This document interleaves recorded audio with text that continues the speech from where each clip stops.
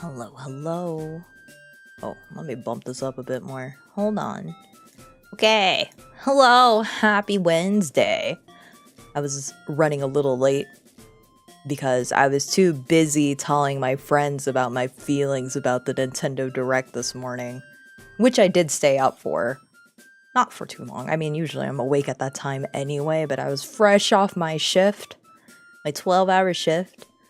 Going, all right, let's go see what Nintendo has in store for me. But unfortunately, like, okay, I walked into the Nintendo Direct being like, all right, I'll just take it in face value, no expectations, just give me what you want, and I will just take it, right? Except I was watching it through Vine Sauce with Vinny, and it was actually really funny to watch it with him. Then I guess I went to bed, and then I woke up and really thought about it and went, yeah, this is kind of rough. So, overall opinion on the Nintendo Direct, it was an okay presentation. There were some things that, well, actually a lot of it that didn't really appeal to me. But I will say the quality of life stuff that they're introducing with it is good. And Kirby Air Ride is all that really mattered. Kirby Air Ride is all that really mattered. I know it was all CGI, but that's all I'm looking forward to. Truly. Truly. Rabble. Hey Terry, what's up? Yeah, I am explaining the reasons why I'm late today, because I was too busy chatting with you and Mew about Nintendo. All my biggest takeaway was at Kirby Air Ride. That was like my life, my love, my blood for the GameCube era. Hello. Hi, Random. Welcome. How are you guys? Happy Wednesday. We're going to be playing more Wuthering Waves. And I'm excited because we're going to do Cantarella's story today. The femme fatale that really genuinely won me over. So I'm excited to go through her story because I believe her story will cover the trials she had to go through in order to become the Sentinel's resonator. And then ultimately her deciding to give it all up because she found another way. And I don't know, maybe later on I'm gonna yap about my thoughts. Now that we're at 2.2, there is like some things that kind of occurred to me that I'd like to touch on. See if it will give us any indicators of what we could expect in the future. I'm fine. Doing some editing behind the scenes. Nice. Grumble. Why are you grumbling? Momo. What's going on? Anyway, of course, we are back on Twitch and YouTube, so whichever fits your fancy to watch, head on over. We're gonna move on over here. Let me turn on this desktop audio. Let's start entering the game. I'm trying to convince Mew to go back to playing wuwa.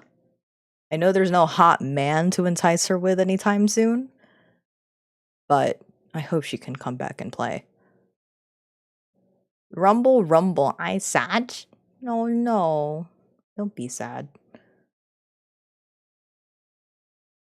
I hope you can look into Cantarella's large personality and find it in yourself to have a better day. Also, I've been removing videos due to a change that I've had for a while. A change? Hopefully a good change.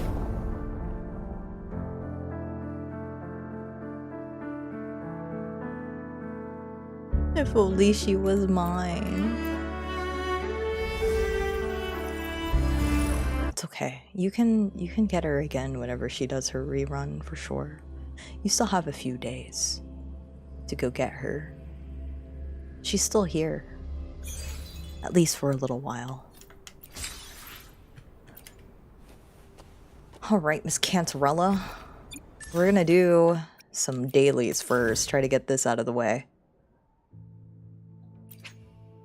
Keeping comms up while the rest is being removed. Oh, okay. So you just kind of want to streamline your videos. See, I think that's the reason why I'm struggling on YouTube. YouTube doesn't know what to put me in because I just make all sorts of videos and it's just like, what do you want? I already fought this thing. Let's go over here. True, I need to log on. It's been staring at my face quite literally. Guests of the unkind. Yeah. No, I need to stop jumping with her. Sever. Beckon the divine flames. Yeah. Sever.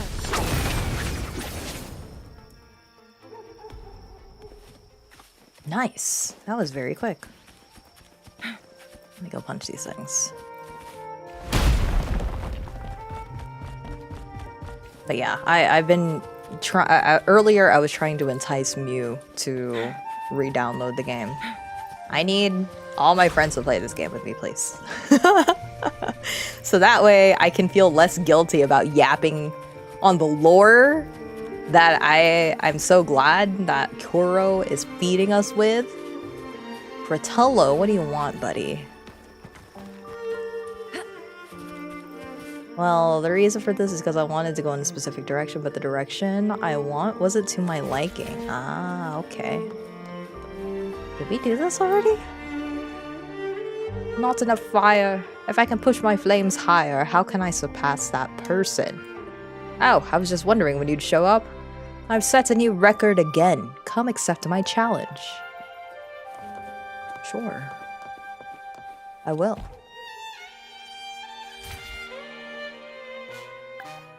Oh, this looks different. Oh.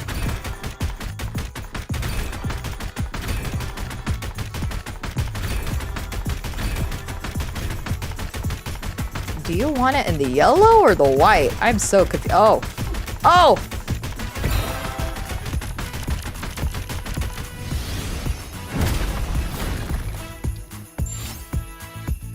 Even if this is sacrificing views, I feel like it would make me happy. Yes, that is the most important part. You shattered my record like it was nothing, did I? I see, I still need to burn brighter. Just you wait, world's strongest for now, I'll be back. Burn bright, my youth. Okay. Glad you found them useful. Ew, 20 asteroids, I'll take it. Oh, that's not what I wanted.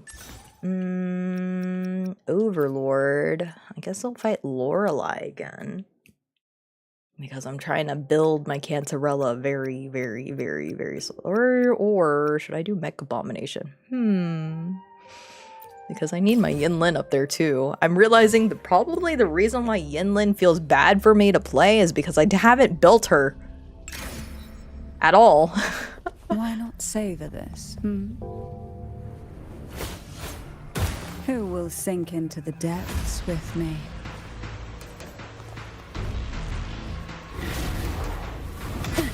Oh, I did not realize it does that. Very rude. That is very rude of it. How dare it do that? By sea's venom. Surge of deep tides. Together we vanish. Feathers incinerate. At the helm! Listen carefully. In the limelight! I'm wondering if I switch off of him here. Together we vanish. Oh, well. Too late. Viewership doesn't matter to me. I just want to make something of my liking. See, that's kind of how I feel about my YouTube channel. I know, like, yeah, it'd be nice for it to grow. I will never not deny that, because numbers go up, make dopamine go up, right? However, in the end, I'm just like, I just want my YouTube channel to be a place I can remember enjoying stuff, if that makes sense. My memory is really bad. Like, I feel like I understate just how bad my memory is. So, I guess like the times that I'm hanging out with my friends, I would like to keep moments of video games that I enjoyed, I would like to keep. Things that I was able to draw, at least during the time that I really want to draw, I want to keep. Which, again, I think makes it really hard for YouTube to decide whatever my channel is. So it doesn't really push my content very much. Brant is still the hero. He is the hero. He is quite seriously the best character. The best.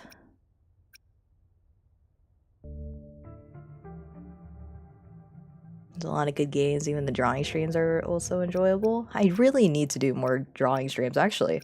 I was thinking that this, maybe not this Friday, because I am learning that the girlies may be able to get together on this Friday, so I would like to be able to play with them as much as I can. But maybe it's Saturday. I'll do like a short drawing stream. Usually with my drawing streams though, I'm too locked in. There was no entertaining there. It's just, I draw, you guys hang out with me. Take a breath and right here. You know who else is a beast? Caleb's new myth. To be honest, I have yet to use it. Endless deep. Surge of deep. I have yet to use it. I think I've been so wuwa pilled lately that I'm not even thinking about Love and Deep Space as of right now.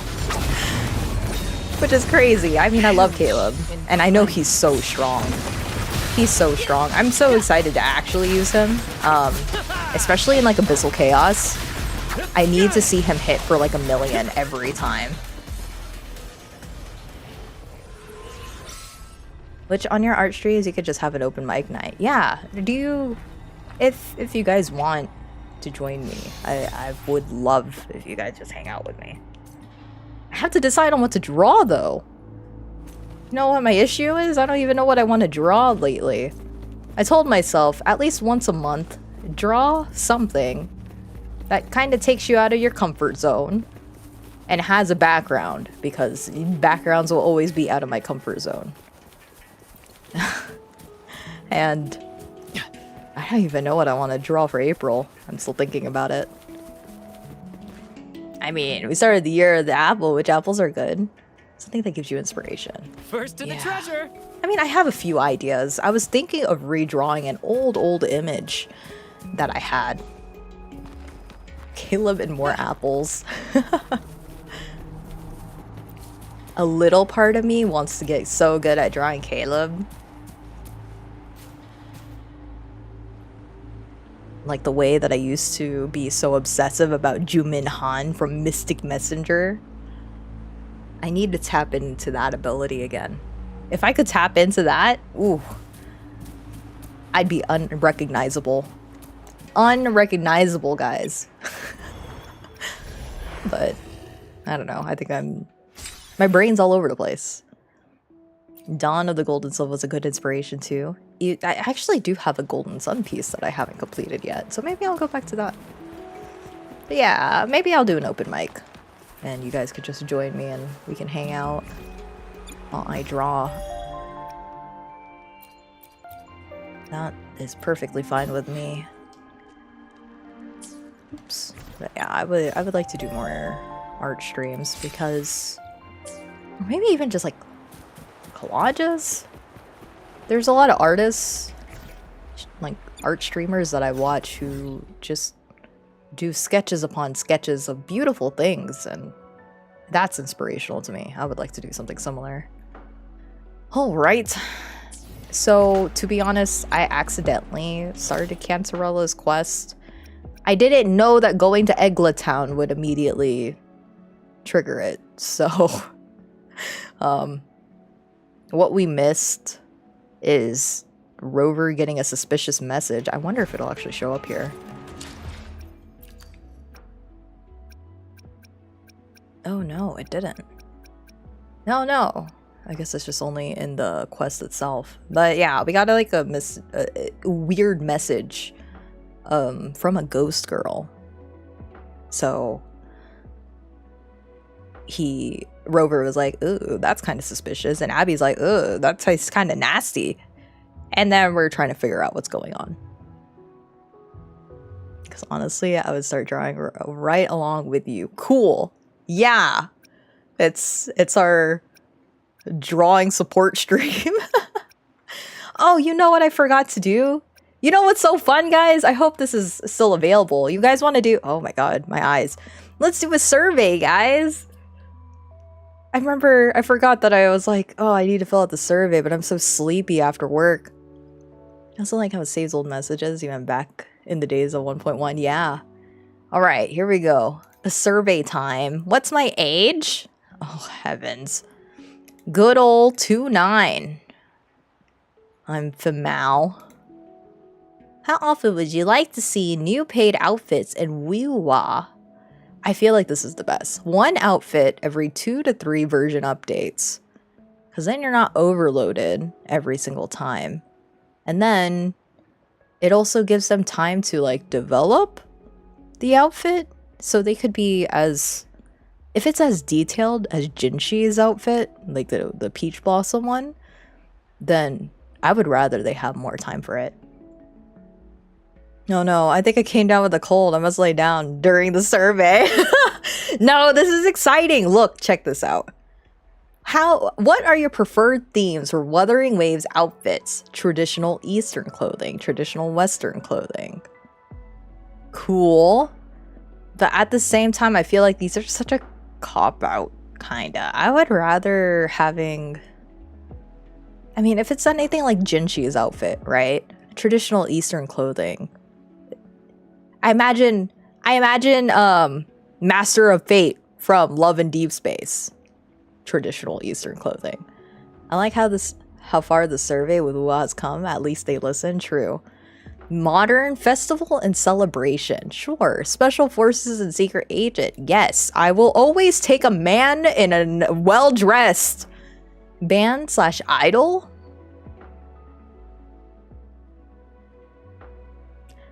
Like a rocker outfit? BRB little one is calling. Okay. Band/idol. Would I want that? I'll come back to that. Sports? Do I care? Who would look good in a baseball jersey? Or like a baseball outfit? They need to have a nice butt though. Swimwear? Ugh, that one's just too easy though. And then all the guys are just gonna be in shorts. I don't know. School and campus? I'm tired of school and campus. Stop it. Stop it. If they're in college, maybe. But even then, I'm tired of seifuku outfits, to be honest. Modern fashion? Yeah, I'd be okay with modern fashion. Apocalyptic? Space exploration. What does that mean? That's a little vague. Is it like plug suits? But that would be... I mean, cyberpunk, but they're already cyberpunk-ish. I like steampunk. I don't know what diesel punk is. Well, you know what? I'll put it in there. I don't know what atom punk is, too. What are these things? Hold on. What is atom punk? Atom punk. Oh. Oh. So, like, it's like... Oh my god, what's that old cartoon? It's something Betty. Atomic Betty? Was that the...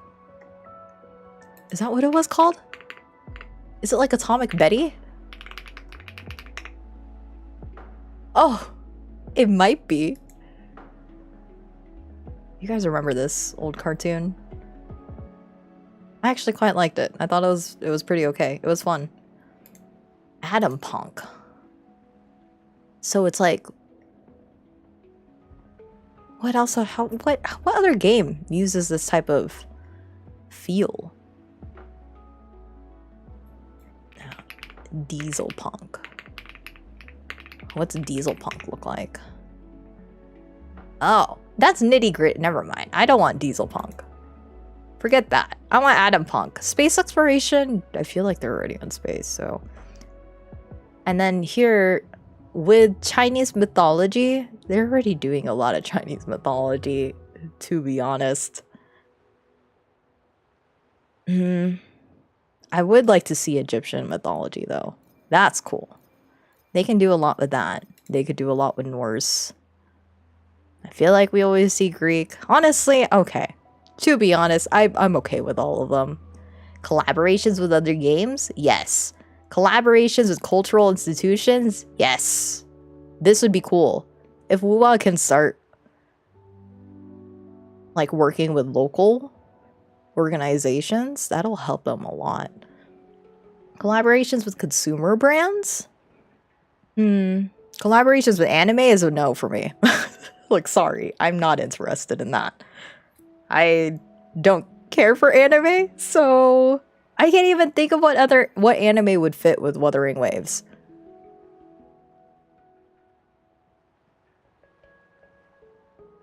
Yeah, I don't even know. And then when I think of this, I feel that Reverse 1999 has this on lock, okay? Like, Reverse 1999 with their skins, and even just in general with their character designs, they have this down pat. This is like their forte right here.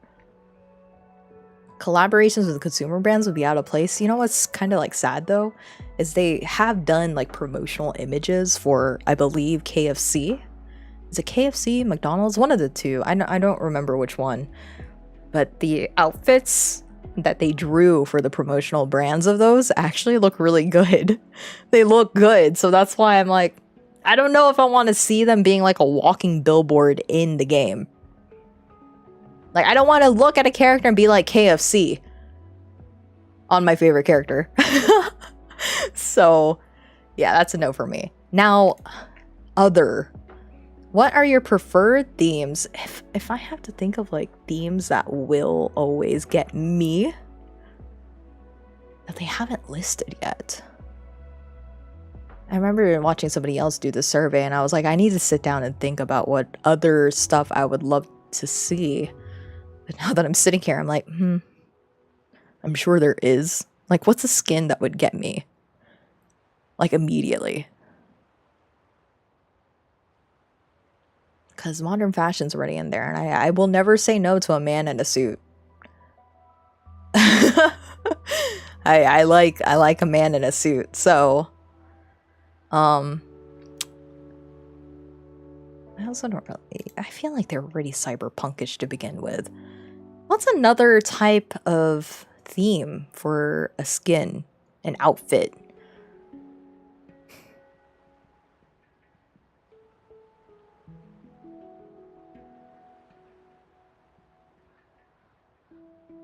Yes, Caleb in a suit. I'll never say no. He's already a man in uniform. He's already a man in uniform. Why would I ever say no to him in a suit? You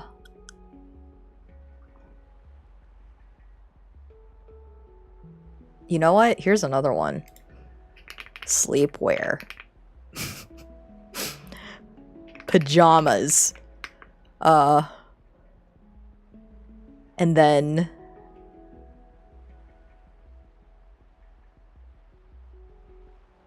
I would say just casual, honestly. Do we not have like just casual wear? We don't. Okay. I think I like that. That's a little bit different. Okay. What are your main considerations when deciding to buy a paid outfit? Whether it comes with new idle animations, that's cool. Whether it belongs to a resonator or like, of course. Method of obtainment. Direct purchase or pull. Yeah, that's true. Whether it belongs to a resonator I often play. True. Whether it comes with a backstory. I don't really care about that. Appearance, of course. Price, of course. Whether it comes with new voice lines. I mean, that's cool.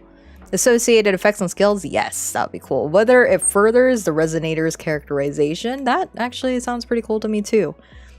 Which you would think it would go hand in hand with this, but I would rather... I mean, if they can explain a backstory for it, I guess that'd be cool. But what would be neat is with the outfit, it actually just showcases more of the character's personality, I guess. Whether it is available for a limited time only. Other. What is my other considerations? Reskin... a main weapon. comes along with new skin. Or I keep saying with new outfit. She needs to draw Caleb in his mech suit? How about no? That is so detailed. Which of these considerations is the most important to you? Whether it belongs to a resonator I like, whether it belongs to a resonator I often play, appearance, oh. Okay, I can only pick one.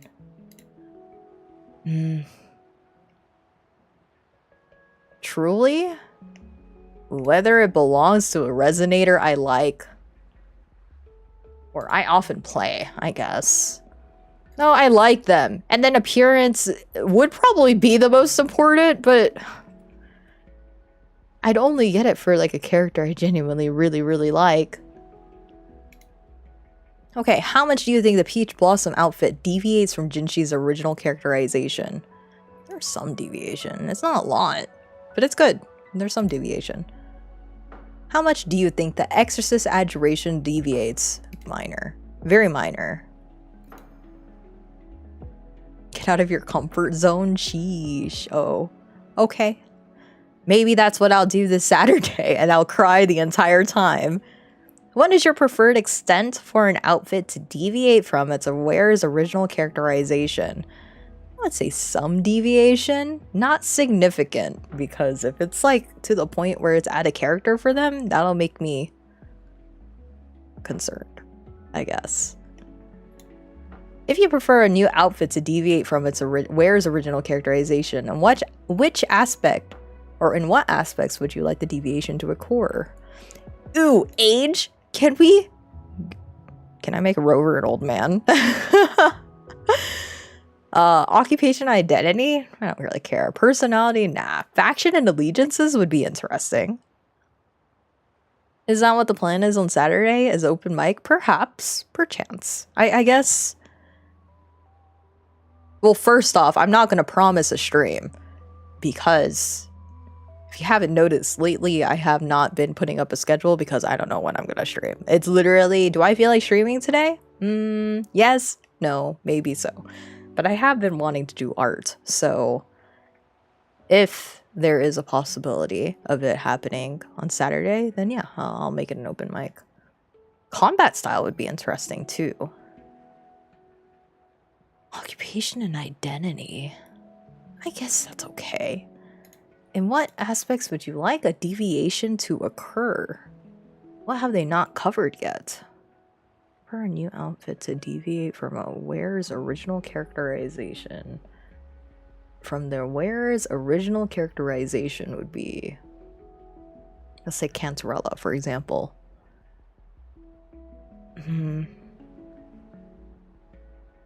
Or let's say Encore.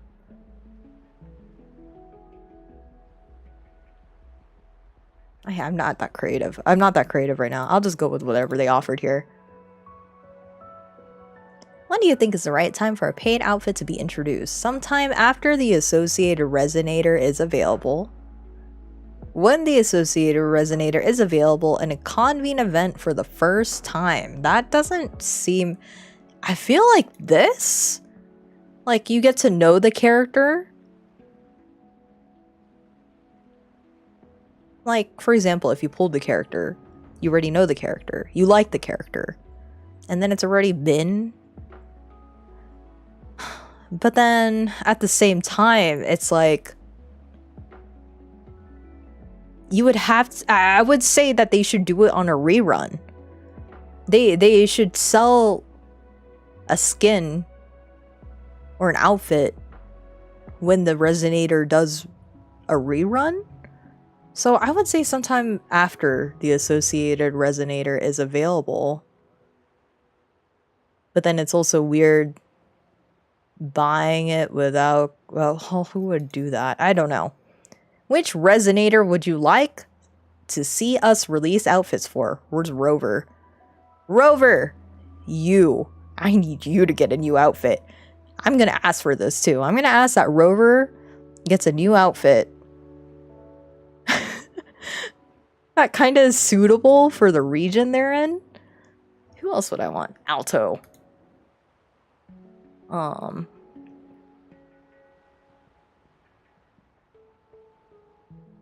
Good lord. Random, I still don't understand why YouTube hates you. I'm so sorry. I wish I could get these messages back, because they're perfectly fine. Brant. Give me Brant. I know he's new. I don't care. Give me more Brant. I'll pay for it. You know who else needs a new outfit? And honestly, a new hairstyle? Mortifee. I think Mortifee deserves it, because I don't actually like how he looks. Give me Yuan Wu. I don't use him, actually. Shang Liao, yes. Who else do I use a lot? I would like Shorekeeper. I don't have Rocha. Lumi, I don't play. Chengli, yes. I did that. I'm the one that did it. Are you sure? Well, I thought your message was just fine. I'm definitely pacing myself. Taking breaks where I need to. So thank you for the concern. I understand where you're coming from. I don't really care for Verena. I like Ling Yang, I just don't use him, so it wouldn't work out for me very well. I'll also take Sanhua because I love Sanhua. Yeah, these are all the characters I'd say I care for. Cantarella is already gorgeous to begin with. She's still so new. Do you have any additional expectations or suggestions regarding Wuthering Waves outfits? Okay, I see. I see, random. Please have Rover. Please make Rover outfits or different outfits pertaining to the regions they visit.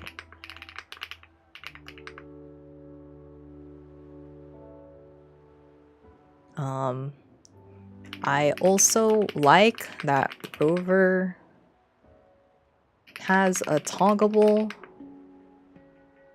mask and would like to see other accessories toggleable in the future. What else? I like that Jinshi's Peach Blossom outfit also changed the appearance of her skills, and would like to see that with future outfits. What else? Please allow the characters to try different hairstyles with these new outfits. I feel like a new Rover outfit would be a good change. I feel because he went from Huanglong to Renacida, and I mean his outfit, at least for the guy, and I guess for the girl, they don't really fit with any of the regions so far. They're just kind of their own thing. It's simple, it's easy, and it doesn't really have to match with everybody else. But I think it would be nice, like for example, he had the mask in Renacida, and at least that is like specific to Renacida. So if not changing a whole outfit, at least give him an accessory that helps him stand out, and that helps him stand out to know this is specific to that region. Also, Rai, before you send it, think long and hard what else you want to put in there. You've done this twice and you remember that extra something you want. I know. But I think that's everything. I don't want to do like a whole essay. I'm doing my essays on Pillow Fort. But I think this is enough. I don't want to ask for too much. After a while, it gets mundane, true. But like, for example, his color scheme, right, is just pretty monotonous. But at least the mask is something that helps you remember, oh, that's from Renacida. So let's just say we go to the New Federation where it's more cyberpunkish, and he gets, I don't know, like these glasses that are like cyberpunk looking, like a visor that looks cyberpunk looking. I think that would be cool to have that be toggleable. So things like that would help change up the main character, at least for a little bit. What types of characters do you prefer? Okay, I like mechs. I like scientists. Clergy? Why would I? I don't think I ever appealed to the clergy. Martial arts practitioner or knights errant would be kind of cool. Teacher? I guess. Student? Nah. Dancer? Farmer? I've always have a soft spot for farmer likes. It's the harvest moon in me. It's that story of seasons in me. That beast. Mage. General. Maid is such a cop-out. I feel like there's always a maid somewhere. Police officer? Nah. Emperor? Sure. Blacksmith? Metalworker? Heck yeah. If there's anything we learned from Monster Hunter Wilds, people like a good old blacksmith. Hacker? Hacker, man. I don't mind hacker. It just feels like... Nah, I don't want it. Doctor? Of course. Gangster?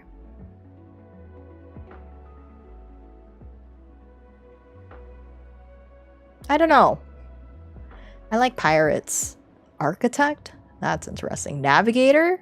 Nami. Immortal deity? Nah. Bodyguard and attendant? We already love, what's her name? Zani. Zani is already this whole bodyguard-esque like. I'll take it.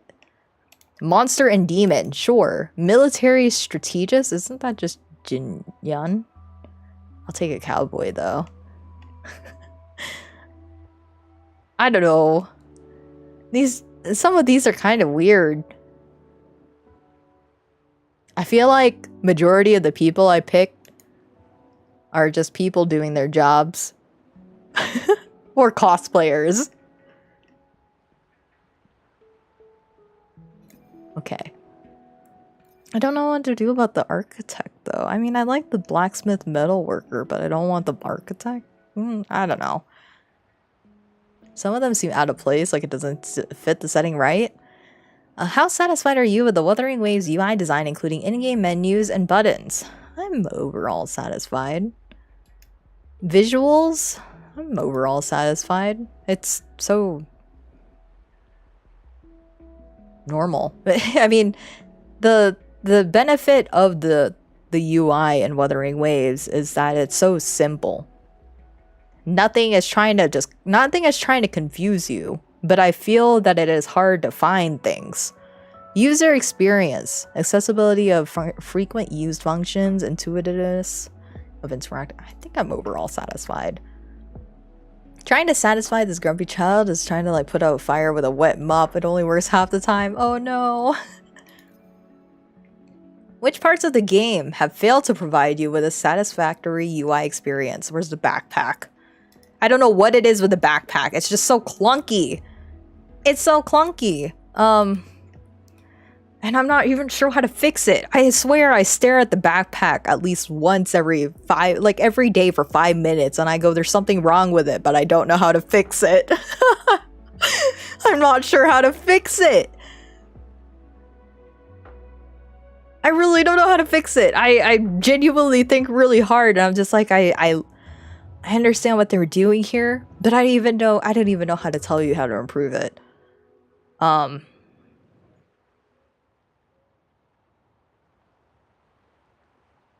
Gosh, what would I even say here? I'll come back to that. Hold on. Team, tutorials, actually tutorials. Search function feels useless.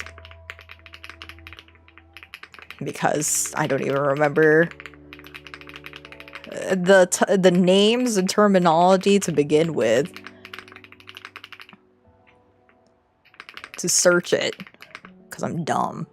And it doesn't tell me the name. The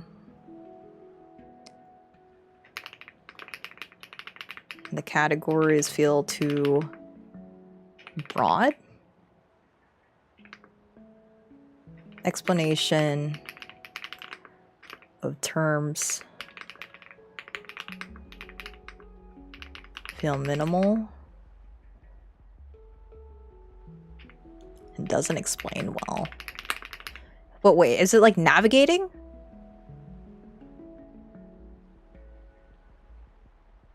Categories feel too broad.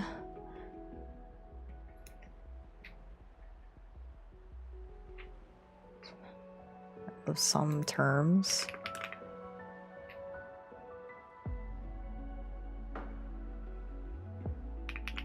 Explain mechanics. Well, what else? I would like to see tutorials separated by region. I feel that combat terminology such as resonance, overclock, or I feel that terminology such as overclocking, resonance, forte is not well explained to the average player. It makes these make a little more sense with combat gameplay.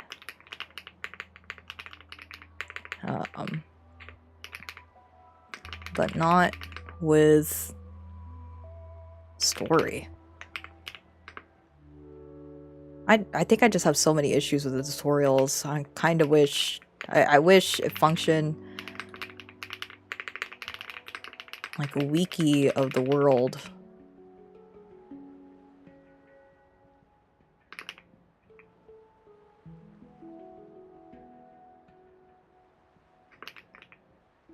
And I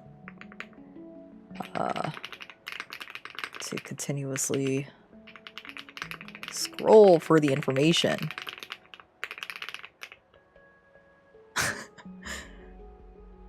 Okay.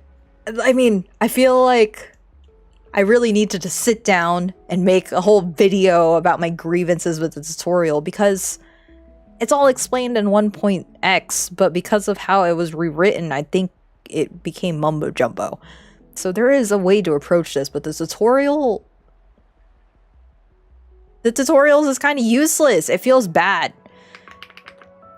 Tutorials feels bad to navigate overall. Okay. Resonators, it's fine. Feedback, I never used it. Synthesis, it was straightforward once I started using it. Trophies, please add a claim all button. Pioneer podcasts, please add a claim all button. Announcement, I'm really bad about clicking that actually. Gallery? There's a gallery? Where? Oh. Oh. Well, I never used it. Camera? Nah,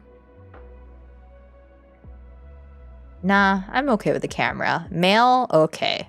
Databank? Databank. Do I have issues with that? I think I do.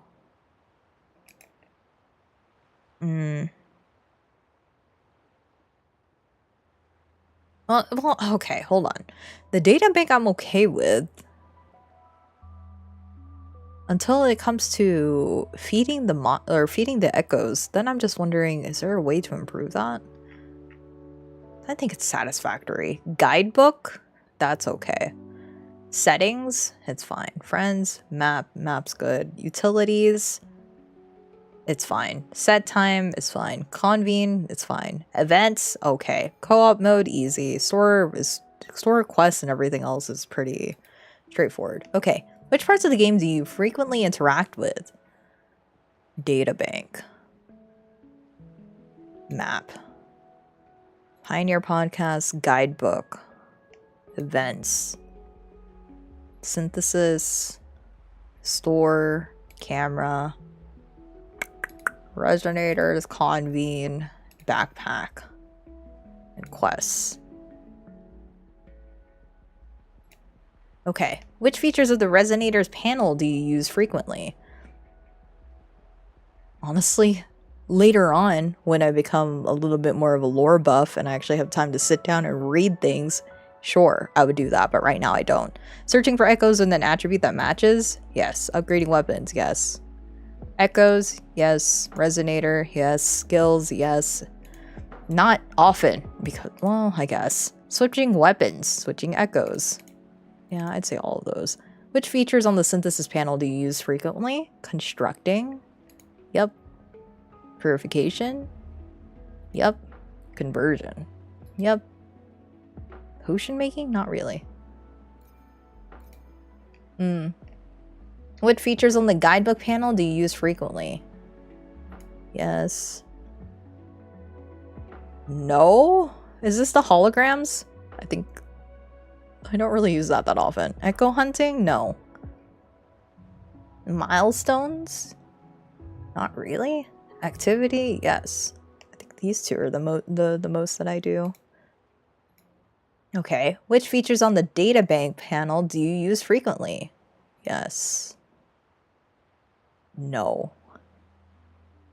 No. No? No. No, I just do the data merge. I mean, I should use this more if I really wanted to farm, but I'm not at that point where I'm echo farming that deeply. I just go around, beat up things, take the echoes, and then hope for the best. So I'm so casual in that respect. So no, I don't use any of these. Do you have any additional expectations or suggestions regarding Wuthering Waves UI design, either visually or functionally? So this is a thing that I've seen some discussions on. Now, a lot of people were hoping that they could switch up the UI to look less like Genshin, more or less, and then being its own like flavor, because they start seeing the menus of these new games that are coming out, like Arknights or what else is coming out, but they all have like this really stylish design, and they kind of want wuwa to adapt its own visual UI that makes it Wuthering Waves. But a little part of me is like, I don't think I want to sacrifice functionality for something visually. As cool as it is, if it's even more clunkier to use, then I don't want that to happen. So I'm not really sure what to say here. Let me think. I would say still, please add a claim all button to achievements. And daily quests, etc. UI design, the tutorials, UI.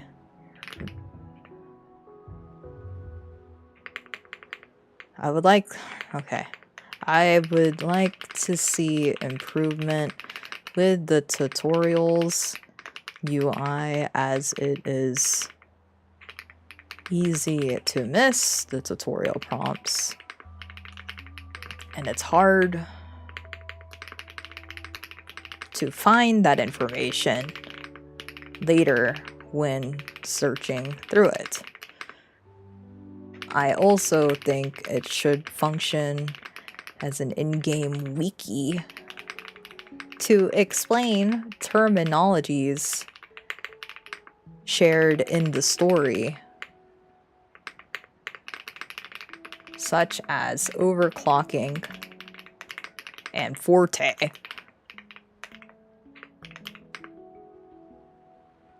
Because then it would make a lot more sense when people are like, oh no, they're overclocking. I'm like, okay, I'm just assuming that they're gonna blow up. But what does that actually mean in the whole grand scheme of things? Also, and vibrations, actually. Vibrations is something I still don't understand.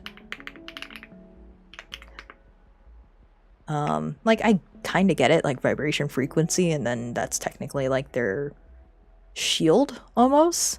And then if you disrupt that, then it puts them in a weakened state. But still, I feel that they should explain that, and it's really not clear how that works. Those would be my top two. as far as UI goes. And I play everything with a controller. Yeah, I play everything with a controller. So it may feel different for somebody with mouse and keyboard, but at the same time, even then, it just doesn't feel good. And I don't, how do I say, I really don't know what to do about the backpack. It just feels bad to use. I don't know what suggestions I have for the backpack. There's just something wrong with it. And I'm probably going to do it again sometime in this stream. I'm going to sit in front of the backpack for 5 minutes going, there's something wrong with this, but I don't know how to fix it. Anyway, thank you guys for sitting through my survey time. Are we ready for Cantarella? I think we are. I'm ready for Cantarella. But okay, listen, the tutorials, right? How would I even find anything if I don't know what it's called to begin with? Like, I guess these are the most recently ones, which helps. But it'd probably be more useful to tell me if it's like in Renacida. But then I don't even know what I'm looking for in Renacida because I don't know what it's called. Like, how would I know this is a flauble? I didn't even think these things had a name. I just thought that it's like, oh, okay, cool, you can jump on it. But this actually has a name. And then I think about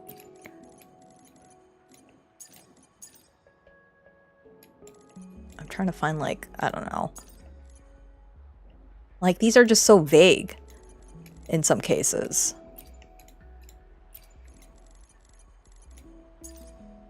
So here, let's just say, Rover Havoc gains a new ability, dealing Havoc damage. Gaining Umbra stacks with each attack. When Umbra is full, Rover can unleash their full power with a heavy attack and Dark Surge state. So here I'm like, alright, Umbra stacks. Where would you find the Umbra stacks? You wouldn't know that it's on your Forte circuit until you read the Forte stuff, but I feel like it should be explained more in depth in the tutorial. I know they're trying to keep it short and sweet when it does a little pop-up, so that way it's not overwhelming. But they should toggle it to where you have the simplified, and then maybe there is a more detailed, and it tells you Rover gains a new ability, dealing Havoc damage and gaining Umbra stacks on their Forte circuit with each attack. Maybe they should put like a little pointer or something. When Umbra is full, the Forte circuit is full, Rover can unleash with a heavy attack, hold down your basic attack, and should show the button or something, and enter the Dark Surge state. So there needs to be more explanation. Like here, they actually show, right? They actually show that. This is good. This is good. Oh, look at that. They're learning. So they need to standardize this. Standardize this. So that way people could understand what's going on. Not only have a simplified version of the description, but have a more in-depth. Yes, correct. Correct. I'm glad. Overclocking skill. When an enemy uses their overclocking skill, a special cross-shaped warning will appear. During this state, the enemy's resistance to interruption will be enhanced. Stay focused and avoid the attacks. So, again, I wouldn't even know what this was called. All I know is I have to dodge it. So there has to be like a better way to navigate this, but this just does not feel good. It doesn't feel useful. And I don't know who's actually going through here reading this. And also this too, like you have tutorials on characters, but no, I don't know. I don't know. It's just, it doesn't feel good to use. Like, for example, I want to know what overclocking means, right? What does overclocking mean in the overall world? Because they talk about it at the very start of the game. And there's multiple characters who also have this issue with overclocking. Let's just say like Camellia. But there's nothing. But we have this for some reason. I didn't even realize these had a name. All you need to tell me is attack is increased by 25%. Oh, look at that. I wish that when it showed these, I guess, buffs, the little icon was bigger. So that way I would know what that actually looks like. Like this. Oh, yeah, that's good. But would not know. Would not know. BRB car ride for Babu? Okay. There are some newer games that do that to keep it short, but very inconvenient without looking... Yeah. So, I don't know. This tutorial, I understand it's still necessary. It just feels so not great. It's so undercooked. Very undercooked. Okay, no more ranting. It's time for us to do what we set out to do today. We're doing her companion story. Let's go. Let's do her companion story.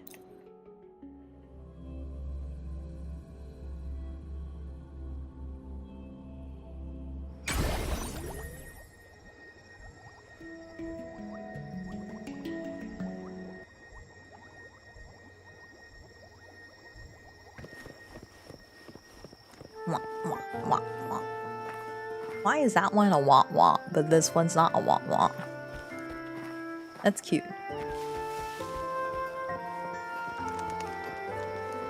Wait, it's not wah-wah anymore. Huh, okay.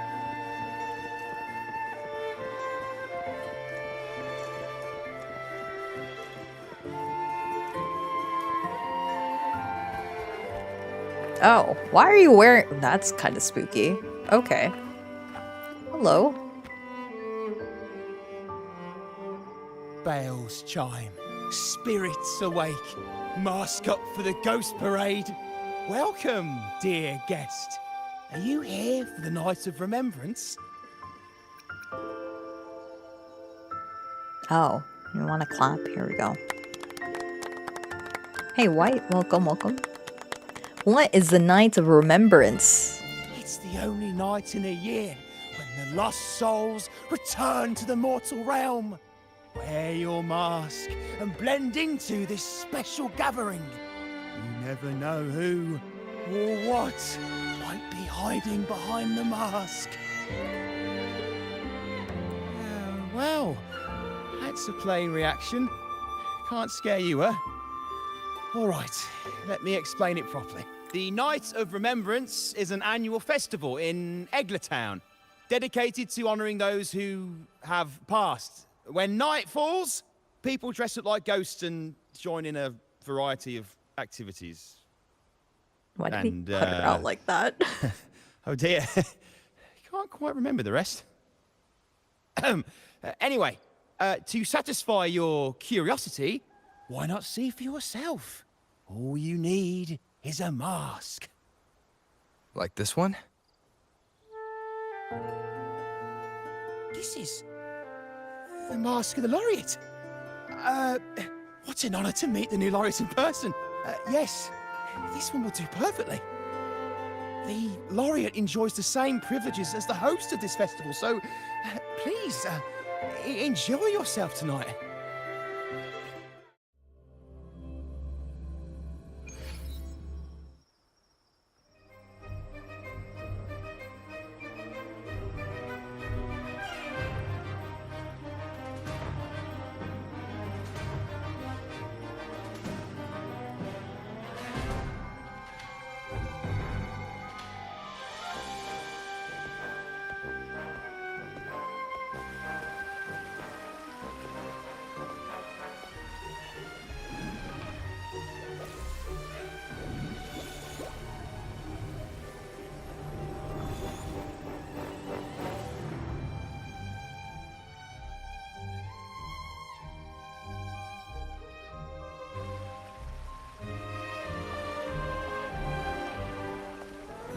Cantarella?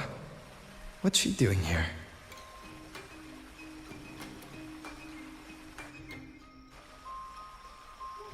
I like his expression. He's just like, oh, she's here today. Okay. hold on. Before... Oh, no!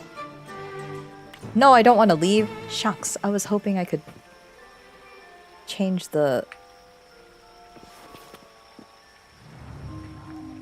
No. How do I... Ah! I want to make sure that the voices are high. Good. Let's bring down the music just a bit. And I'm glad you're doing okay today, Wyatt. Happy Wednesday. Or happy Thursday. This is definitely giving me Halloween feels. But alright, let's go see what our girlie's doing here. Rover didn't seem too enthused to see her, actually. But we'll see.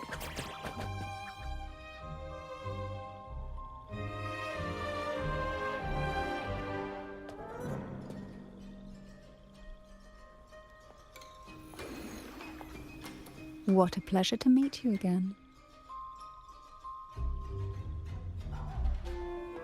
So what brings a distinguished laureate to this ghostly place?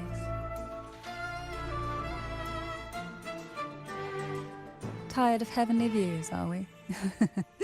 Are you here to savor the underworld's wonders and dance with its spirits?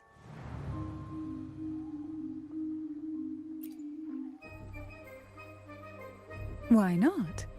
What harm could there be in a ghost of the deep reveling among spirits?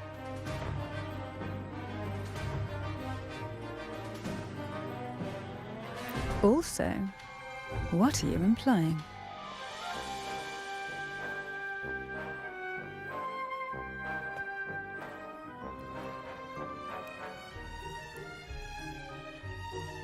On the night of remembrance, it's only natural that the departed return to the mortal realm for their unfulfilled wishes.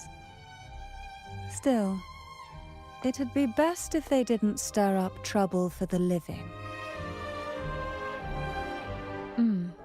In my humble opinion, lost souls find peace only when their wishes are fulfilled. Then perhaps they'll stop haunting people. Since fate has brought you here, why not offer your aid to those poor restless souls? I'll join you, of course. I don't usually do ghost work. Why would you offer to help me? Ghostbusters! Ah, the familiar confusion of a first-timer. But fret not, for I will be your guide through this unforgettable night, step by step. Every night of remembrance brings its own theme, and this year, it's the Ghost Girl. Imagine this. An innocent girl lost in the dark sea, fear ripping her apart as her soul drifts away, while her body sinks ever deeper into the abyss. Despair consumes her bit by bit, until she transforms into a monstrous phantom. A thrilling story, don't you agree? Like savoring a medium-rare lamb chop served with oysters. One tender slice and the crimson juice spills, adding just the right flavor to the already exquisite dish.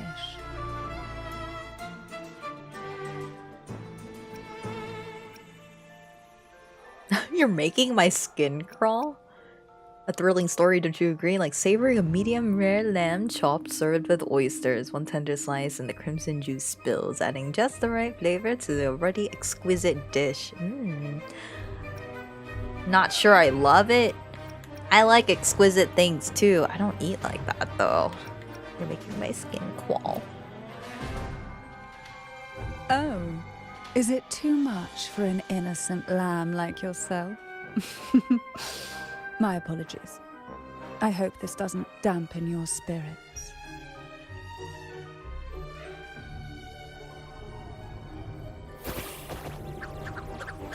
Now, back to our topic. Hidden among the stalls set up for tonight are 3 riddles entwined with the tale of the ghost girl. Yet these stalls are rather elusive. Rumor has it that they might even be run by demons.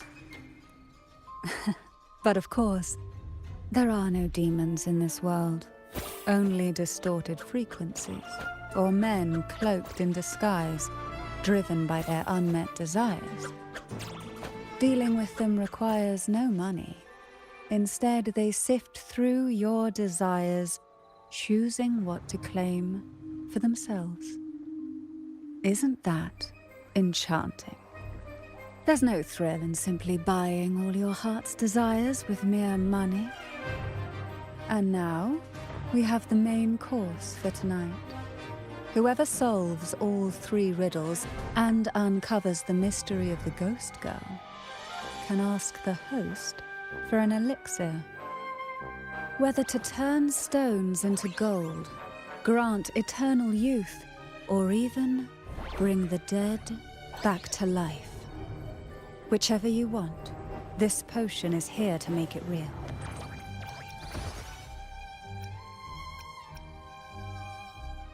I just want to get rid of whatever effect that message had on me that I didn't show on stream because I accidentally triggered it before the stream started. Such admirable restraint. However, it's too late to withdraw from this game, as the ghosts have already begun to shadow your every step. According to that message, bringing those ghosts back to the mortal realm might clear the effects weighing on you. So might I suggest we collaborate to win the elixir that brings the dead back to life? I could also use that elixir myself. Well, it requires more than you might imagine.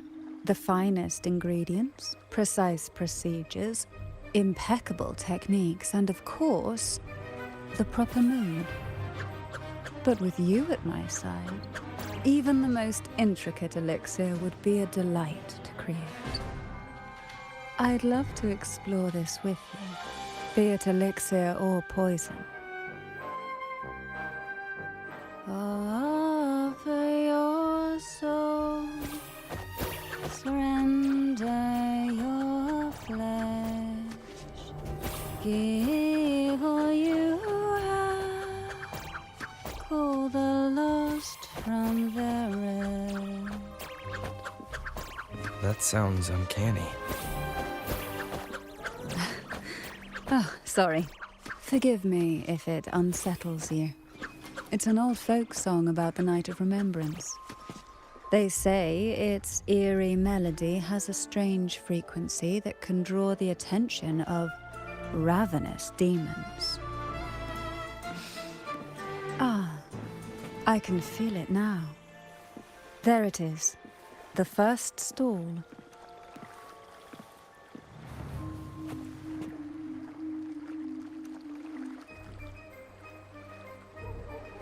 Without hesitation. Okay. Hello. Gift vendor Maman?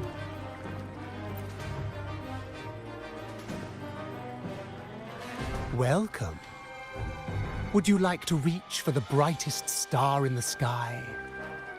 Or indulge in the greatest joy of the mortal world?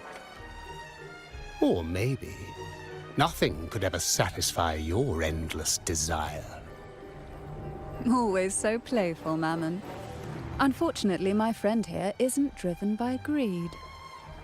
All we seek is the first riddle of the ghost girl, to set the tone for tonight. After all, even the smallest catch can serve as a splendid entree for a grand feast. I see. But nothing comes for free. If you want it, you'll have to trade me something entertaining. Perhaps a loaf of bread that speaks, oil that melts into water, or a glimpse into Thessalia's hidden past. Oh, just for me? That would be an honor I'd truly relish.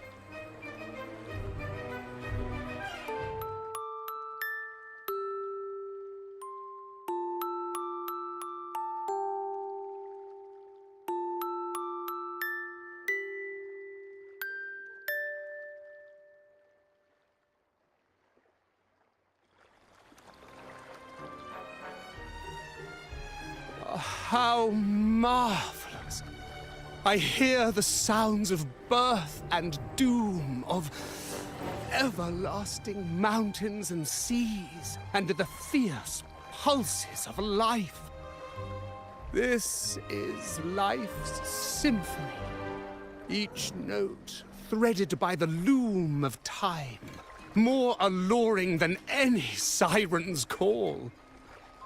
As promised, here is the first riddle, the siren's song.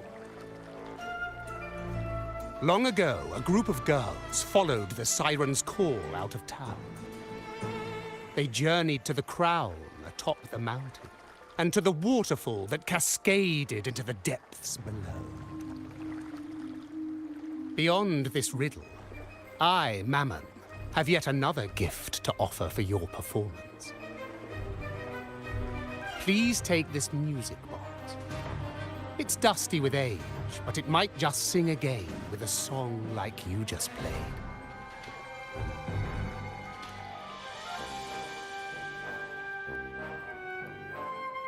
That person does seem a bit extra. It's understandable. Hearing a laureate perform is an honor, a blessing for everyone in Renacita. Even this music box should be humming along in admiration.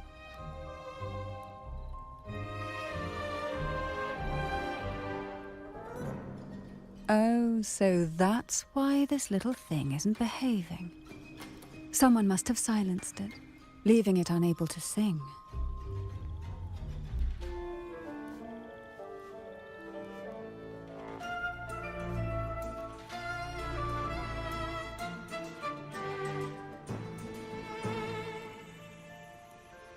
If you look at this music box from above, doesn't it resemble a big apple? Now that you mention it, indeed it does. Perhaps Mammon has offered us a little aperitif. All right. I know where we need to go next. The second riddle is waiting for us.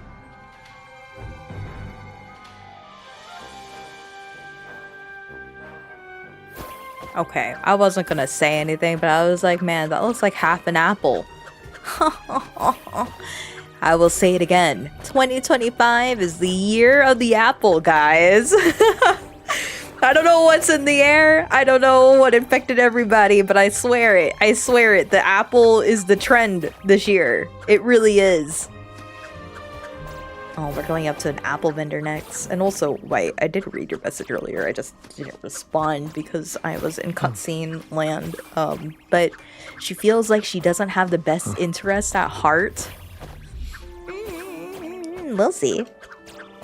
Hey, right, start playing Bad Apple in the background. Oh, man. Still a good song, by the way. You know what? Before we continue, I just want to... The Night of Remembrance is my favorite time of the year. For someone as gloomy and reclusive and utterly friendless as myself, I take comfort in... Whoa. Okay. Edge boy. It's been 9 years. Sometimes it feels like they actually return to us on the Night of Remembrance.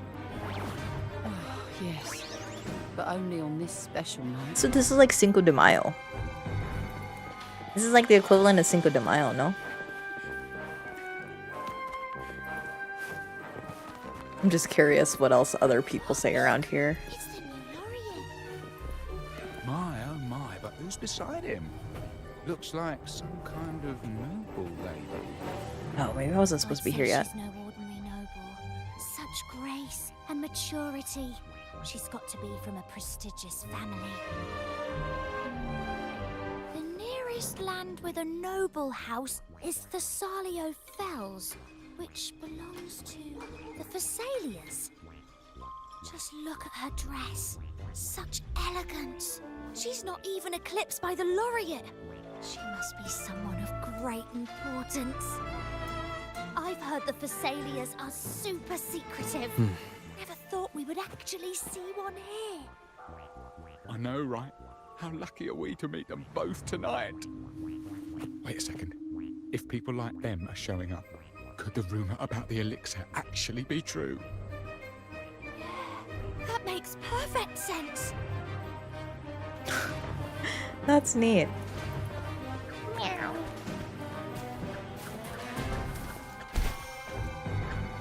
I like how they're all whispering. Alright, where'd my girlie go? Oh.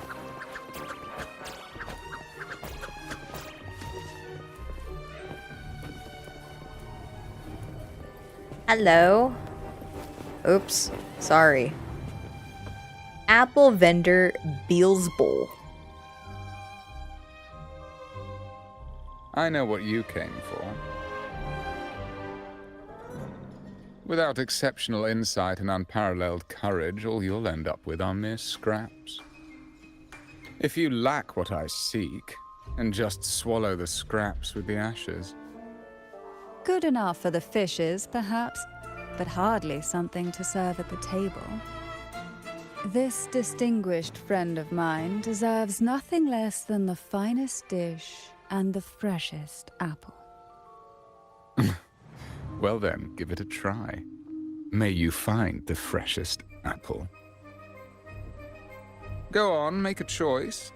Let's see if this apple holds the prize you seek. Those are some really good apples. Actually, how do I... Let me study with my eyeballs real quick so that way I could draw these apples in the future. I like it. There's a hard shape, like a hard outline. Hard shadows. A little bit of a bounce light.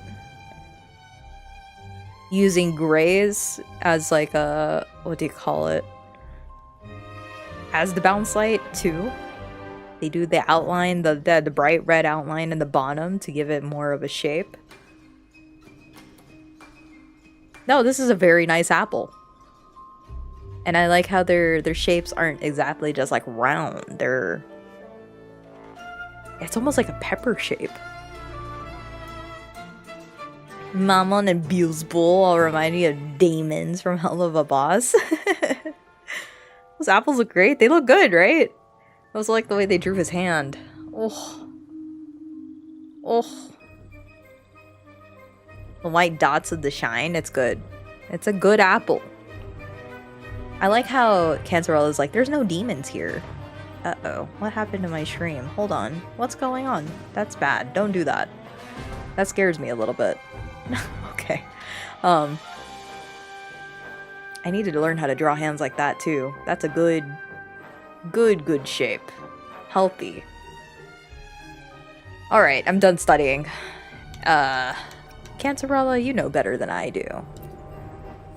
Cantarella gives you a reassuring glance. Her eyes shimmers like ripples over moonlit sea as she gazes at the apple and gestures gracefully. That one, please. Then the gray under the apple is a reflection from the table. Right. I need to take notes. The marble texture in the background is very nice. So, the rumors are true. Nothing escapes your keen gaze, Cantarella the Bane. This little taste of luck is just a starter. Now, allow me to serve the main dish. Here comes the second riddle, the red apple. The girls lined up for their apples, each one in a vivid, glistening red.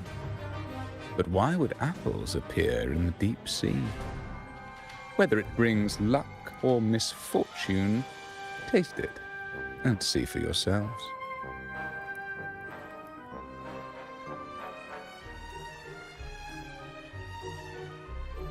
People of Renacita often use coin tosses for divination. Heads up signifies good fortune, a sign of following the sacred path. Tails up, however, invites misfortune, a mark of defiance against the divinity.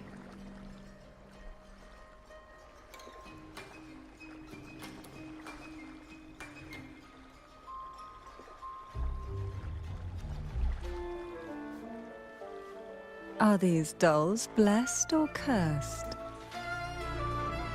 Perhaps the last riddle will give us a clue.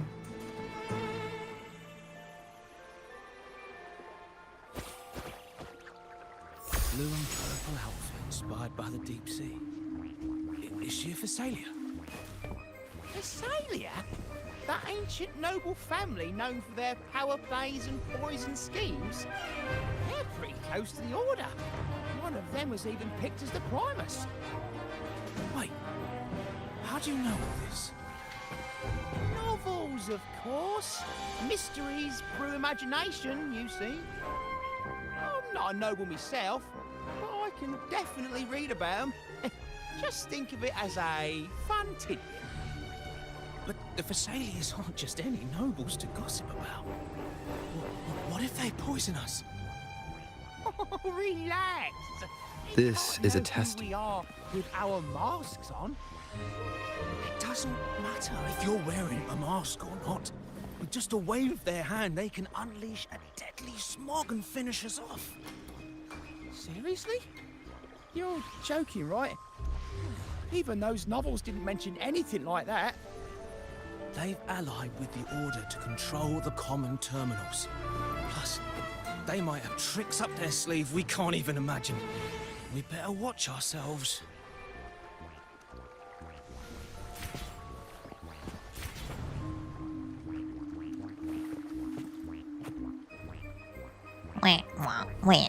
These are so distracting. So distracting. Tonight's theme is the ghost girl, right? Yeah, I heard it's related to something that happened in the town a few years ago. Is that what they mean by based on a true story? Oh, that gives me the goosebumps.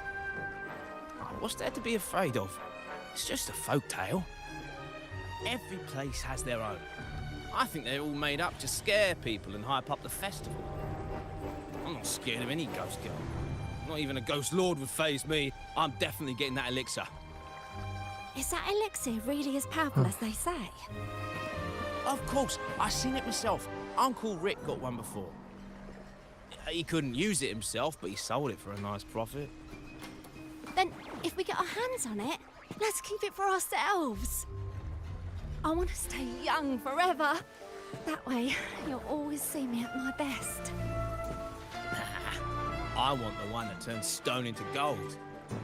Then we can live a wealthy life together. I think he has the right idea. You want all the gold, and then she can just have all the facelifts that she wants. Also, I am actually impressed about how detailed their masks are. Huh. I really also like that there's so many like characters that are voice acted amongst here. Not what I was expecting. Woman is... Why would a Phasalia be here? How dare she show up in the town after everything they did? Come on. Those rumours aren't even confirmed. She's a noble with real power. And we're just commoners. Are you scared? Well, I'm not. Hey, keep it down. You want to get us in trouble? Just calm down and make it through the night. After all, tonight's the only time we can mourn for them. They look like they're painted on. Yeah. Is there any voice acting here? Ew, I want to eat though. That's a huge pumpkin. Okay, does this guy say anything? No. Y'all don't say anything too. Alrighty, last vendor. Oop. Doll vendor, Nvidia. Nvidia.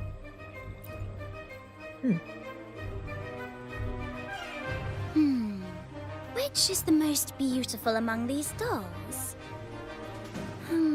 This one has bright eyes. That one has a nice nose. And that one there has red lips. Wait, this one's got to be a bit less pretty. Can't let it outshine me. Oh, so frustrating. They're all gorgeous, but none quite live up to my standards. Now tell me, what do you think? Which doll stands out the most? Oh, I didn't even pay attention. They all look the same to me. I like your honesty. Yes, they're all pretty much the same, aren't they? Here, take this one. Tosses the red hat doll your way. Okay. As you hold the doll, its features suddenly sharpen and become lifelike. Its delicate brows, bright eyes, and elegant attire seem to come to life in the blink of an eye. Spooky. Wonderful. As long as you follow the divinity, luck will surely be on your side. Now, for dessert, I present you with fortune cookies. This is the last riddle. The round hat. A girl dons her red dancing shoes and wears a scarlet hat, ready for the final act of her performance. Now, all the riddles are in your hands. Whether the answers will rise like bubbles from the witch's cauldron, well, that's up to you.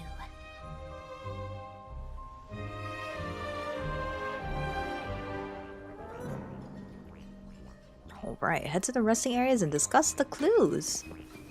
Wah, wah, wah, wah.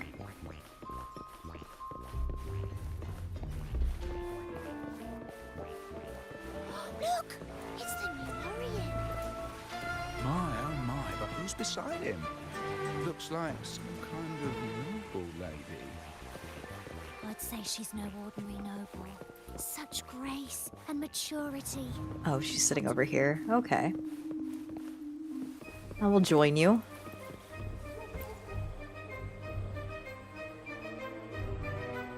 Now all the riddles are here, like fish returned to the sea. However, they are entangled in a maze of seaweed. How would you free them from the maze? A connection? Analyze the key words of each riddle. I would say the items. Let's see. A dusty, broken music box. A cog-like lucky coin. And a doll in a red hat. They're all out of production now. None of the music boxes these days use this kind of cog. Looks like these little trinkets are relics from the past. How about we put them together? Good catch. As a girl, I used to while away those endless, quiet hours in the castle by playing with such things. Perhaps some part of me still remembers what to do. No, I'm certain I still do.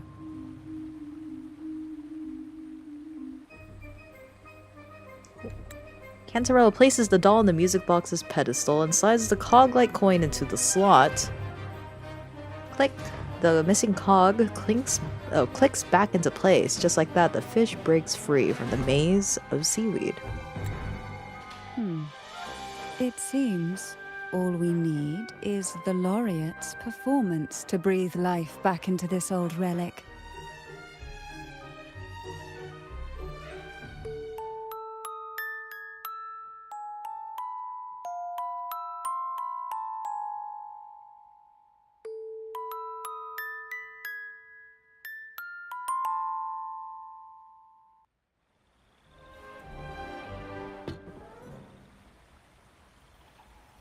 The show begins.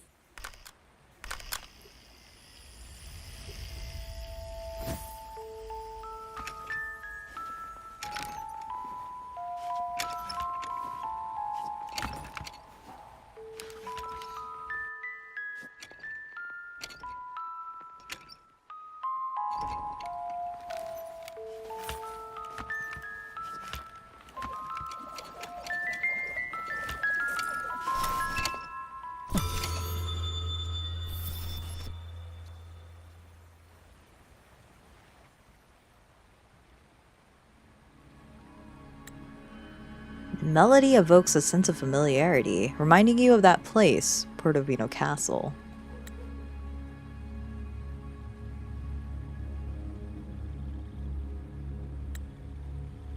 It only strengthens your suspicion that the ghost girl must be connected to the Phasalia Castle. A sharp headache interrupts your thoughts, the distorted frequencies intensifying. Through the pain, you find a reason to visit the Phasalia Castle.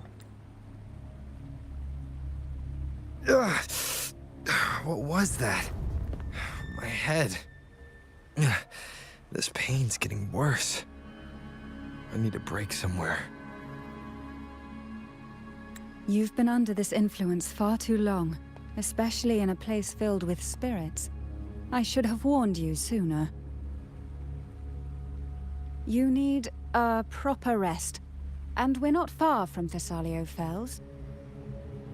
Come to my castle. I have potions there that can help ease the strain.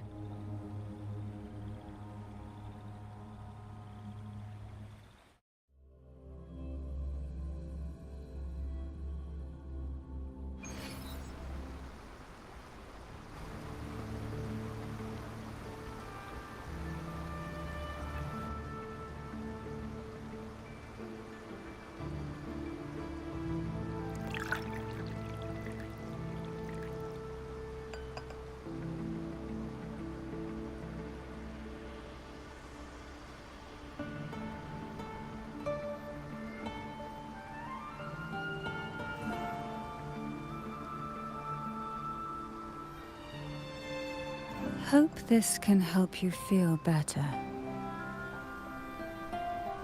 Yeah, I feel better. I will just croak in the next 10 seconds. Thank you. What's this? This potion is crafted from freshly crushed barnacle leaves, mixed with the sap of violaca, sea ochre, and sea apple, all fermented in a glass vial.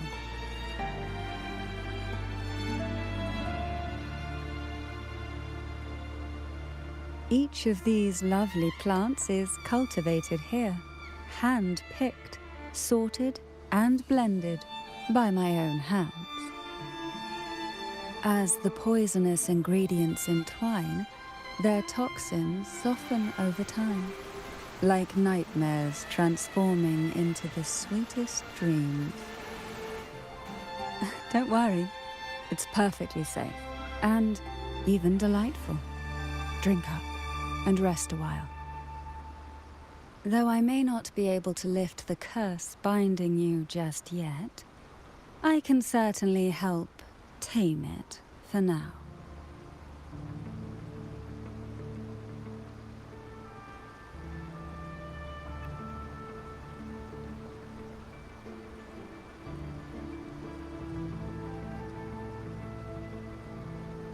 Ah, excuse me for a moment. It's time I tend to the flowers.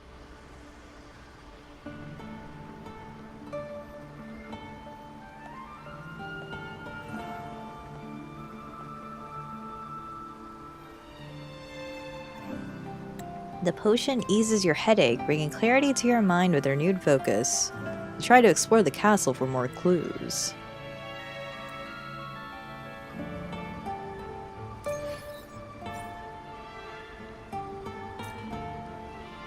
Can we still talk to Cantarella somewhere? Is she somewhere around here still? Nah, okay.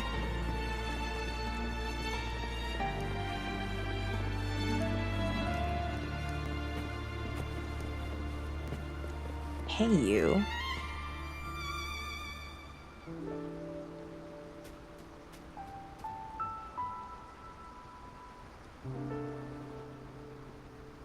You find a young girl hiding behind a plant, peering at you with wide, timid eyes. You are so detailed for an NPC. Her round red hat draws your attention, a striking resemblance to the one worn by the dancing doll in the music box. Sensing that her presence here is no coincidence, you brace yourself to ask her some bold questions. Oh, shoot. Excuse me, who are you? What are you doing here? Are you one of the ghost girls? Do you know where Cantarella is? Who are you? The girl attempts to speak, but all that escapes is unintelligible mumbling.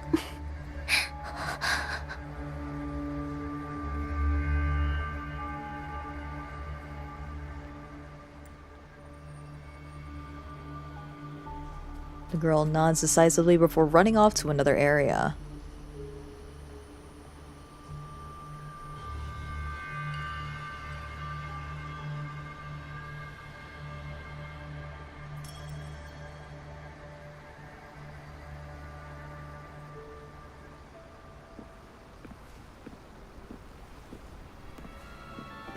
I'm so weak for braided twin tails. They're so cute. She looks like she doesn't even belong here.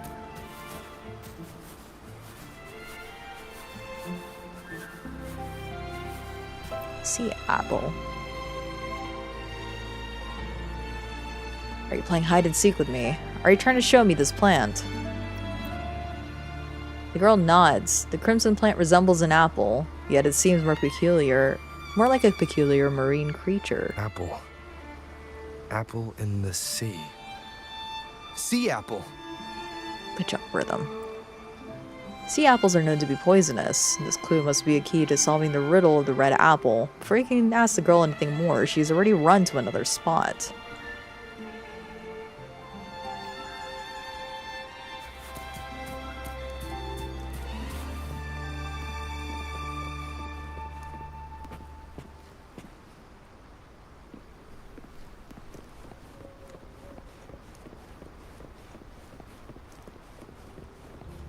She's so cute. I can't believe you're just an NPC for this. I need a Dorothy-looking character. So cute. Jelly Rose.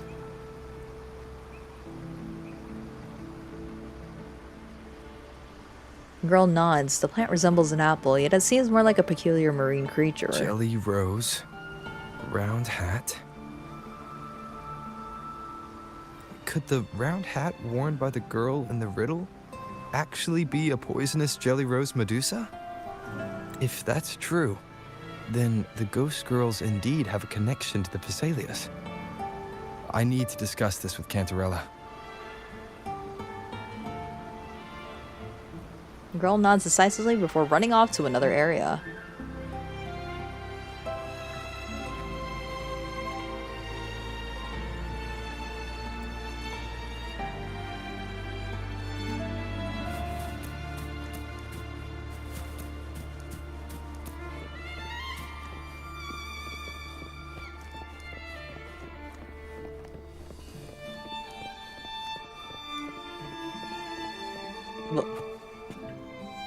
Are these supposed to be glowing? Where'd she go? You find Cantarella finishing a dance under the moonlight. Her graceful movements seem meant to regulate certain frequencies.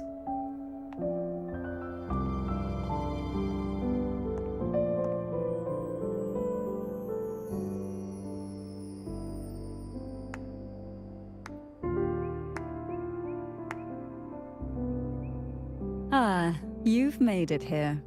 I'm glad to see you're feeling better. Now, we can finally have a proper conversation. Did you come all this way for me? Or are you in search of the secret slumbering in the deep? Both.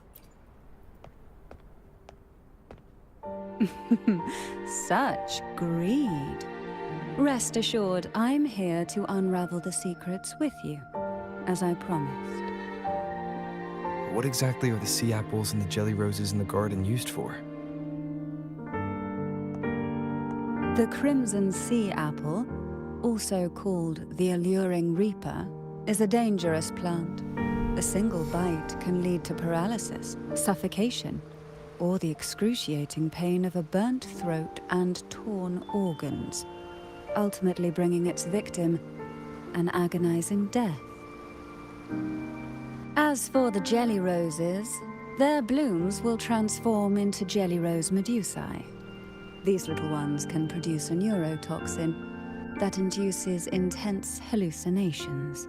and in extreme cases, causes the body to seize and twist in a violent, uncontrollable dance of death. The 2 lethal plants have been meticulously nurtured by generations of the Phasalia family, flourishing within the gardens of Portoveno Castle for centuries. So my guess was correct. The red apple in the second riddle refers to the sea apple, and the round hat in the last riddle points to the Jelly Rose Medusa. As for the first riddle, Siren's Song, the crown atop the mountain and the waterfall that cascaded into the depths below clearly points here, a crown-like castle that sits atop a jagged cliff with a waterfall rushing down. It seems the girls in the riddle were lured into the Portovino castle. The strange frequencies coming from the music box probably reflect the suffering of the ghost girls who were poisoned and tortured in the castle. But why? Why would the Phasalia family do this? I don't believe you'd engage in such senseless cruelty or take pleasure in others' suffering. There should be a reason behind this. Wait. There's one Phasalia tradition that might explain it. The Divine Trials. It's a ritual to select a maiden of extraordinary willpower, a Phasalia who can withstand the Thenodian's whispers. I assume such extreme methods were needed for the trials.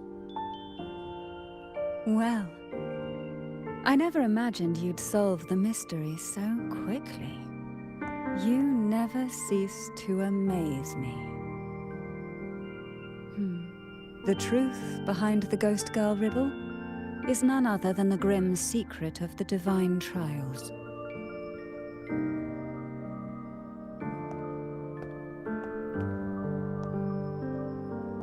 The blood and tears shed in these trials throughout the years have seeped into this castle and concocted what we now call the Sea of Ghosts.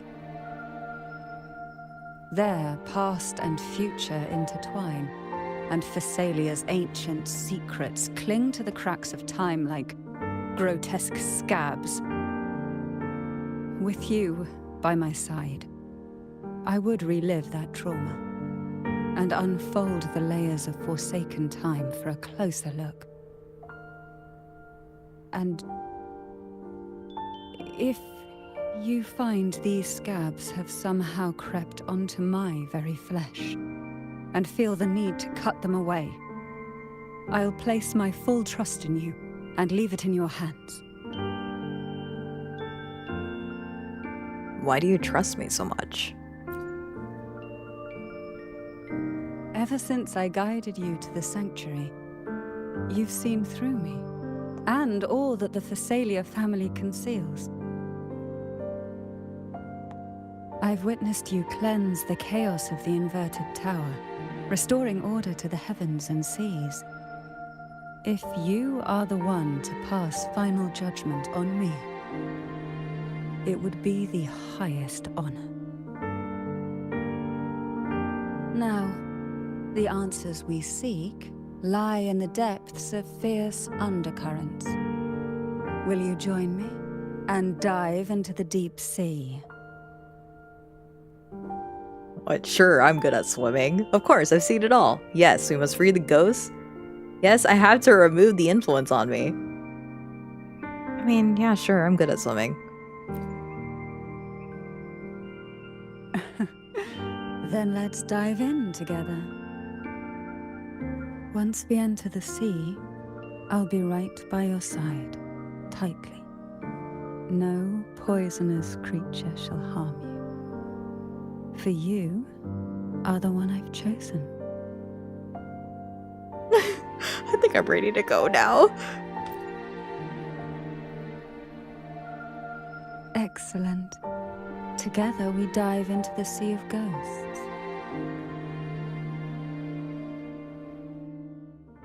He looks so shy there. That was really cute.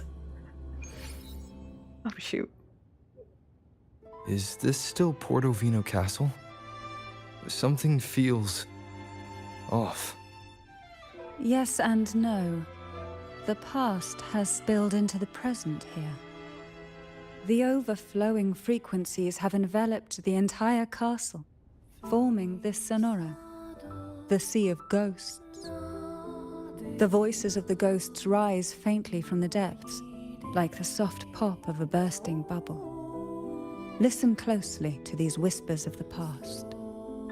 Piece together these fragile clues, and the answers will emerge on their own. But do take caution. One wrong step in these murky depths, and we may be drawn into an endless abyss. With a bit of light, though, we can hold back the darkness.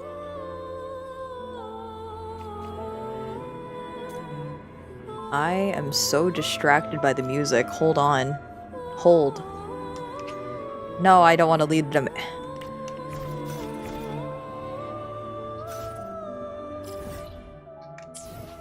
How do I open up my menu without... Ah, hold on, hold on. I just want to listen to music real quick. This is gorgeous.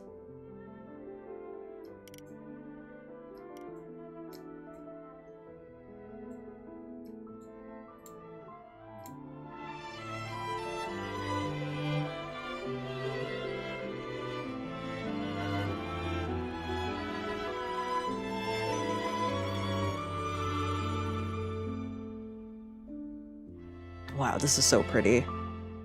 Okay. I'm gonna let this play for a little bit. I need to get up to use the restroom, but I'll just leave it here because this is very pretty music. I'll be right back.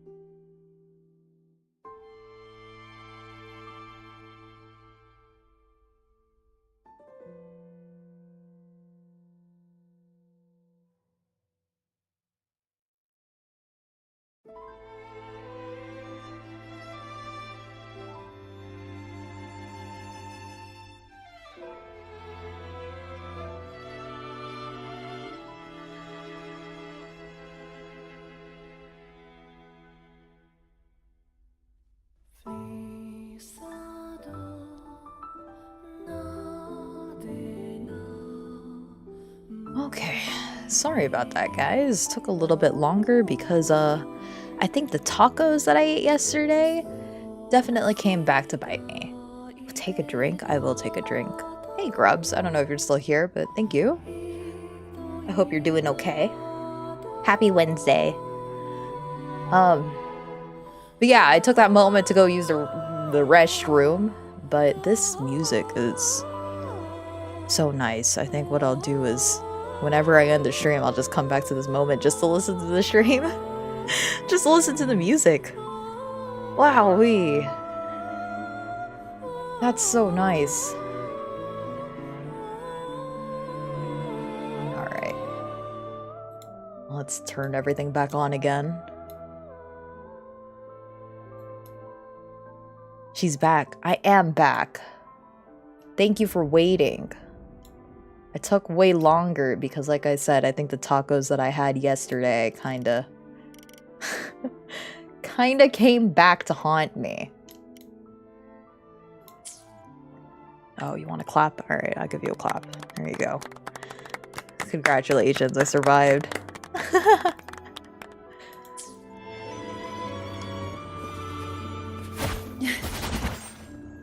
Alright, let's go. What's this about? I wish this was a weapon, whatever this was.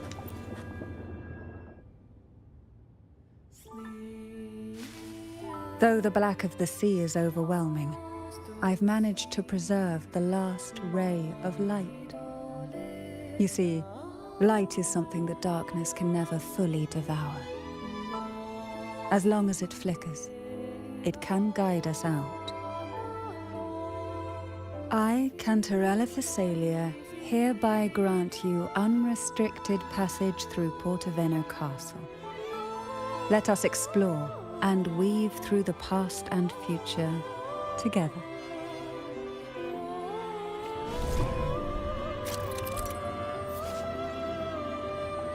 Switching dimensions. Twisted frequencies permeate the castle, giving birth to a sonorosphere where past and future intertwine. Use the lamp given to you by Cantarella in certain areas to travel between different dimensions. In the Sea of Ghosts, remnants of jellyfish float in circular areas. Use the lamp within these zones to find different dimensions. LBY. Okay. I wish that was the weapon.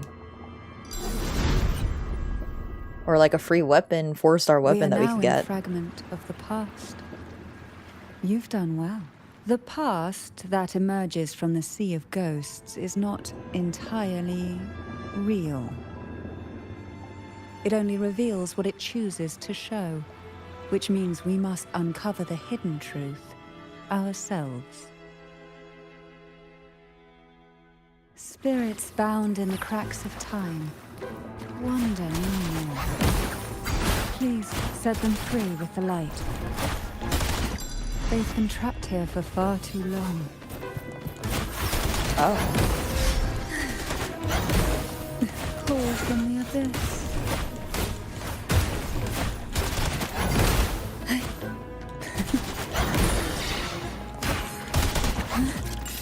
Oh.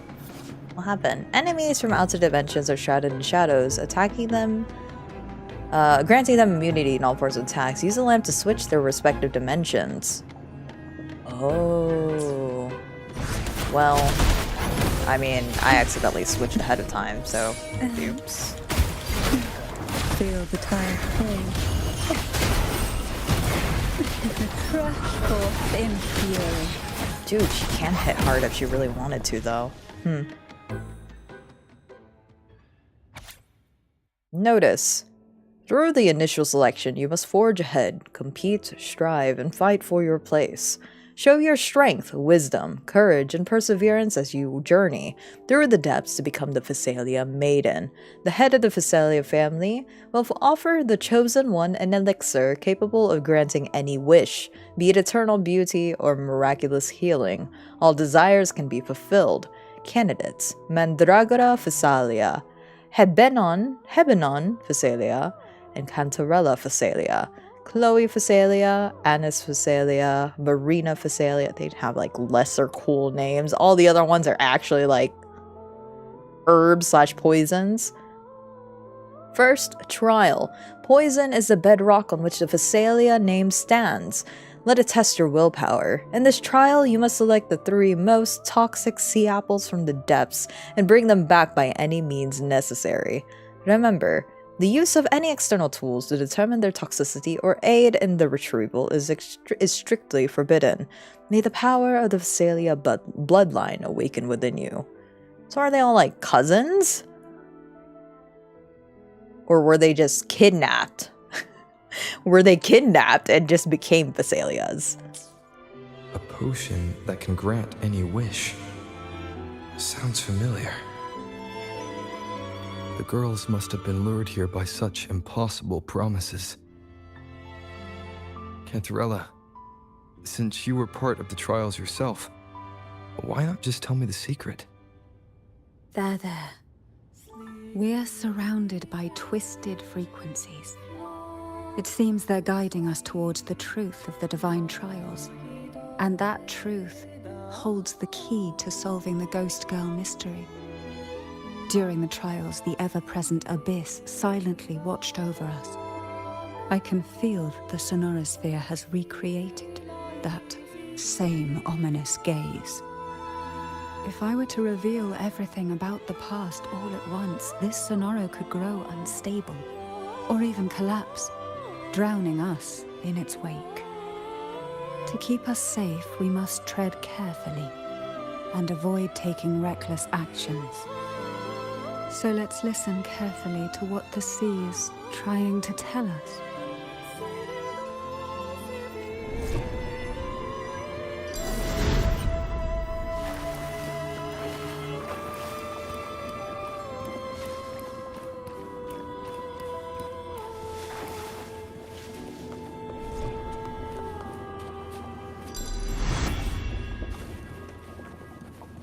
We desire, and so we find.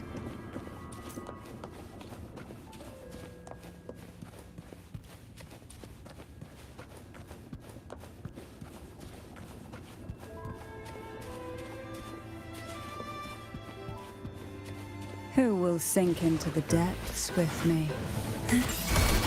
Engulfed by sea's venom.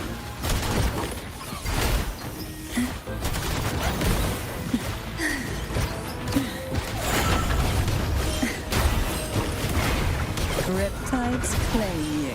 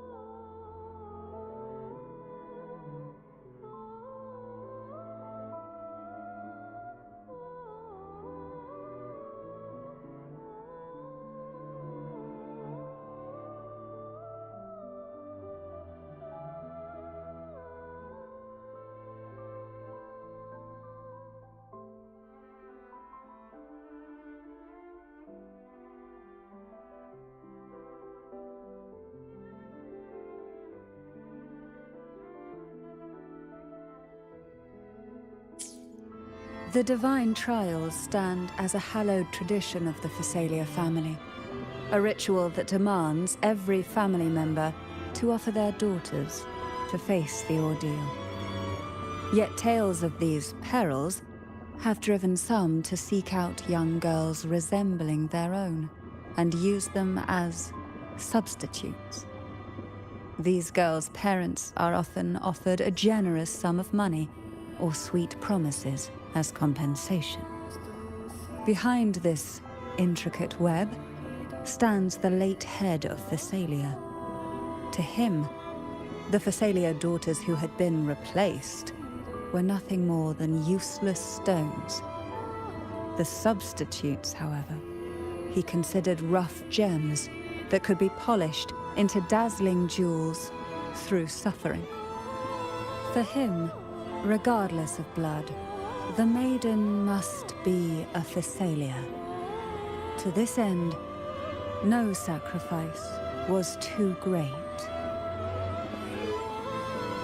I don't know how long I've been muted. This is very awkward. I was reading that whole entire letter and I realized I was muted. So, my B, I hope I did say I was back if I wasn't so obviously back. Sink into the depths with me. Oops. I'm sorry. Gosh. Streamer blunder. Who would have thunk? Oh, Is this a new one? It is a new one. Okay. But okay, I had suspected that they may have just kidnapped other girls that looked like their daughters, so they don't actually look like their daughters. Or they don't actually take their daughters away from them, which... That's so sad. That's very, very sad. Oh no, scuff when I come back? Yeah, major scuff. Gosh, I don't even know how long I was muted for, but at this point, whatever.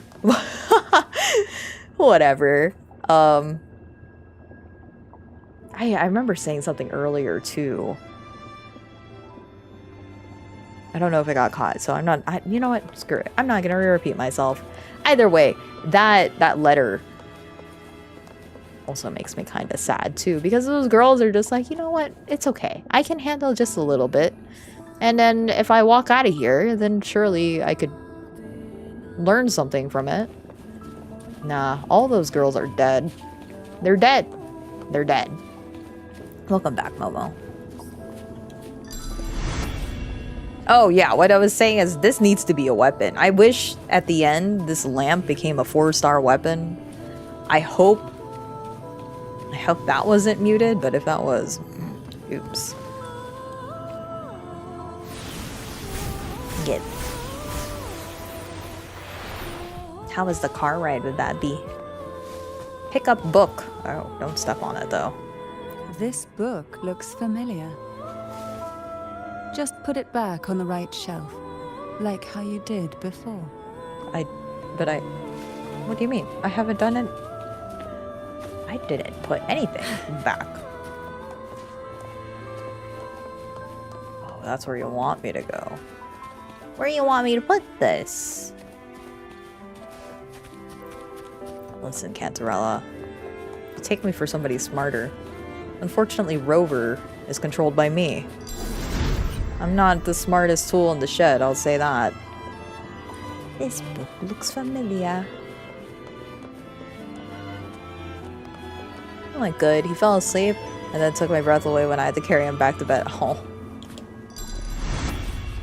Alright, here we go. Another sea apple.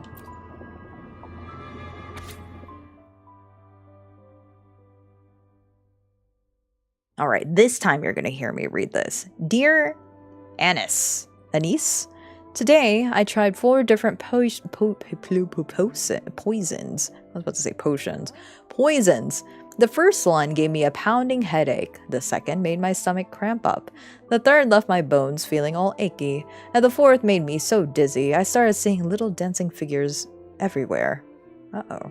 I'm still feeling a bit wobbly, and the words on this note are jumping around as I try to write. But that unsettling Phasalia girl gave me some medicine. After I drank it, I felt a little bit better. Just enough to write to you. You might wonder why I'd ever drink something from a Phasalia, but don't worry. I've been keeping an eye on her. She's different from the others. They don't seem to like her much, and she's always by herself, mumbling and grinding herbs. What she said last time wasn't a lie, and she didn't hurt me. Maybe not all Phasalias are bad. I'm thinking about asking for her help. She knows so much about medicine, and since she doesn't fit in with the rest, maybe she'd teach me how to mix the right potion to get to Jojo, or to help Jojo. I know it's risky, but if there's even a small chance, I have to try. Oh, and one thing. Security is tighter now, so be very careful, okay? If you hear 3 quick knocks, that'll be me. Yes. Potions. To avoid the watchful eyes, the girls formed secret pacts in whispers. Hum a special tune. Use the right color. Knock on the door 3 times every 2 seconds. In the cold, unfathomable sea, they clung to each other, seeking warmth and comfort. The little fish huddled close, unaware of who might vanish or what tomorrow would bring.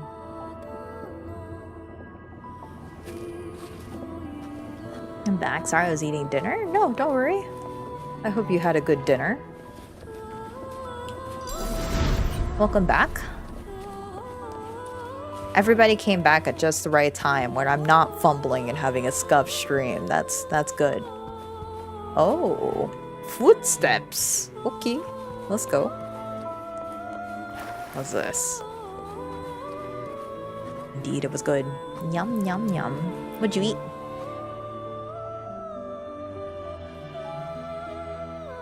There are many footprints of varying sizes in the hall. All seem to belong to women. But one is clear enough. Cantarella's footprints are among them. He recognizes Cantarella's footsteps? That's bizarre, brother. So what happened? Girl's dying? Okay. What happens at the start of her quest is that you come into like Halloween Town and everybody is wearing like these masks like in Halloween, except like Mexican Halloween, right? And then, gosh, what is it called? Dia de la Muerte? I've already forgot. But anyway, Rover looks up and sees Cantarella just chilling, and he goes, wonder what she's doing here. And she's all, you know, if you didn't read that letter, you'd be chill, but I guess you're haunted now, and there's a bunch of spirits here. And he goes, huh, yeah, it makes me feel funny. I don't know how I like it. Is there any way to remove it? And she goes, yeah, you just, you know, do a cute little riddle. There's 3 of them. They do the cute little riddles. The first one is like, gives you a music box and it looks like an apple. And you're like, oh, you need an apple. So we go to the apple vendor and I'm over here suddenly spouting my preaching of 2025 is the year of the apple because it was right. And then I spent like a minute observing the apple because they drew a really good apple. And then they were like, all right, the next one is, I actually forgot what the second one. It was like a coin with a girly face on it. And then the last one, you get like a doll, like a ballerina doll with a red hat. And because Rover is so smart, he puts it all together and he's like, oh, cool, it's a music box. Oh, by the way, that's another thing I wanted to talk about too. When did Rover suddenly become a musician? He's able to just summon music out of nowhere. Weird, but cool at the same time. I guess it goes on with the resonance powers or whatever, but he can summon music with his fingertips and that's cool, I guess. Why did he not tell us that he could do that? So he does it. The music box starts playing. There's like a slight little horror, not jump scare, but it makes you kind of like, you know, makes you uncomfortable. And then she's like, huh, interesting. I wonder what it does. What it's trying to tell you, Rover. And he looks at her, Cantarella, in the eyes and goes, it's telling me to go to Portovino Castle. So he goes to visit her place. She gives him tea. And then he follows after a girl that looks like Dorothy with a red hat, finds out that these girls are dying from the maiden trials because of the Phasalia line having to take in poisons to try to fight against the Thurnodian whispers. Yada, yada, yada. So now we're actually getting into the meat and bones as to why these trials were taking place, and then specifically what Cantarella and the girls had gone through. Well, he can play the piano. That's true. You're right. How about Rover's next weapon is just a guitar, and he just shreds on his guitar. That would be so cool. You give him the rocker outfit, make him look like he came from like One Direction, or he looks like a Jonas brother. When they were like in their Camp Rock era. Heck yeah. Even though I never watched Camp Rock. I never did. I would have no nostalgia for that. I just know that it gives people psychic damage, and that would make me happy. It's like when Caleb wears that one outfit, the Maverick outfit, and they're just like, no, we can't have this. Like, people are completely refusing to buy that outfit, and then I see it and it makes me laugh. Given that K-pop idol costume and they did that music video, true. You know what? I didn't pick idol as an outfit. I think I'm done with idol. I don't think I want idol. I had a ham and cheese sandwich like always. You can't go wrong with ham and cheese. You really can't. It's a classic for a reason. Okay. How do I get back in here? Oh, maybe. So, yes, technically we are in Portovino Castle. But with this lamp, we're able to switch between the past and the future. Because specifically, we are in a sonorosphere within the Portovino Castle. I would imagine Rover playing any musical instrument. I feel like he would be able to. Found in the Sea of Ghosts, this book seems to hold the key to a secret door hidden behind a bookshelf. The book is unable to open and the content is inaccessible. Perhaps it's for the best. Well done. You never disappoint me. They say most questions can be answered in books. But can they really?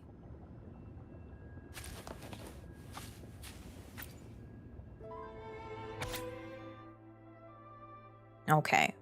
I kind of want to say this is Anis, yeah? Dear somebody, but I'm going to say Anis. The sea apples were extremely potent. Even smelling them was enough to make it impossible to breathe.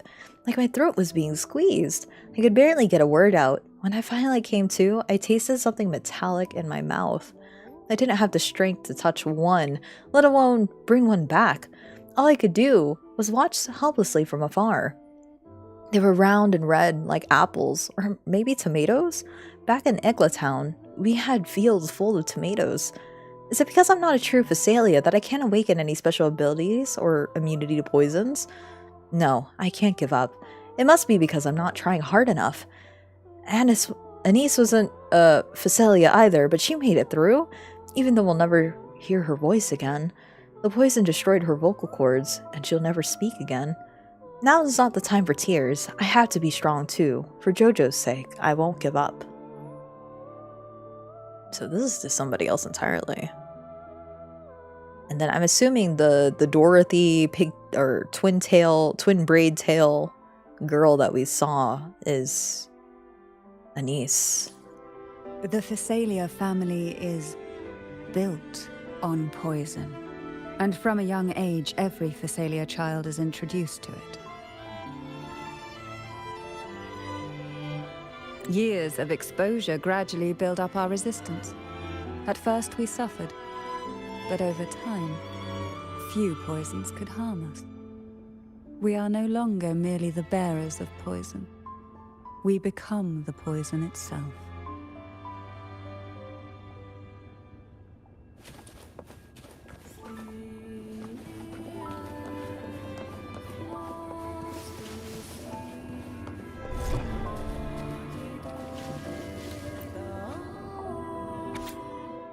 Notice.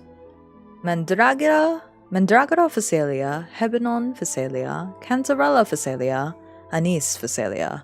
The above candidates have passed the trial of poison. Good lord. Please take a moment of rest and prepare for the second trial. No, the other two nobodies died. Chloe! Stillness, darkness, and silence. Fail, and you'll be lost in darkness. Pass, and you'll face an even greater darkness. Before the merciless poison, there are no winners.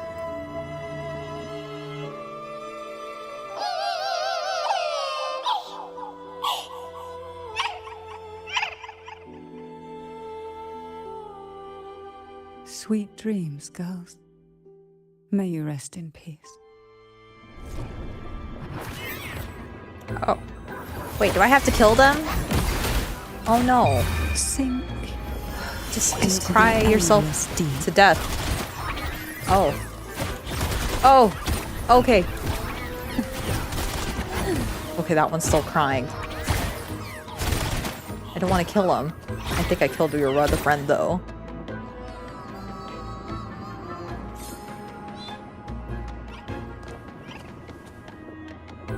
Sorry. Oh. Who'll be you? Surge of deep tides.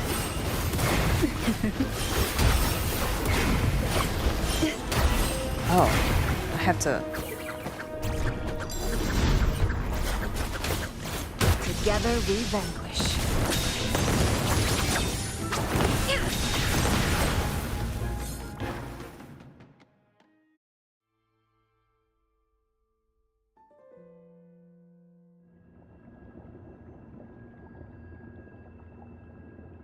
The answer remains submerged. Maybe try Oops. knocking 3 times, as the girls once did. Knock. Knock. Knock.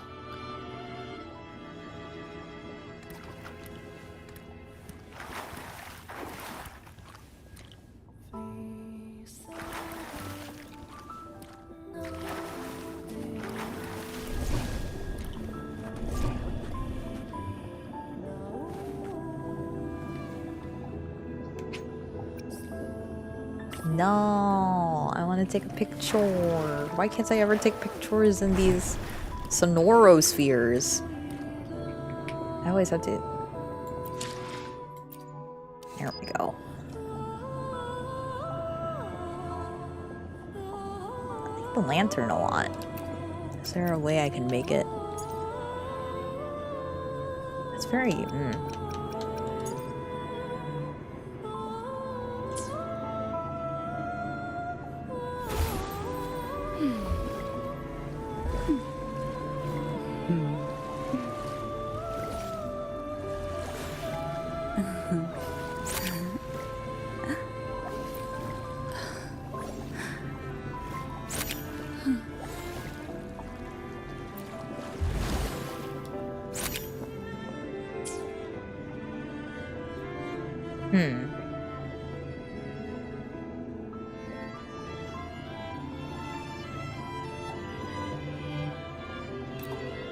Okay.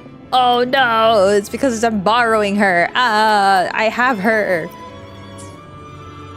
Can you do it again?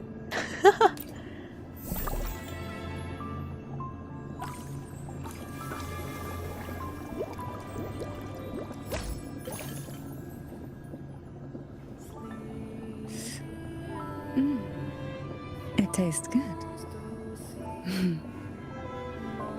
I wonder, can I put her in my team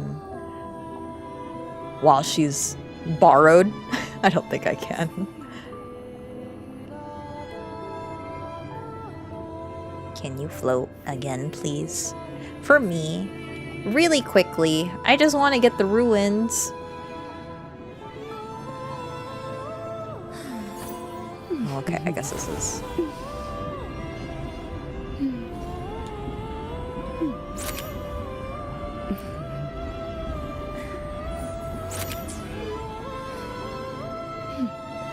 I like how pulling out her umbrella also summons pretty much the domain expansion for her. Okay, she has to cycle through it. She's gonna cycle through it right now. Ooh, I know it. I know it's coming. Oh, that's not what I wanted. It's gorgeous, though.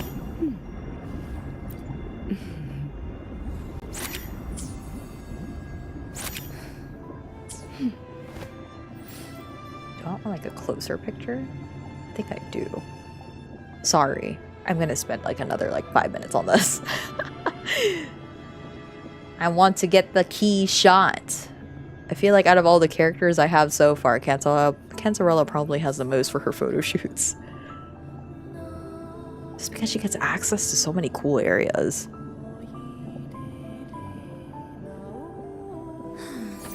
And she just matches really well with everybody, or everything. Okay, nice. The shot. Cool. Alright, let's go. Interact with door.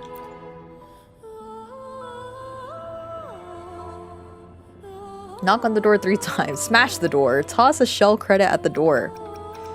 Smash it. What happens if I smash it, honestly? Your fist passes through the door. It's there, yet not there. Like striking water. No matter how hard you try, the force is swallowed by the endless sea.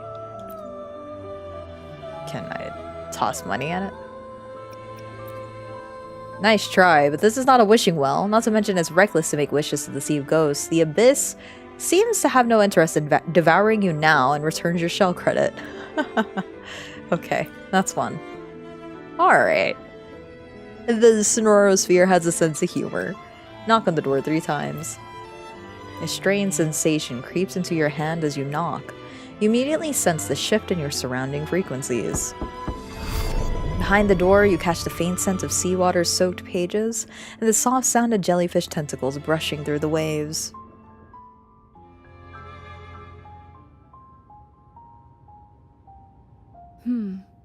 It seems safe here. We can catch our breath amid the surging undercurrents. Even in the depths of the sea, there would be a place for resting, like the eye of a storm. Perhaps we should take a moment to explore this room. It seems like an ideal setting to gather our thoughts, or simply rest.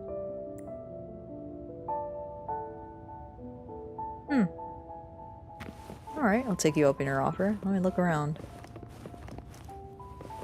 Observe the Jelly Rose Medusa. Use sensor to search for hidden secrets. Optional. Talk to Cantarella. Sketchbook.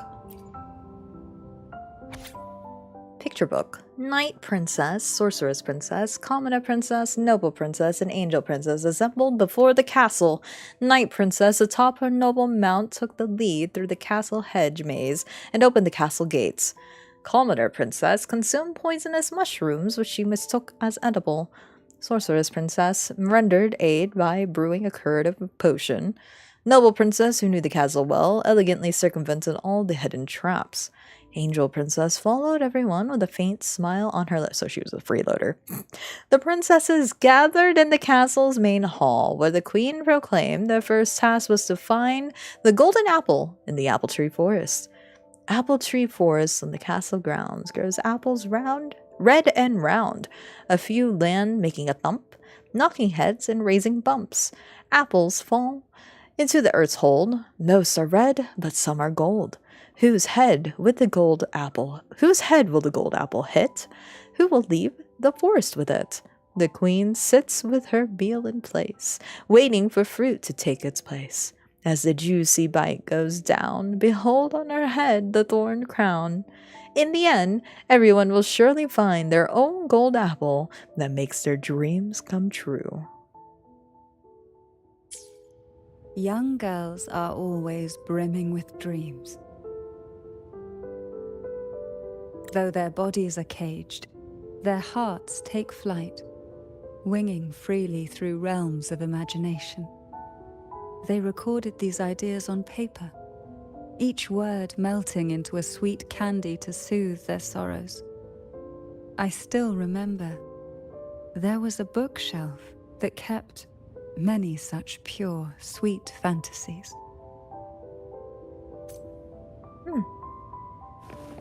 Oh, and we get to keep it. Well, alright, I guess I'll use the sensor. What's here? Read the note. An aged diary rests before you.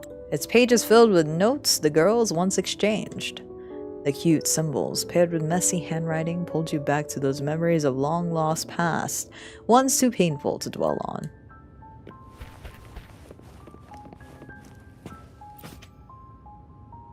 A heartwarming fairy tale sketchbook telling the story of princesses embarking on an adventure, even though caged, the maidens' hearts were still brimmed with hopeful fantasies. Message in picture book. Night Princess. After the throne crown is mine, everyone in the castle will live better lives. Sorceress Princess. Uh-huh. I don't want anything. I'm only here out of obligation to the family. After this is over, I plan to leave this dull place and get some fresh air outside. This time of the year, the flowers in the mountains and fields should be blooming quite nicely. Maybe I can find a new variety suitable for making medicine. Noble Princess. I'm a bit scared, and I don't want to continue, but... Night Princess. You can't back out. Commoner Princess. To cure Jojo. I won't back out. I will get the cure-all elixir and return home happily. Angel Princess. Everyone's wishes shall come true. Now time has yellowed these pages. The girl's laughter and joy still dance vividly across each line.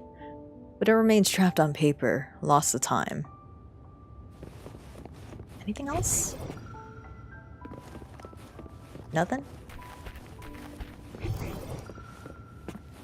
Oh.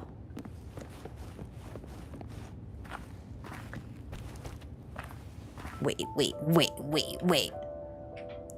Silas just kicked my butt in kitty cards.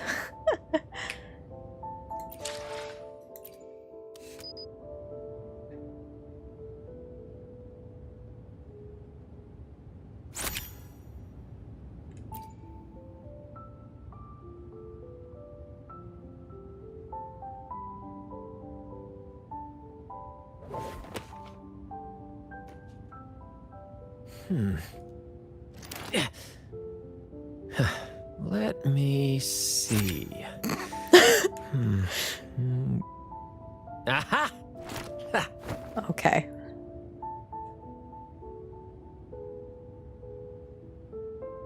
You know, there's apparently a small population on Twitter that ship these two people together, and their ship name is Anchorfish.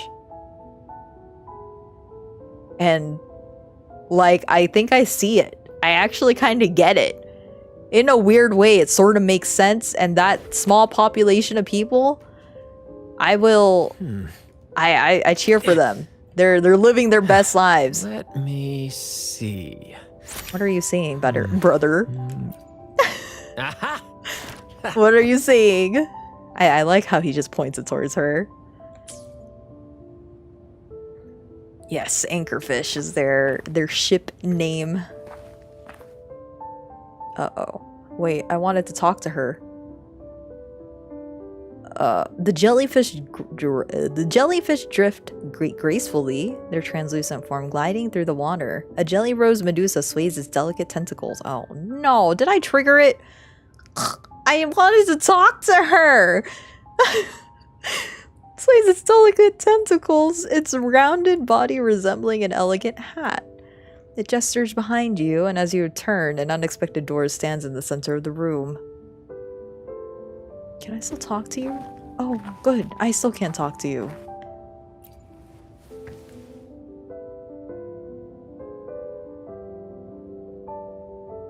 These girls, Chloe, what exactly happened? These girls. Every girl came from different backgrounds, each with their own unique personality, yet the same determination. Even as poison gnawed at their bodies, they never lost faith in a future where freedom might bloom.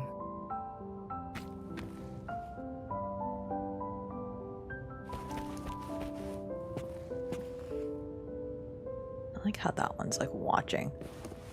Also, oh, I can't interact with these ones. They look so pretty though, these curtains.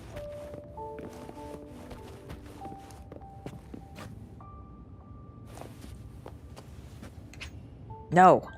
No! Do not leave the domain. No! Do not leave the domain. I want to take more pictures of Cantarella in her sonorosphere. Because she deserves it. She deserves it.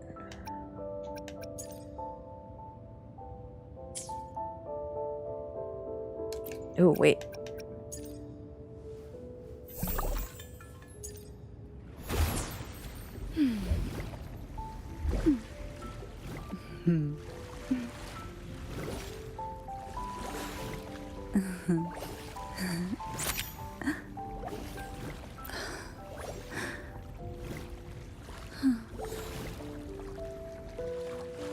Oh, not that. Oh, I don't want to do that again.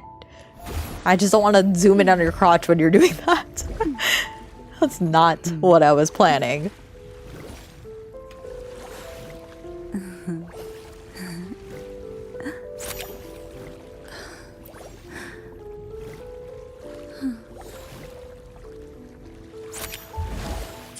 Okay, well, that's probably as good as it's gonna get. All right, Cantarella, you ready? Gooner. No! Not Gooner. I just want to take a nice picture of the lady, all right? With this really nice background. Oh, oh, shoot. Do not. If I keep doing that, I'm gonna cry. I'm gonna hit out of there at some point. There is a way. I don't know. I don't think my computer will do it justice. However, where is...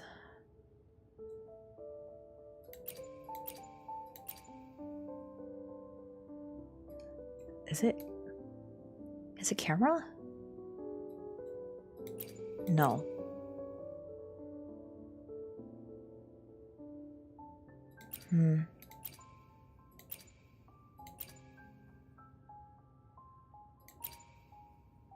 Okay, they said brightness gone, contrast up.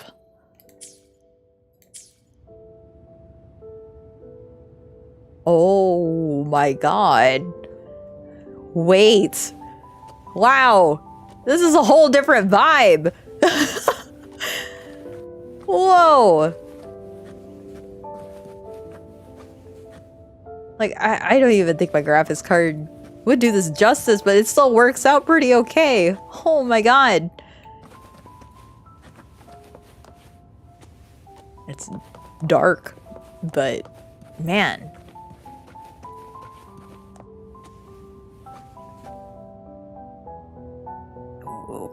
Okay, hold on. Well, now I want to know.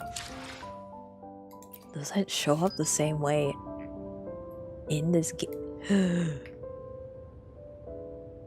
It does.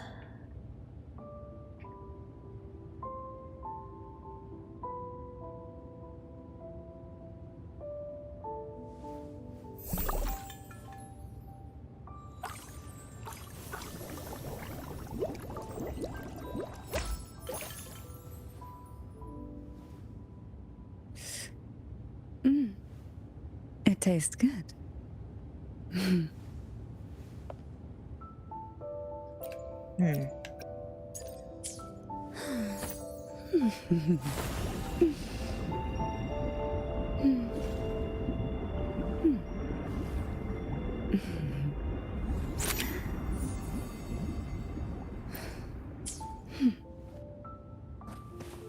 Okay, maybe... Shoot. Maybe... not like this much dark. It's pretty dark. How about...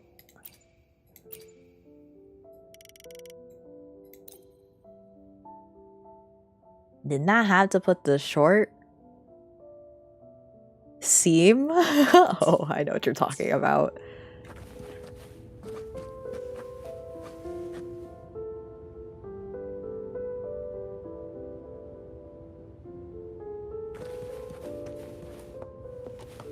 Okay, I was like, I kind of want it dark, but not too dark. But the contrast...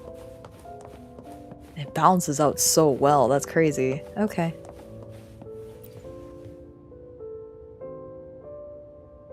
Before opening the door, have you ever imagined a scene where seawater rushes out, flooding everything before you? But for now, I don't think that will happen. We haven't quite reached the deep waters yet. Should we go now and see what the jellyfish are trying to say? Lovely. Don't forget to knock 3 times.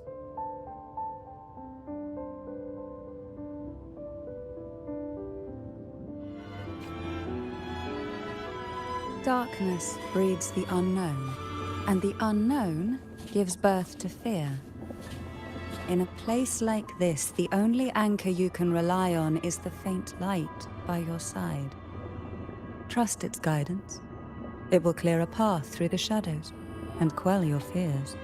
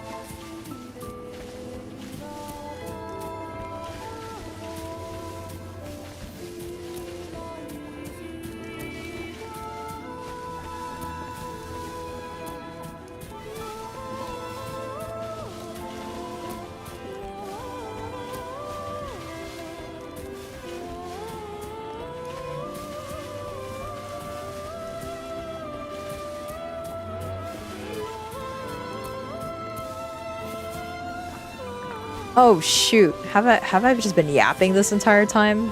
And then I was muted again? I was. Well, crap.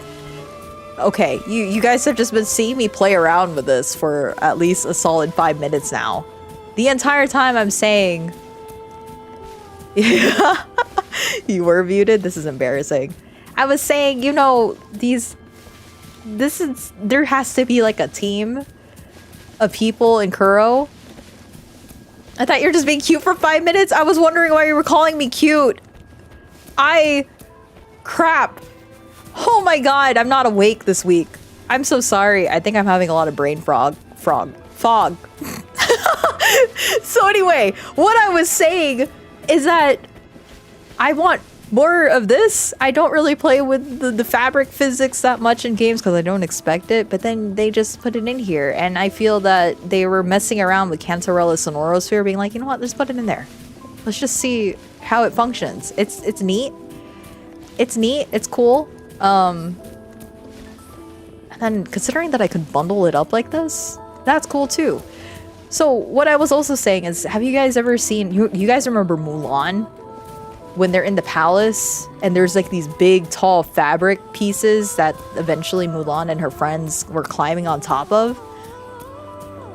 I kind of want like a scene like that, or like a setting, a scenery like that, where they have these long pieces of fabric just fluttering in the wind from the ceiling down to the ground like this.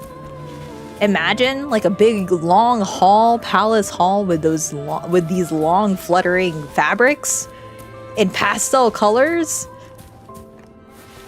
It'd be beautiful. It'd be so nice. I'm like highly embarrassed again. I can't believe I just muted myself. You know why I muted myself? It's because I'm sniffling. And I don't want you guys to hear me like sniff up my snot. That's nasty. So this is cool. This is really cool.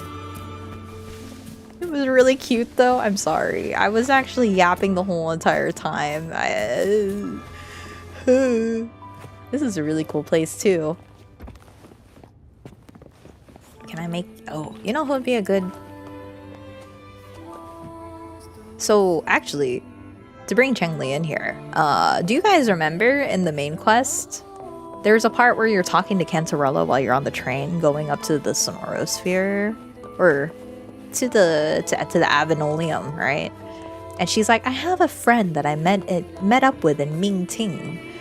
And she was the one, or that friend was the one who kind of gave me the 2 cents that Jue wasn't going to be able to help me.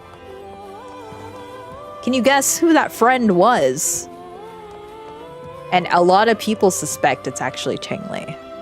Because Cheng-Li in her story, like where you can look up the information about a resonator, she was originally from Mingting too. So a lot of people suspect that the big mamas are actually besties.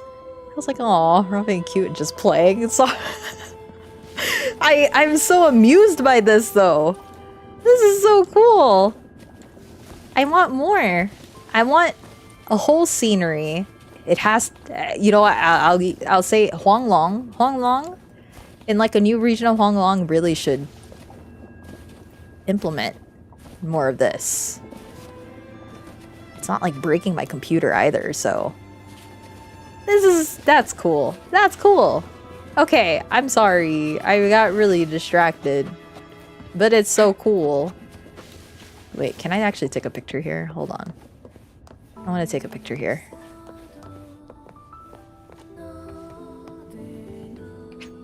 No. No. Okay.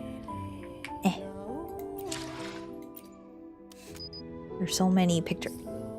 Where are you? Where are you? Oh. What? No, no, no, no. No! No!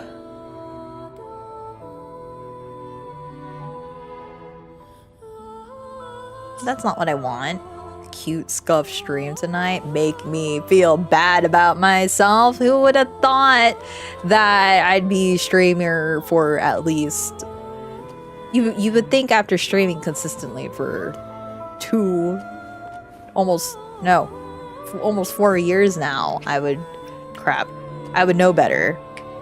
Can't believe I'm messing up this bad. Nibarius? Oh look, Wawoo. Hi Nibarius, welcome. Do you play Wawoo too?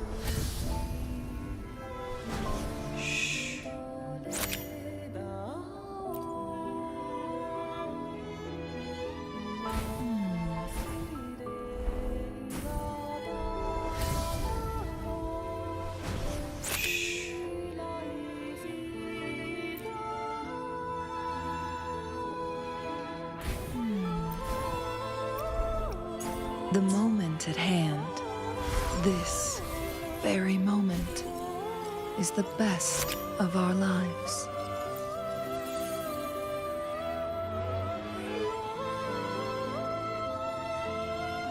The moment at hand, this very moment, is the best of our lives.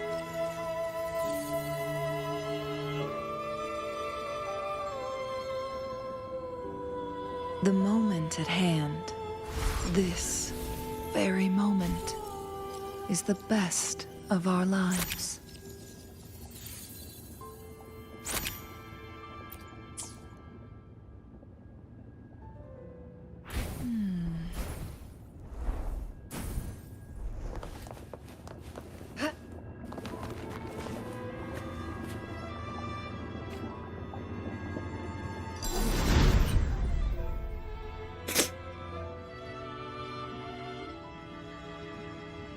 Wait a minute. Was I muted again? No way. You know what? I'm back to being embarrassed. I said I was done feeling embarrassed. Back to being embarrassed. But can the glimmers from these delicate drifters truly light up the entire sea?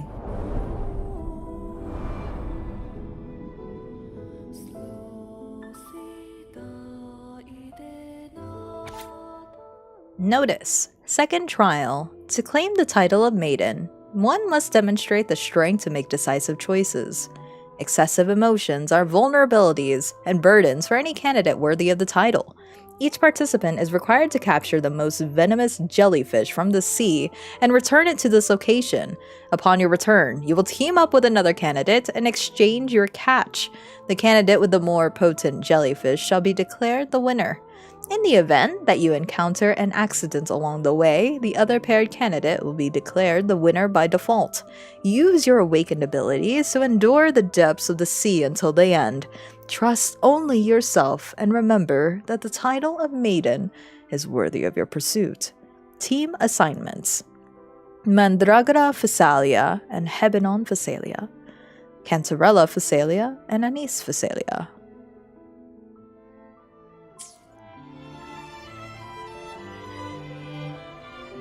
In this spacious room, it's just you and Cantarella. Her gaze lingers on you, dark and endless, like a bottomless abyss. It seems like fate insists we move as one, side by side. In the realm of poison, none can rival the Jelly Rose Medusa. Ah, a scent I know well. There's a Jelly Rose Medusa lying in wait just a little deeper. They tend to be wary when alone, their nerves quick to tingle at the slightest move. But worry not, I know what to do. I'm sure you do, Cantarella. This is so pretty. So green. I wish she just used her umbrella instead. There is like a way to change it to her umbrella, but I don't know.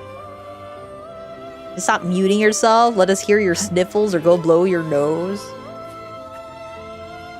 I don't know where my tissues are. Luck does seem to favor you.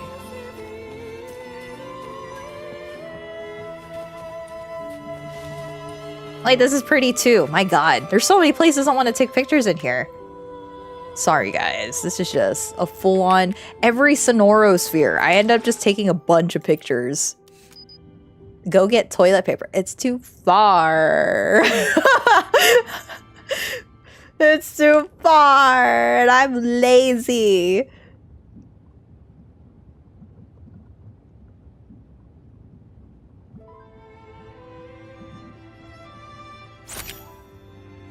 You know what? This place. Stand up. Ew.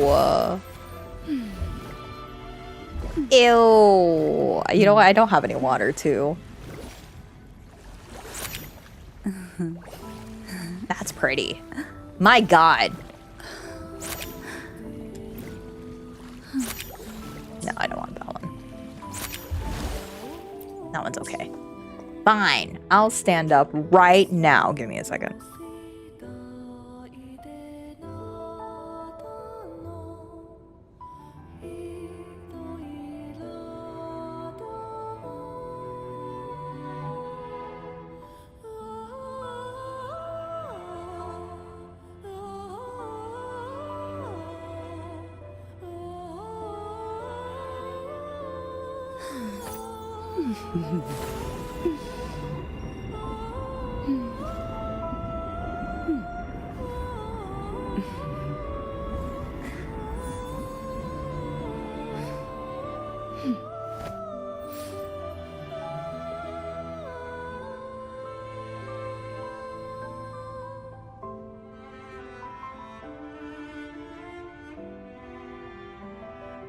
No.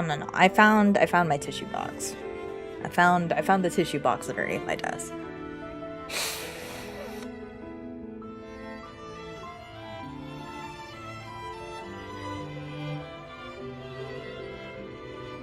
Okay, I'm ready.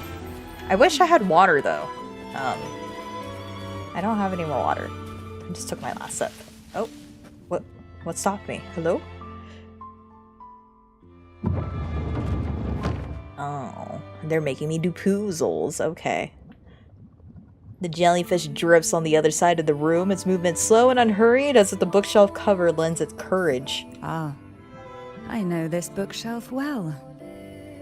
Today it seems ambitious, hungry enough to devour 2 books at once.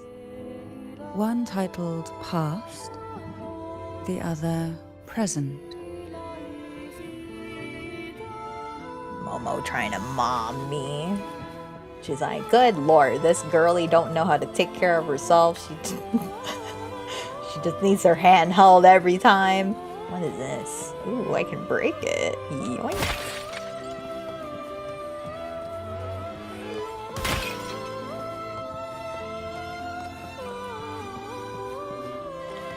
Oh, I didn't think I could break this one too for some reason. Oh. Cool. What we want has a way of appearing when least expected.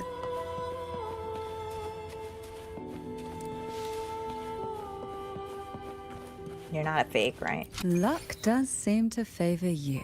Nice. Oh, I can't use the okay, well. Oh. Cool. The mom's coming out. I feel like I need to hit you with some tissues and blow your nose to make you drink water. To the insatiable appetite for knowledge, or to the ever-expanding void. Yet I trust your eyes. They see through the tricks hidden within. You know what? I'm sure that if Cantarella is built well enough, she'd actually do pretty okay. Silence. Pull from the abyss. I mean, my Cantarella is not level 90, so... Together we vanish.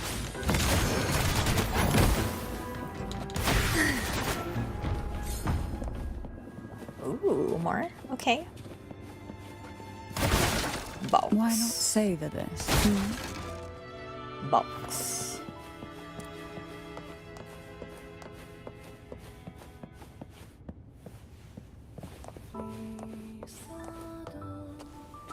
I am glad that, you know, for the Portovino Castle, it's mostly Phasalia stuff, right? It really has a different vibe from the Montelli, too. So they tried to do...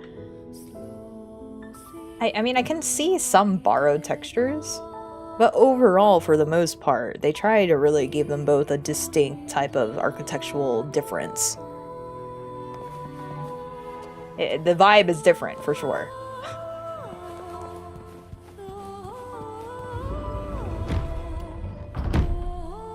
Why did it trap me? I didn't even touch the thing yet. Feel the tide fall. Is it closing in on us? Oh, that's freaky. Don't do that. Oh, okay. I got scared. I was like, did it get smaller? Into the endless deep. It doesn't help that my blood mood is slowly rising, so I'm sorry for bombing you. You're fine. I think I'm doing it to myself anyway.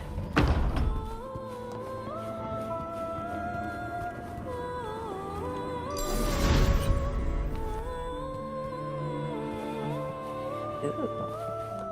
Okay.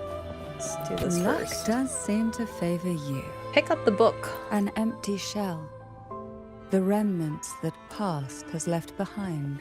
Not past. Just one more to go. The shadow cast by present. Okay.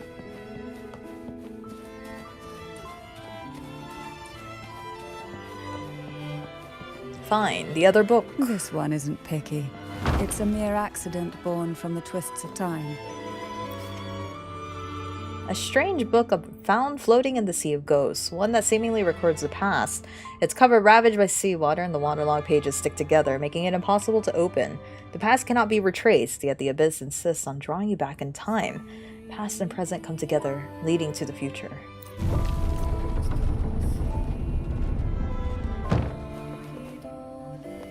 What's this? Sketchbook? Many books seem to have been leafed through, their pages adorned with sketches and annotations in diverse handwriting styles. Judging by the fresh ink, these touches were added not too long ago. Wait, is that it? Nothing to read? That's crazy. I can't read anything? Now both past and present are ours. Go ahead. Knock upon the door where future lies waiting.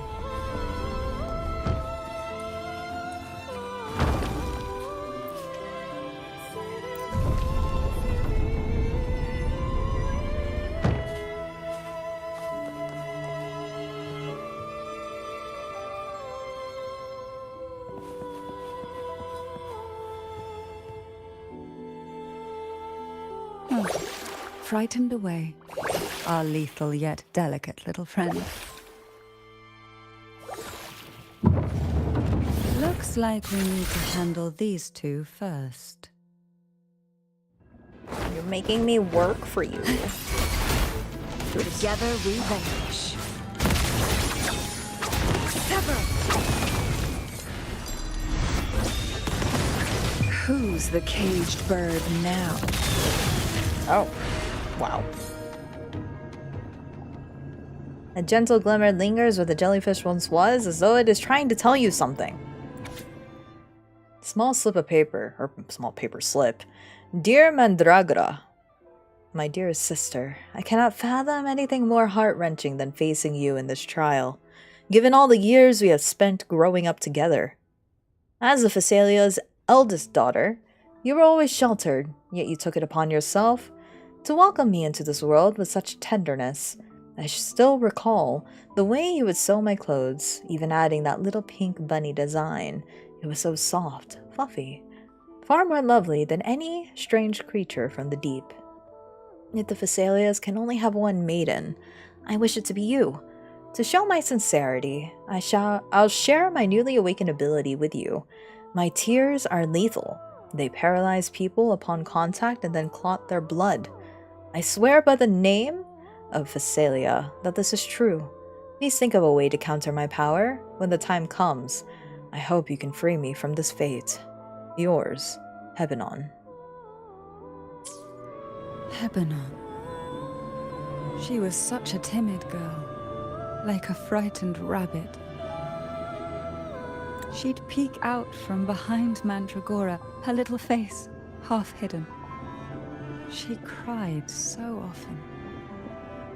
I still remember the day she brought me tea laced with mercury. Her hands trembled so much, tears spilling into the cup as she tried to serve it. Such a good girl, really. So I couldn't bring myself to refuse her. Had I not drunk it, the abyss closing in on us would have taken us both. The tea itself, well, it was tolerable. Certainly better than sea apple. Just a bit of burning, a touch of dizziness, and a pounding ache in the head.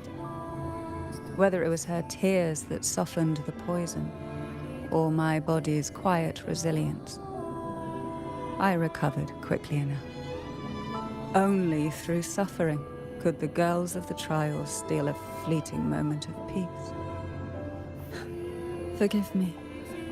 I shouldn't linger in memories.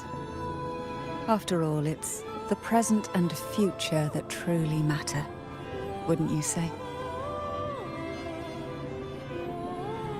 That's sad.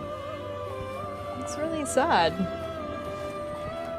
She really had to just compete with her cousins almost. Not almost, she genuinely had to compete with her cousins. Our delicate little friend seems to have slipped above us. I'll find us a way.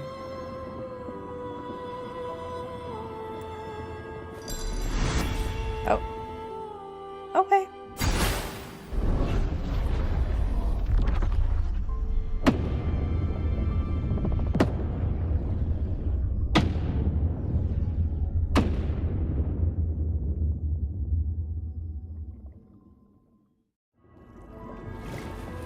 Alrighty then.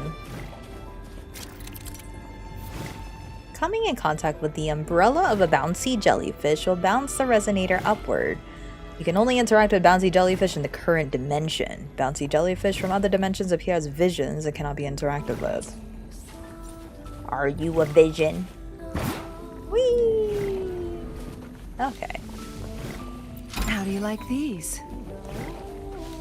How do you like them apples? Oh shoot, I thought I missed that. Oh thank God. They're so generous. Where's the vision? Okay.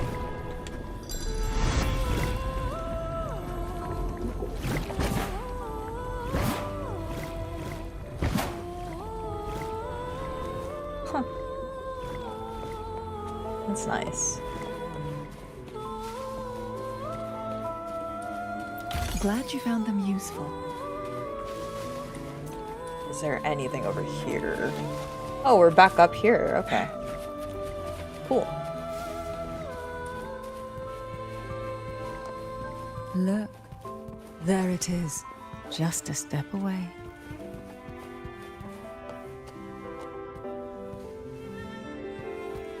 Two? Okay, wait, hold on. Can I? Can I get, like, them to touch? Don't trigger. No, you triggered.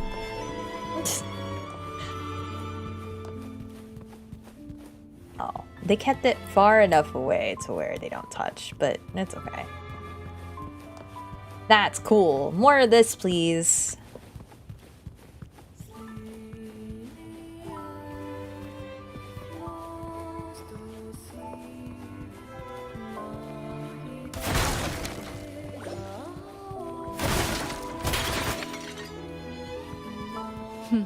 Oh, it seems everyone desires the deadliest jellyfish.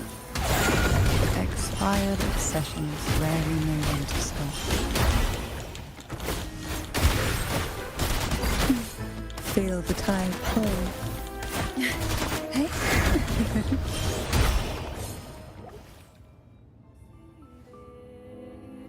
Oh, that's kind of a nice pose.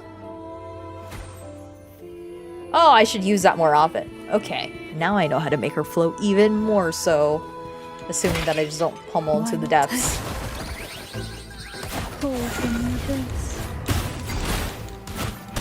Engulfed by sea's venom. Surge of deep tides.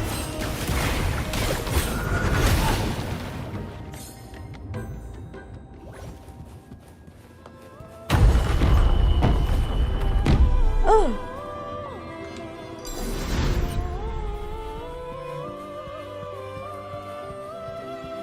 We desire, and so we find. Who will sink into the depths? Oh my god. Okay. It scared me. Why are you red? Pull from the abyss.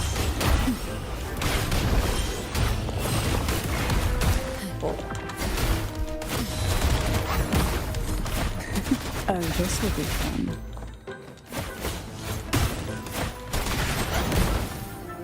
Why were you glowing red like that? That spooked me. I thought you were like 120 and would one-shot me. Wait, did you get water? No, because there was no break yet. And I'm not particularly thirsty just yet. In a little bit. Jelly Rose Medusa. Small paper slip. Dear Hebenon, the head of our family has always taught us that to be born into the Phasalias is to embrace coldness, decisiveness, and ruthlessness. For the greater good, our family upholds personal sacrifice holds little weight. As the eldest daughter, it is my duty to uphold these teachings. While our ways may seem harsh, they are accompanied by the weight of expectations and the honor of our name. I have resolved to relinquish all personal desires, allowing the family's code to seep into my very soul. Our impending duel will undoubtedly bring pain, yet we have both come this far. I trust we will become exactly what the head envisions for us. You, too, are a daughter of the senior line, and I implore you not to follow in our cousin's footsteps, who defies the head's will. Gather your strength and determination, so that when we face each other in the trial, we shall do so as equals. Should I become the maiden, I will honor your sacrifices, and if you're chosen, I hope you will do the same. Yours. How do you say that? Mandragora? Mandragora. Don't forget about it, especially if you're sibling. Yeah, I'll remember. Mandragora, just like her name, was a bright yet lethal flower. Oh, please don't misunderstand. Lethal is the highest praise for a Phasalia. She clung to every teaching of the head of our family, shaping herself so meticulously that her thoughts and her very self vanished, lost to the family's cold framework. I saw the weight of what she gave for that trial, all for a cause that was barely worthy of her sacrifice. So, when she served me the scone, dipped in the essence of jelly rose, I didn't hesitate to swallow it all. She was much tougher than Hebenon, but still, behind her unwavering gaze, I caught a flicker of reluctance, a shadow of something almost tender. As for the poison, the sensation was... I felt like I was drowning in slow waves, my body twitching without control, and my vision slipping into a soft blur. And somewhere within that haze, I saw us transformed.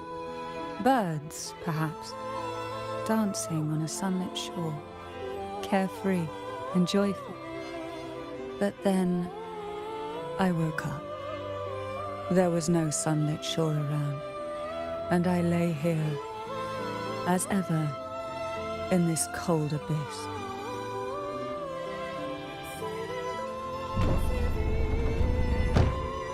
Wait, so are the trials poisoning each other? Pretty much.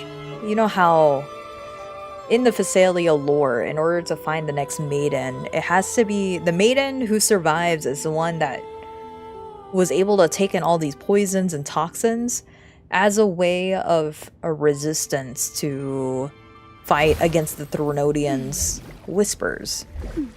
The Thurnodians' whispers is something that required them to have like some sort of mentality and like such strong resistance to anything and everything, so that way their minds don't get poisoned, so they would physically poison themselves. And whichever girl managed to survive at the very end was chosen to be the next maiden and ultimately take the test of touching Turbine, that sword, trying to see if they could resonate with the Sentinel. So all these girls, including Cantarella, went through these trials, and it was like generations upon generations of them. And the reason why they would do all the poison stuff is because if the Thurnodian gets to them, like for example, Cantarella's mother. Cantarella's mother actually was the head of the family at some point, and she ended up being poisoned by the Thurnodian. So the Thurnodian managed to brainwash him, or her, sorry, the mother. So it was upon Cantarella to poison her mother. So by going through all these trials, she can figure out which toxin works the best. And it was also a matter of doing it secretly. So these trials are in a way training them to be able to become resistant not only to the Thurnodian, but to anybody who may potentially thwart them. But then it also teaches them how to create a poison, so that in the case one of the family members does become possessed by the Thurnodian, they can sneakily just go ahead and poison them. So their whole family is all about poison. And her mom probably went through the same trial too. I'm just assuming that Cantarella had to do it so sneakily and so differently in comparison to all the other girls, that's how she managed to poison her mother. That's freaking dark. It is very dark, yeah. That's the reason why when we were talking to the Sentinel, Imperator, he pretty much was so sorry to the Phasalias because they were always under the impression. The Phasalias really is such a sad story because it turns out that they were trying to help the Sentinel the entire time. But everybody in Renacita, or Raguna, the Montellis, the Order, they're all in belief that, per history, the Phasalias have always worshipped the Thurnodian. In a way, technically yes, because the Thurnodian and the Sentinel were combined from the story. There is some truth to that. However, the ultimate goal was for one of the Phasalias to resonate with the Sentinel. So that's why the last message that Imperator had for Rover to tell Cantarella was they're free. They no longer have that duty anymore that he had bestowed upon them, and he wants them to be free. So yeah, Cantarella's story is so deep. Very deep. Very sad. Oh, we went full circle. Here we go. Oh. Can I jump on top of this? Ew, I can. Is there anything I'm missing before I go down there? It's not.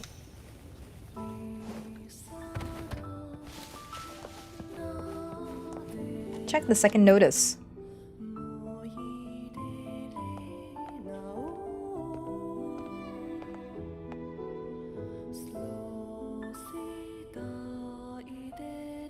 Seems like this little one is ready for a duel, trying to take your life with its venom.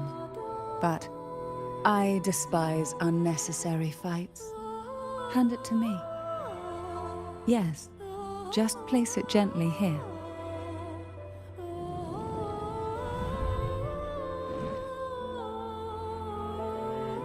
No, I can't. You've already endured this before.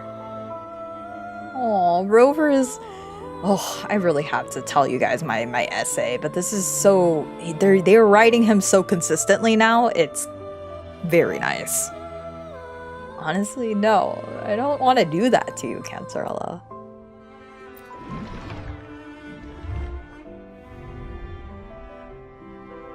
Nothing to fret about, dear. I've long since made my peace with poison. This jellyfish, a remnant of the past, can't harm me now.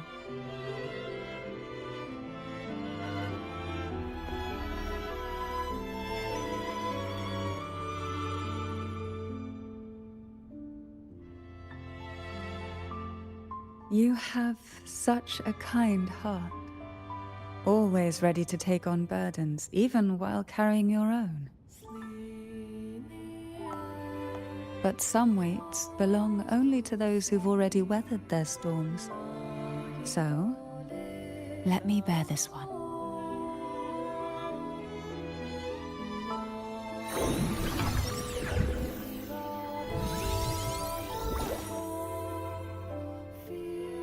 See? I'm fine.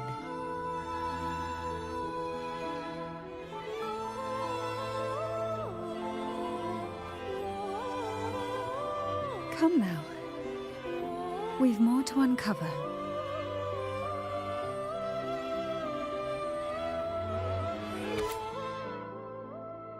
She's so sweet. She's honestly such a good character. Cantarella Phasalia and Anis Phasalia have passed the second trial. Oh shoot. So the two sisters of the main family killed each other. The loss of two beloved family members weighs heavily on us all. However, as Phasalias, it is our duty and privilege to continue with the trials. With the rise of the maiden, we stand unwavering, prepared to bear any costs. Cantarella, please, adopt me, please. Honestly, I'm seeing a lot of... Well, not a lot, but there is some parallels with Cheng Li's character quest here too. And I'll point that out here after we're all done. Jellyfish have no voice. They simply drift in the tide, struggling to let their faint glow disperse the darkness. Yet, here it is, a small shimmer of light, escaping the grip of the past to reach us now.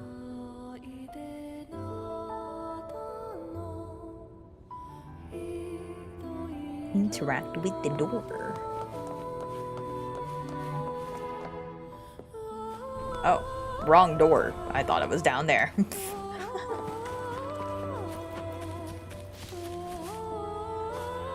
But I agree with what you said. I like Kuro's approach that you don't have to have the character to enjoy the character, right? You can learn about the character if you choose to. If you don't care for them, then you can skip it. It doesn't matter.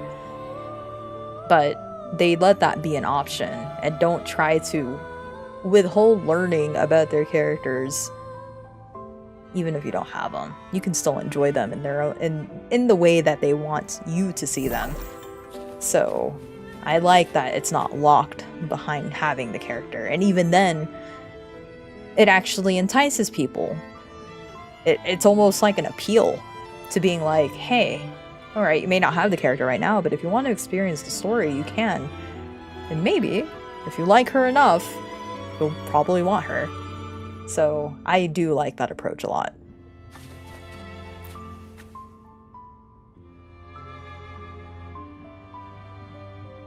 You find this... You're tired of knocking on it. You find this door familiar. Yes, it's the third. No, maybe the fourth time it appears, or more likely it just keeps regenerating itself again and again. Perhaps the door also recognizes you as it snaps open and drags you inside. Oh, no! I'm tired of knocking. Ah, it seems a subtle shift has taken place. I can smell danger. Danger. Let's look closely and see what new presence lingers here.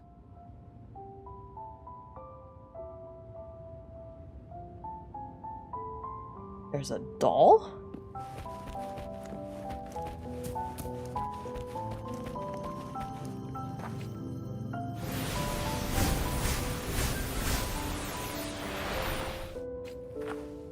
I really like this music. It's so pretty.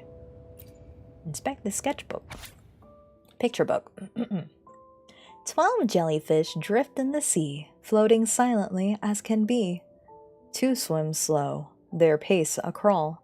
Sucked into a whirlpool, they fall. 10 jellyfish drift in the sea, apple choked, they can't breathe. 2 then die, the rest are free. 8 jellyfish drift in the sea, deep down they go, quietly. The sea's abyss demands more. Several are eaten, all done for.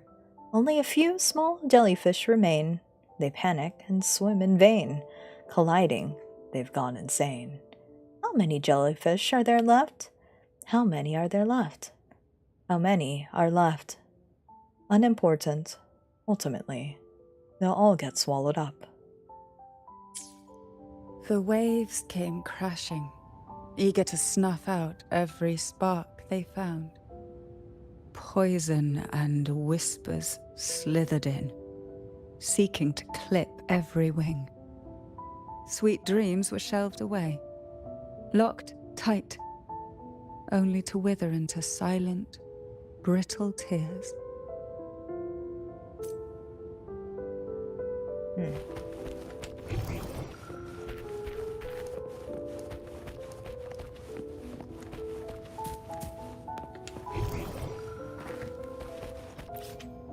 An eerie sketchbook, its pages inscribbled with a haunting song, scribbled in twisted handwriting. What once were vivid fantasies have now turned into silent tears, dripping across its surface and leaving behind blurry and heartbreaking stains.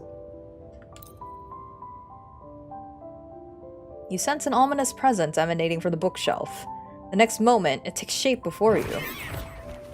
Ow. I don't want to hurt little girlies. Hold on.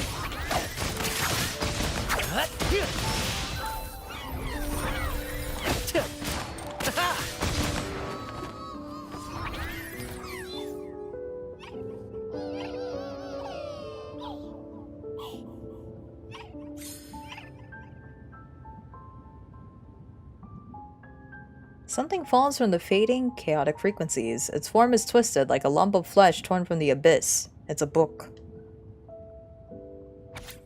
Message in picture book. Apart from blah, blah, blah, there's nothing blah, blah, here. Unobtainable, inescapable, can't go anywhere. Keep pouring the blah, blah, blah in. Everything aches. Headache, throat ache, stomach ache. It's so bad, I want to rip out my throat and let it hang loose. I'm pretty sure it's throat, but I'm just gonna put that in there. Strange noises, incessant buzzing. My head is going to explode. My throat and fingers are charred. Abdominal pain, chest pain. It hurts, it hurts, it hurts, it hurts, it hurts so much. Oh, we can't even read that one. My goodness. Darkness, coldness, no feelings, nothing. No elixir, no wish, no angels, no God. Headless, bodiless, bloodless, soulless. I do not exist. These girls' despair seeps from the book's pages, winding around your heart. You press the book shut, your chest tight, and draw a deep breath to steady yourself. Oh, this would pain Rover. Absolutely would pain Rover. Where's the doll? Oh, the little music box. A doll wearing a red hat appeared on the table out of nowhere, drawing your attention. You recall someone saying it is a symbol of fortune. As long as you follow the divinity, luck will surely be on your side. But is it really so? You are lost in thought as a door silently appears behind you.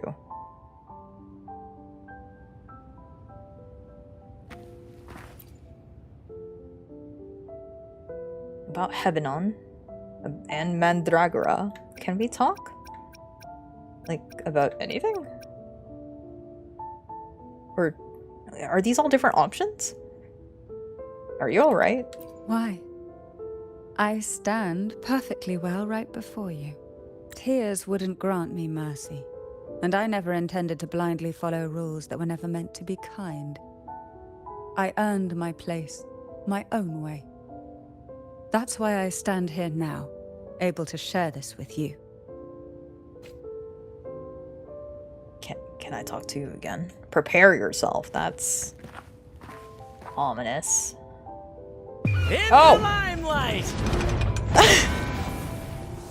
Sorry. That was not supposed to happen. I just this is Anchorfish is not canon in my world. Clearly he's like, no, I do not want to be anywhere near this chick. She put me in jail far too many times for no reason. I mean, she gives me money, but still, don't let me stand next to her. Oh man. No. Oh, I wasted that ult so badly. Oh, that's too close. No, that's still too close.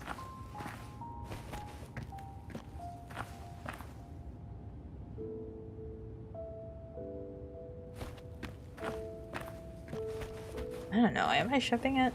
Low-key? I think I see it, though. I think I understand it. I understand where they're coming from when they're shipping these two.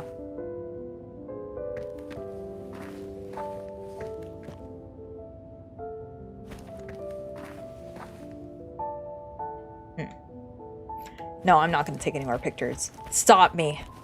Stop me. Don't let me take any more pictures. I don't need to. I don't need to. There's a weight to the air behind. A mixture of whispers from the deep, dried tears, and the stale, lingering scent of blood. Behind this is the deep water zone. Are you ready to face the relentless surges? The place ahead is beyond the reach of light, like the night sky devoid of stars, hungry to consume everything within. Let's go. It will be dark and murky there. Please stay close to me.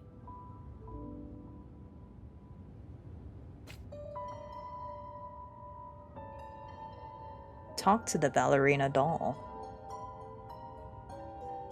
Oh, this is spooky. Ew, even this music is spooky. But this place is so gorgeous. Gosh, I just want to take more pictures. Ooh, the thing that I wish is that they allowed these sonorosphere areas to be places we could visit. Like, give me backgrounds in the camera. This is so cool. Hold on. Okay, JK, I lied. I'm taking another picture because it's just so nice.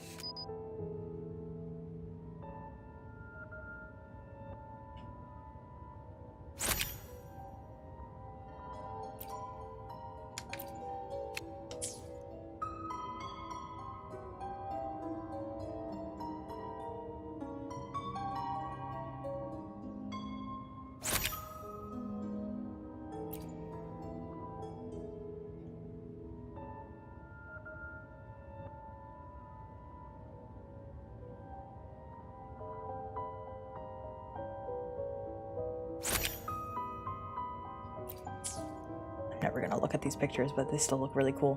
Okay, here we go. Hello.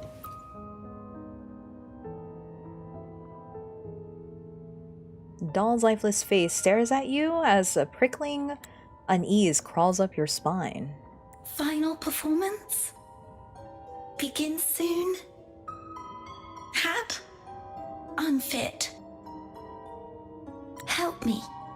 Bring the round hat. Okie dokie. Alright then. What final performance? You're talking about the round hat's final performance. He spelled performance wrong. Oh no. The doll hesitates for a moment, then lowers its head, remaining silent. You're affected by that jellyfish, aren't you? No, it's merely some old memories resurfacing. Don't worry. I'm quite well. She's lying. When I entered this place, I knew that certain memories would seek me out, even if I did not wish for them to. Seems I'm not as resilient as I thought.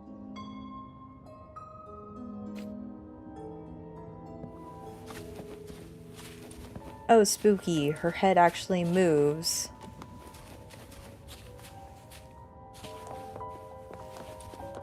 It's like in an amphitheater. This is a really nice amphitheater though, but still.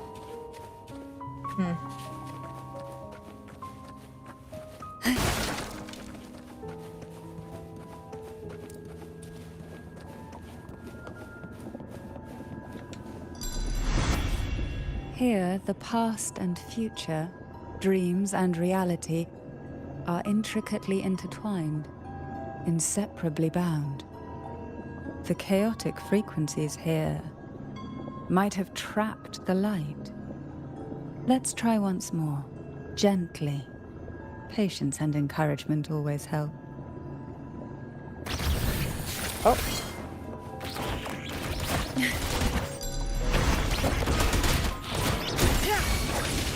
Feathers incinerate. I'll keep you company. Try not to blink. Surge of deep tides. Why not sit? Ow.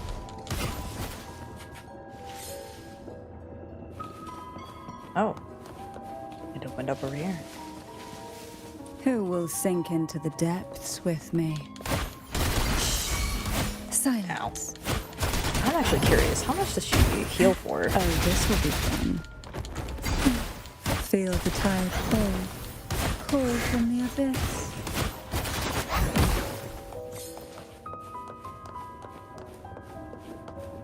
There's something over here too. Let's see what this is about. Oh. We desire, and so we find. Nice.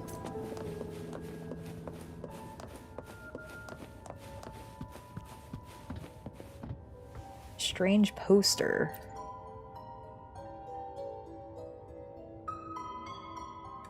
A bizarre poster announcing the final performance. The two dolls on it look strangely familiar.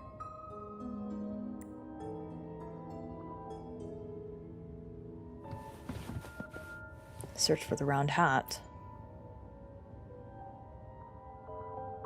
We've scoured every inch of the backstage, including every shadowed corner.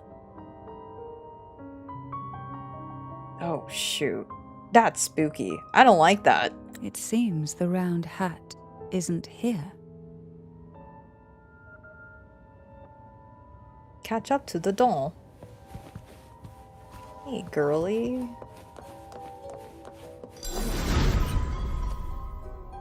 Okay. Nice. Wait. That's you.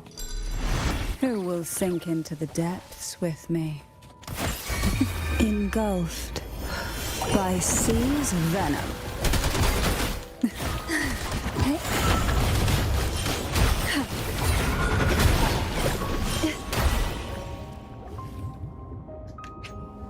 No! Hold on. Oh! Don't disappear off of that, Cantarella. No! Okay. Shucks. Well, I guess I'll get good at that at some point.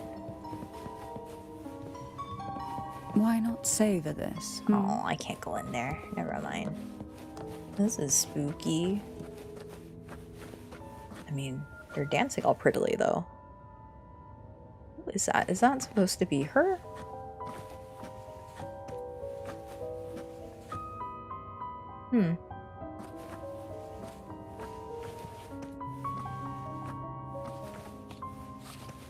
At long last, the final performance. Dance and fight. The maiden's crown will soon appear. And rest upon one among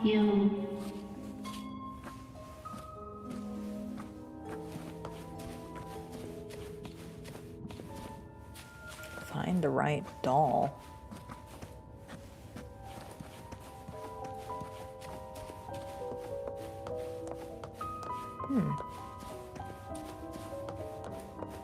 Well, I imagine it's the one with the spotlight on them.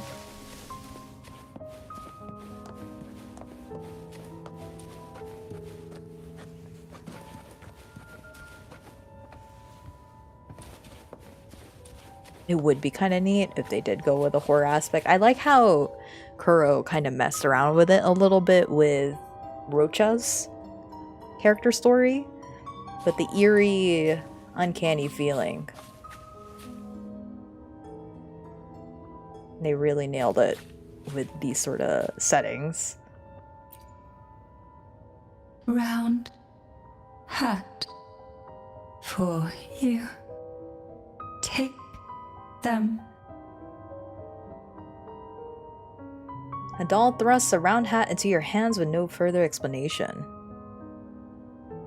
The red velvet of the hat gleams as if coated in a girl's shimmering tears. It's like a maraschino cherry on a frosted cake, sweet yet bitter.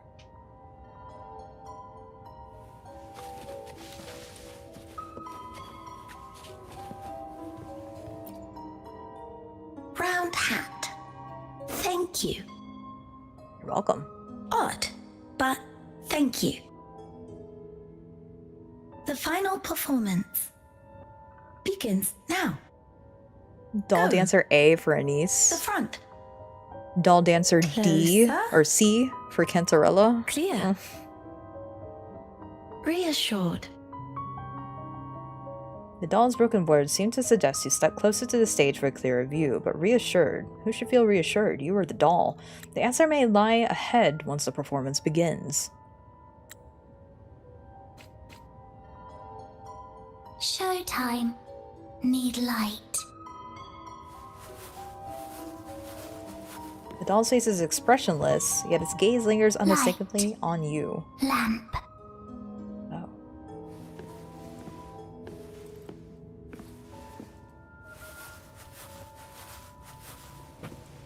Use the lamp to travel between dimensions? Here? The frequencies are too chaotic. No worries. We'll try again.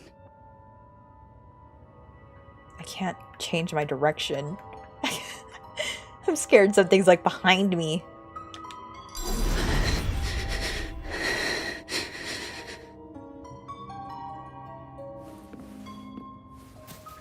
It won't let me look behind me. Why?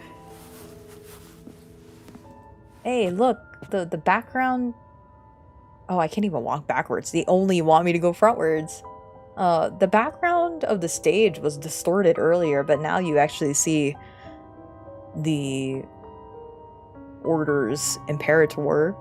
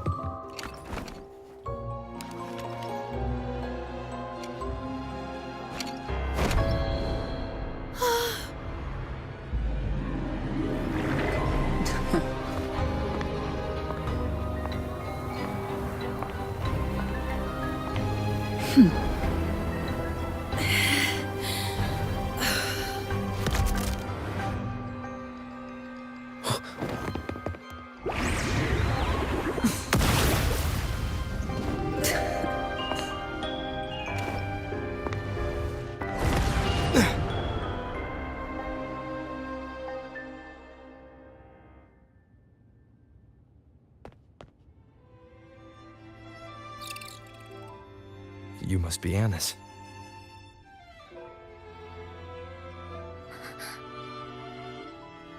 And also Girl A, who couldn't speak, but managed to send me that message.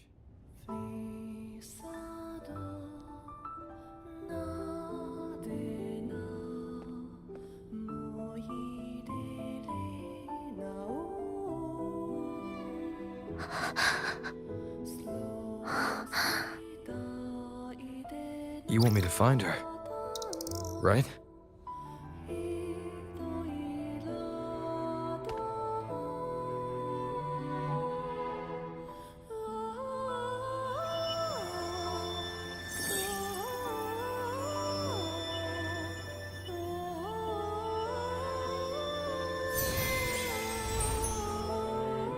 We better watch ourselves. They might have tricks up their sleeves we can't even imagine.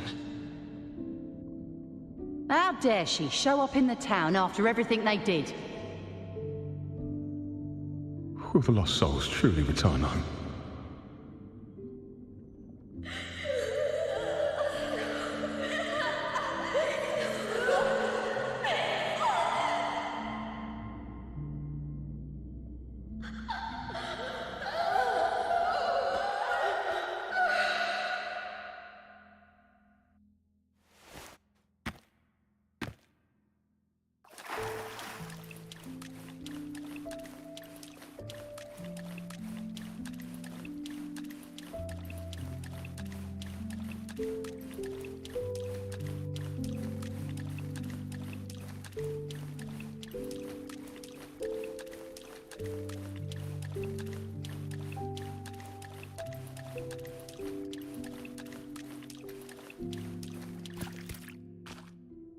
We better watch ourselves.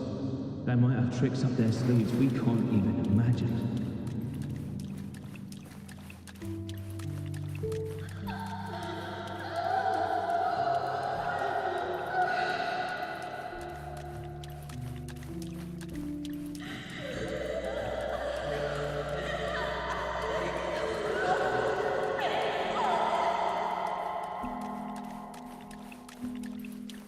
How dare she show up in the town after everything they did? The Cantarella I know is unbreakable.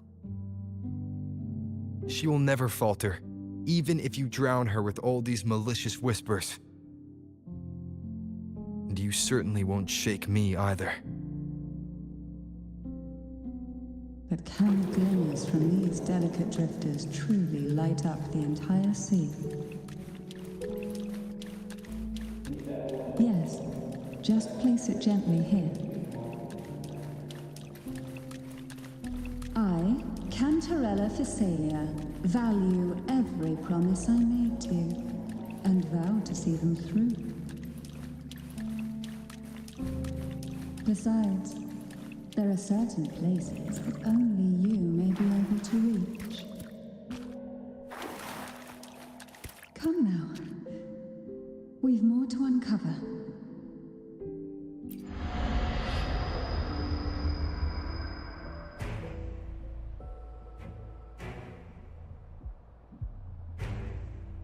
All those years of lying and scheming, and what have you gained? A tarnished reputation. You could have walked away from this, Cantarella.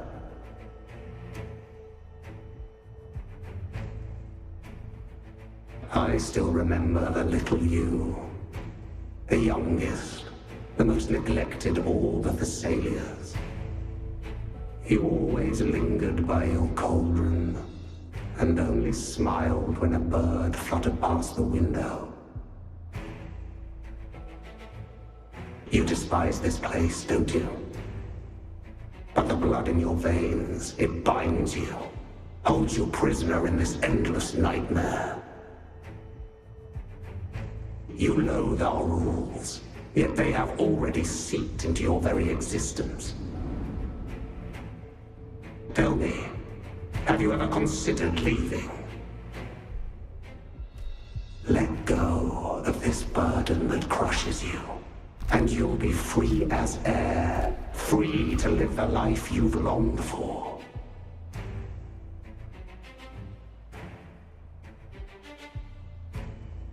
My dear lord, I have already gifted you the sweetest of dreams. But why do you still cling to this earthly burden? You watched with satisfaction as I climbed over the fallen, ascended the steps to glory, and wore the thorned crown.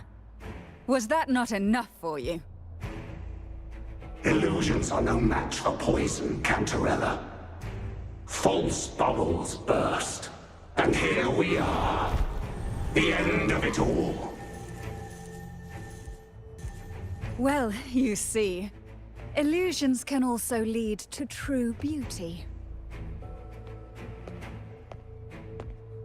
Your obsession, corrupted by whispers, has become a shadow over the castle.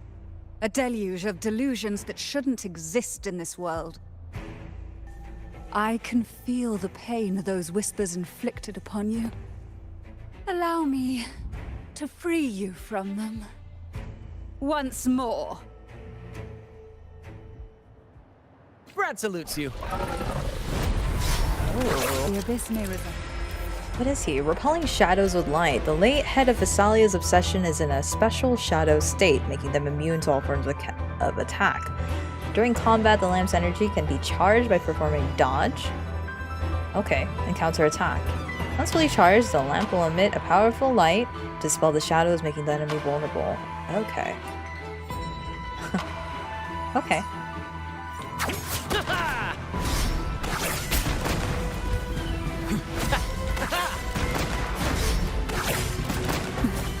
I feel like I should fight this with Cantarella. Oh.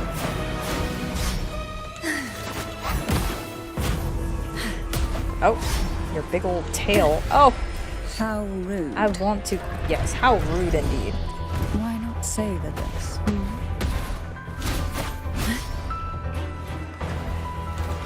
Now is the time. Okay. Let the light shine brighter.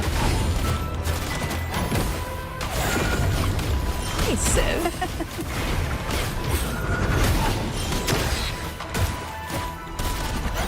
Yeah. Yeah, go Cantarella, go beat it up. How was your stream today? Oh! I'm bad at video games. What is he doing? Oh! Okay. That tickles. Tickles? That hurts. Oh, thank you for the raid! Thank you! Watch out! The twisted obsession is returning to the shadow. Welcome! My name is Rai. I stream a lot of Wuthering Waves on Wednesday, which we are in the middle of right now. Oh, there's two of you. Oh, okay. Hold on. How was Elden Ring? I believe you're playing Elden Ring. Oops. Why not savor this? Nice. Nice. Oh, wait. I shouldn't have done that. Oh! Okay, you're juggling me. Don't do that. Now, free him from the Threnodian's whispers. Oh, is it time? Alright. Lots of Elden Ring fun. Nice. Where do you go? Where'd you go? Why do you go all the way over there? I can't reach you all the way over there. Tides to sunken depths. Haven't done this fight yet, but it looks so good. I think this is like Kuro's way of figuring out if they want to do... This is such a cool looking monster though. If they want to do like double of the Overlord enemies. My lord. It's cool. I offered you the sweetest of dreams and safeguarded your legacy when you departed. I have entrusted Thessalia's true faith to one most deserving, and the Threnodian's deceptions in the inverted tower have been laid bare. It is kind of spoilery though, so just a heads up. Our children are freed from the cruel burdens of those trials. Now, you too shall find release from the Threnodian's whispers.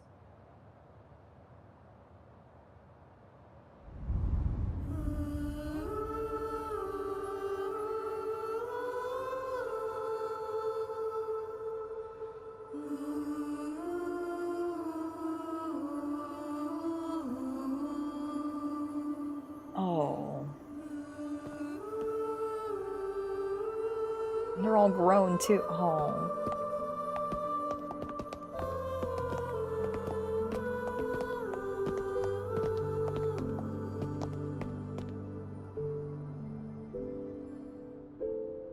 They aren't ghosts, are they?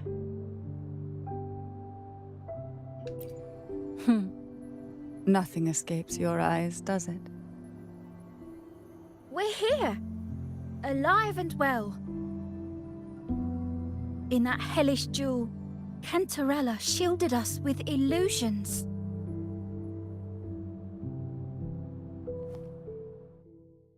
It all started with a false hope.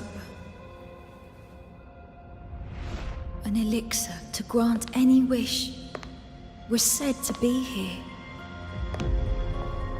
We dived into darkness, choked down fear.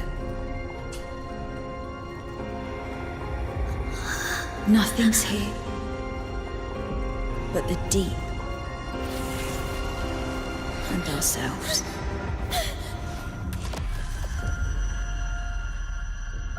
The elixir was our blood and tears. Yet the bane gave us sweet dreams. At last, through the shadows, we reached the end.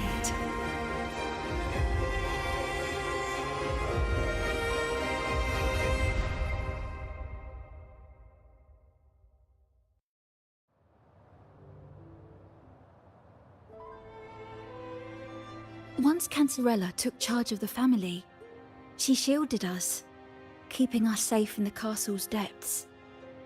The Order's members were always prying, eager to find out the truth. I knew if we went out recklessly, we'd only invite danger. Though, I really miss my home, more than I can say. Fortunately, Cantarella holds the Night of Remembrance every year. With our masks, we can slip away, even just for a while, back to our village. It's always a great comfort to see Jojo living happily and in good health. My dear, from this night forward, you're free to be with your families. The gentleman here has solved the riddles. Together, he and I will craft the elixir of revival. Wait, what's going on? Also, Civ, thank you again, and have a good lurk. Hope the pups are doing well. I'm glad to see that you're feeling better, because last I spoke with you, you were still kind of sick. So, thank you, and I'm glad you had a good stream. Get some good rest. As for Classy J, I feel like this is still kind of spoilery territory, but it's nice. It's good. Do you like Cantarella? I like her. She's actually has a very good story. She probably is the best written character so far. Like, they figured her all out. And it's presented so well. My god. So we're making the elixir? What's going on? I'm sorry. I thought I was just... I just wanted to get rid of bad jujus. Since the Threnodians' lies were unraveled, the frequencies and situations on the outside have shifted. Thanks to you, the Order is now entangled in its own troubles, too distracted to reach into the Thessalias. Most deeply affected by the Threnodians' whispers was the castle, where the former head was trapped, where innocent girls were lost to the trials. As the Threnodian fell, all these frequencies broke out at once. The long-standing fear, pain, resentment, and repression, all that the whispers had suppressed, burst free, becoming a new cage. The shackles of one's spirit were heavier than those from the outside. Yet thanks to you, we shattered those shackles together. I knew then the time had come for the girls to finally go home. I never meant to draw you into this. I was planning to shoulder it all alone. That's why for this year's Night of Remembrance, I took part myself. And as host, I chose Ghost Girls as the theme. My plan was to break through the sea of ghosts, claim that I've solved the riddles and won the elixir of revival, and then use it to send the girls home when the Dance of the Dead begins at midnight. That's actually really sweet. So, in short, she never let any of those girls die. Maybe not like the two heads. It seems like the two that were from the main head of the family, they like legitimately duked it out at the very end. But for the most part, the girls were all protected by Cantarella.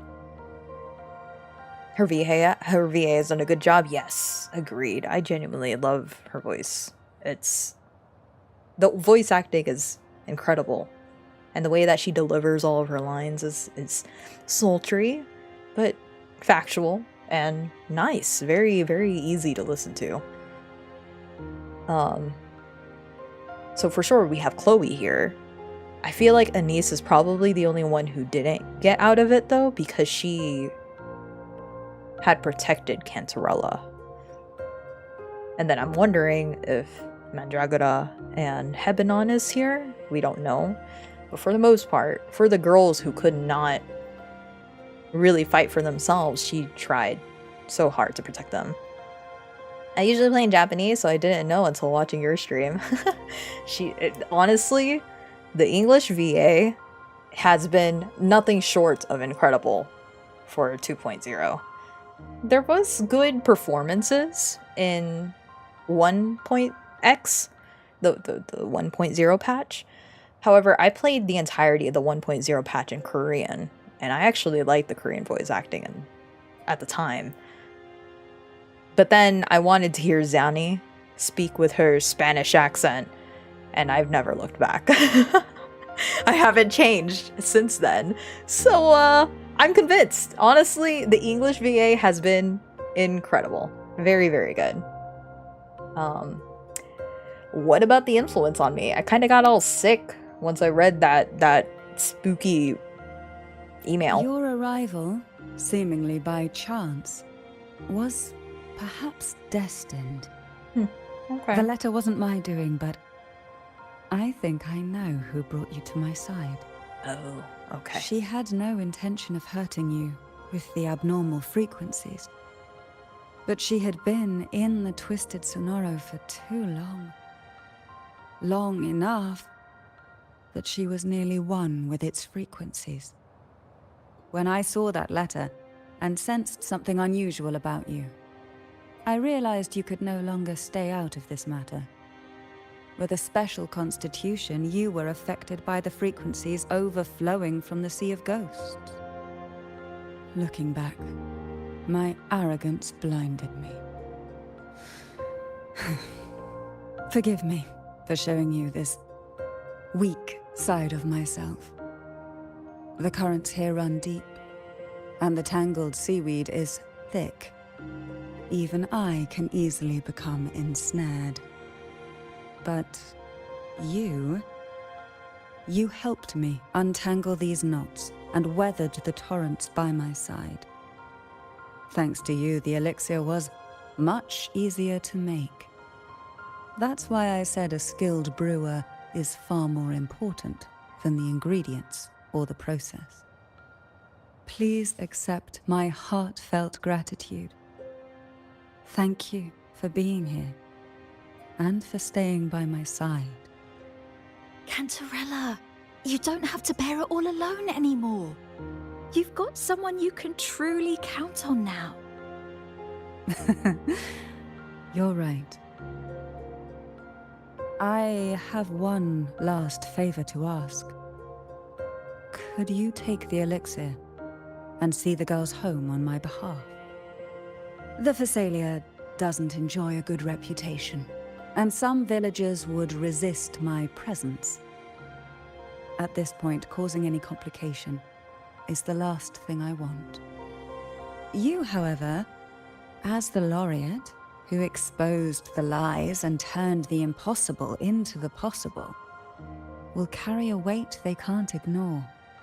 If you're the one to handle this, the people will be convinced. Besides, even if the Order intends to look into this miraculous revival later, your status and capabilities will hold them back. But putting all that aside, it's with your effort that this elixir was possible. I can think of no one more fitting for this task. Don't you want to clear your name? Ugh, I think I'll do it so that I can actually pronounce some of these words. Is English not your first language? You could have fooled me. They say it with such elegance, though. I sound so gross. And then she's like, Alexa, process. That's so fancy. Don't you want to clear your name? I think it's kind of... It goes to show how strong a character Cantarella is, that despite everything that everyone around her is saying, she doesn't really try to go out of her way to clear anything. She's like, you guys can choose to believe what you want, but I have my way of doing things. And honestly, I feel that if there's anyone who understands Rover the most at this point in time of the story, it probably is Cantarella. Cantarella probably understands him the most when it comes to other people getting hurt, trying to sacrifice themselves, and being completely against that. I think what stood out to me, spoilers, I don't know how far you guys are on. If you didn't finish 2.2, maybe don't watch or stop listening for like 5 minutes. But there's a point where she's just like, I'm going to figure it out my own way. And then Rover later on is just like, I hear your request, but I want to do it my way, right? All Chad-like when he walks in there and does it. So I'm like, no way. Cantarella and Rover have the same mindset. They do. God, it's so cool. Hi, bro. What's up, dude? What is it? Amit Mahir, welcome. We are wrapping up Cantarella's quest. But, ooh, this is so good. If there's anyone who actually understands or, like, empathizes with Rover the most, it is Cantarella. And Rover, same thing. The way that they're like, you finally found someone you can rely on. I'm like, yeah, legitimately. Because who would understand her situation best? Except the guy who does not want to sacrifice anybody on his watch. It's perfect. It's good. I don't ship them. Let's make it clear. I don't ship them. I think they have a very good building relationship as far as just understanding and their goals and how headstrong they are with their goals. But it's nice. It's nice to see that there is another character that can understand Rover in this sense. Oh, Cantarella, I'm gonna be so sad when we say goodbye to you and we're not in Renacita anymore and you're not relevant because you're actually such a good character. They're besties, bros, dude bros. Yeah. Yes, agreed. All right, don't you want to clear your name? Names are like sea foam that easily fades away. It hardly matters to me. Besides, it may not be a bad thing for people to stay wary of the Thessalians. After all, we're a large family with deep-rooted issues. Change takes time. Girls, gather your things. It's time to go home.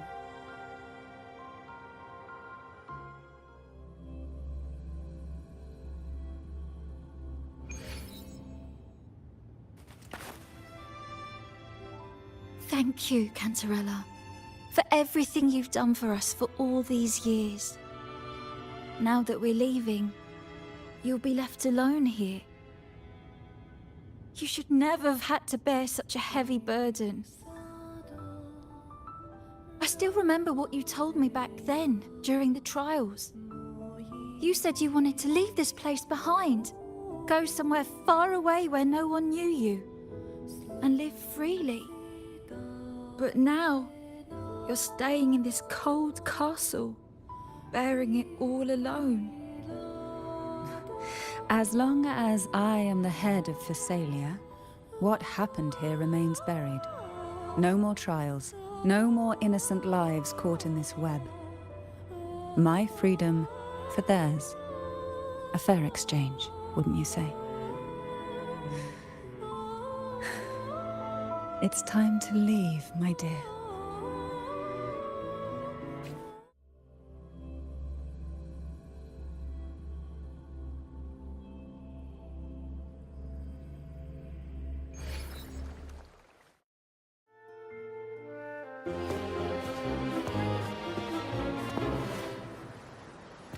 Tonight, all the riddles are solved.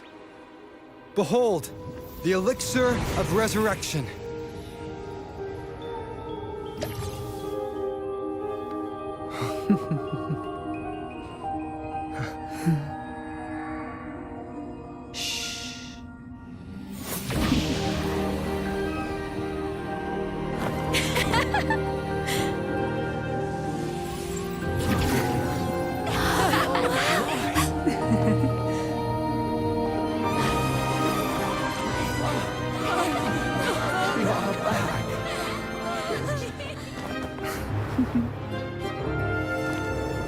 What a night to remember.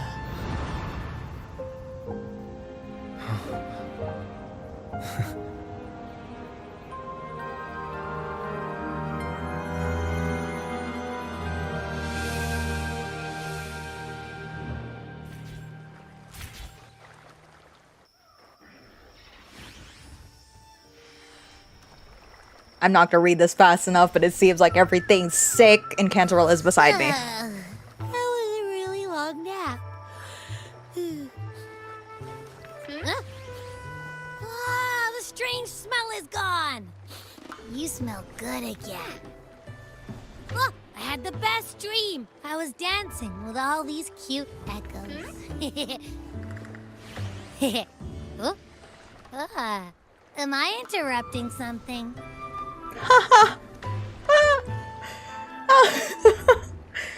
Oh. Gosh, I just popped out at the wrong time, didn't I? Oh boy, I should just go back to sleep. Oh, that's good. No. Abby, don't get the wrong idea. Shut up! Go back to sleep. Fine. I'll just go take another nap. He's not sleepy. Things have returned to normal, it seems. How delightful. It's late. Would you care to come to my castle and rest for the night? Ooh, we can walk her home? Oh my god.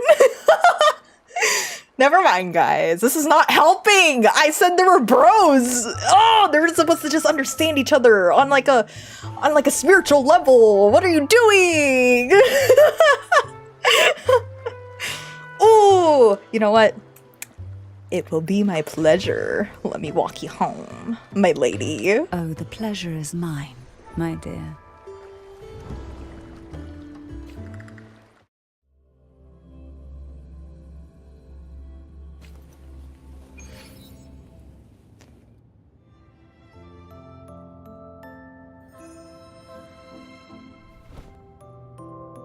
With you here, this castle feels warmer. Your presence may have dispelled the chill that used to linger. The Phasalia family? Our family's purpose has always been clear: to resist the Threnodian spiritual interference and hold fast to our faith in the Sentinel.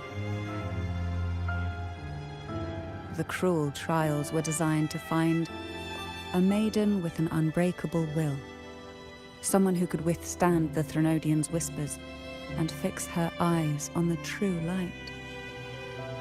Yet, in pursuit of that noble cause, innocent lives were sacrificed without question. I can't accept the so-called necessary sacrifice, one that tramples the will of others in the name of duty. It's nothing but living off the weak. That's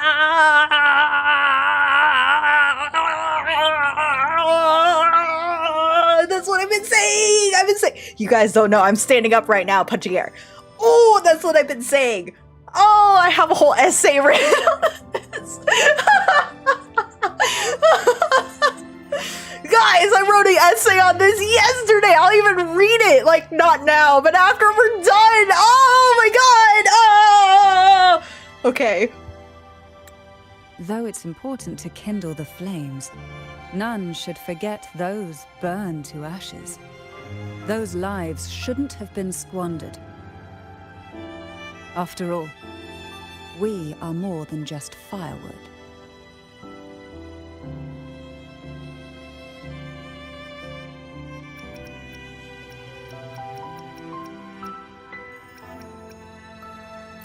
Yes. When I took up the Sword of Divinity, I felt a presence. Someone far more capable, more suitable. A new possibility emerged. I asked the Sentinel to transfer my second awakening power to that girl. The Sentinel had always wielded the power of separation, but instead agreed to my proposal to combine our strengths. With that power, she confronted the Threnodian. We triumphed, for the moment. But the Threnodian proved to be more difficult than we expected. To stop the brutal divine trials and secure us the final victory, I chose to become the family head, drawing on every resource available to achieve our goal. I pretended to align with the Order to keep the Threnodian off guard, all while searching for a way to fully liberate the Sentinel and end the Threnodian, once and for all.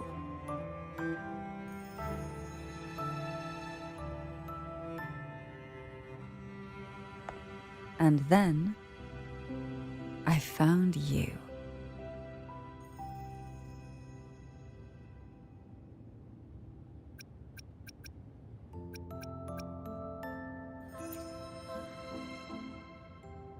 Just as you chose your path, I've chosen mine. I will see it through, whatever it may cost. Besides, compared to what you've endured, my hardships aren't worth mentioning. You defeated the Threnodian in the Inverted Tower, saved the people of Renacita, and freed those young girls. And me as well. The girls are now back home, and the Threnodian's whispers have finally faded from this castle. And with the Order's concessions, the shadows over Renacita are vanishing. Peace has come to us once more.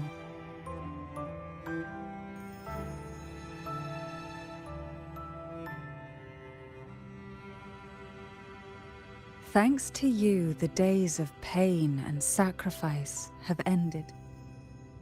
A calm life. That is the miracle you've brought.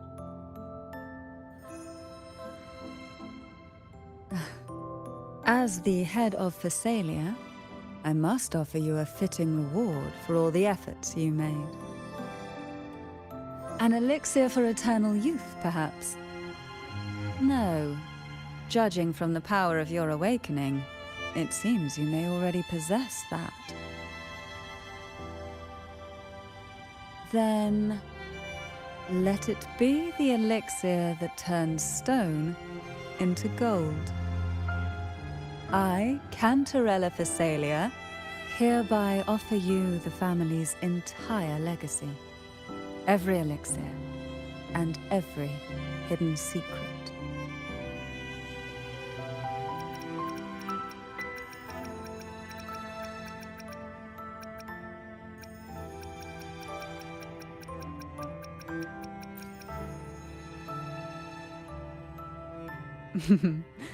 This is our home now. It's been a long day. You deserve a sweet, peaceful sleep. Here, a special elixir I've prepared with albizia flowers. Their gentle, lingering fragrance can waft through reality into your dream.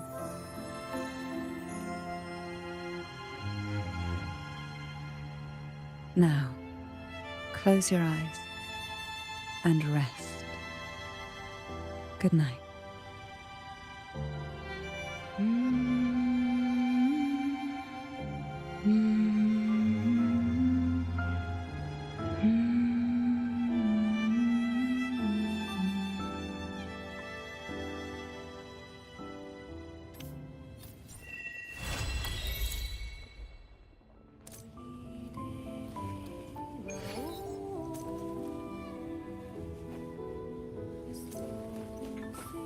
Y'all, what was that? What was that?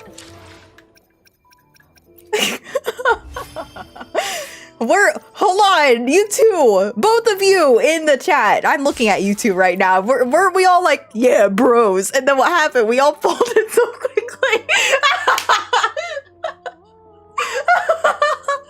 Yo, why did you fold so hard? You can't do that. You're supposed to be with me on this. Oh, no. Oh, shoot. How am I supposed to fight against the Gathering Wives this way, huh? I can't. After the everything.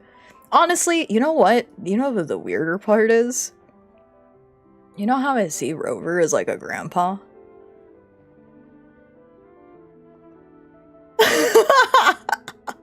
Wait, okay. I don't know why they didn't want gay ass on there. That's funny.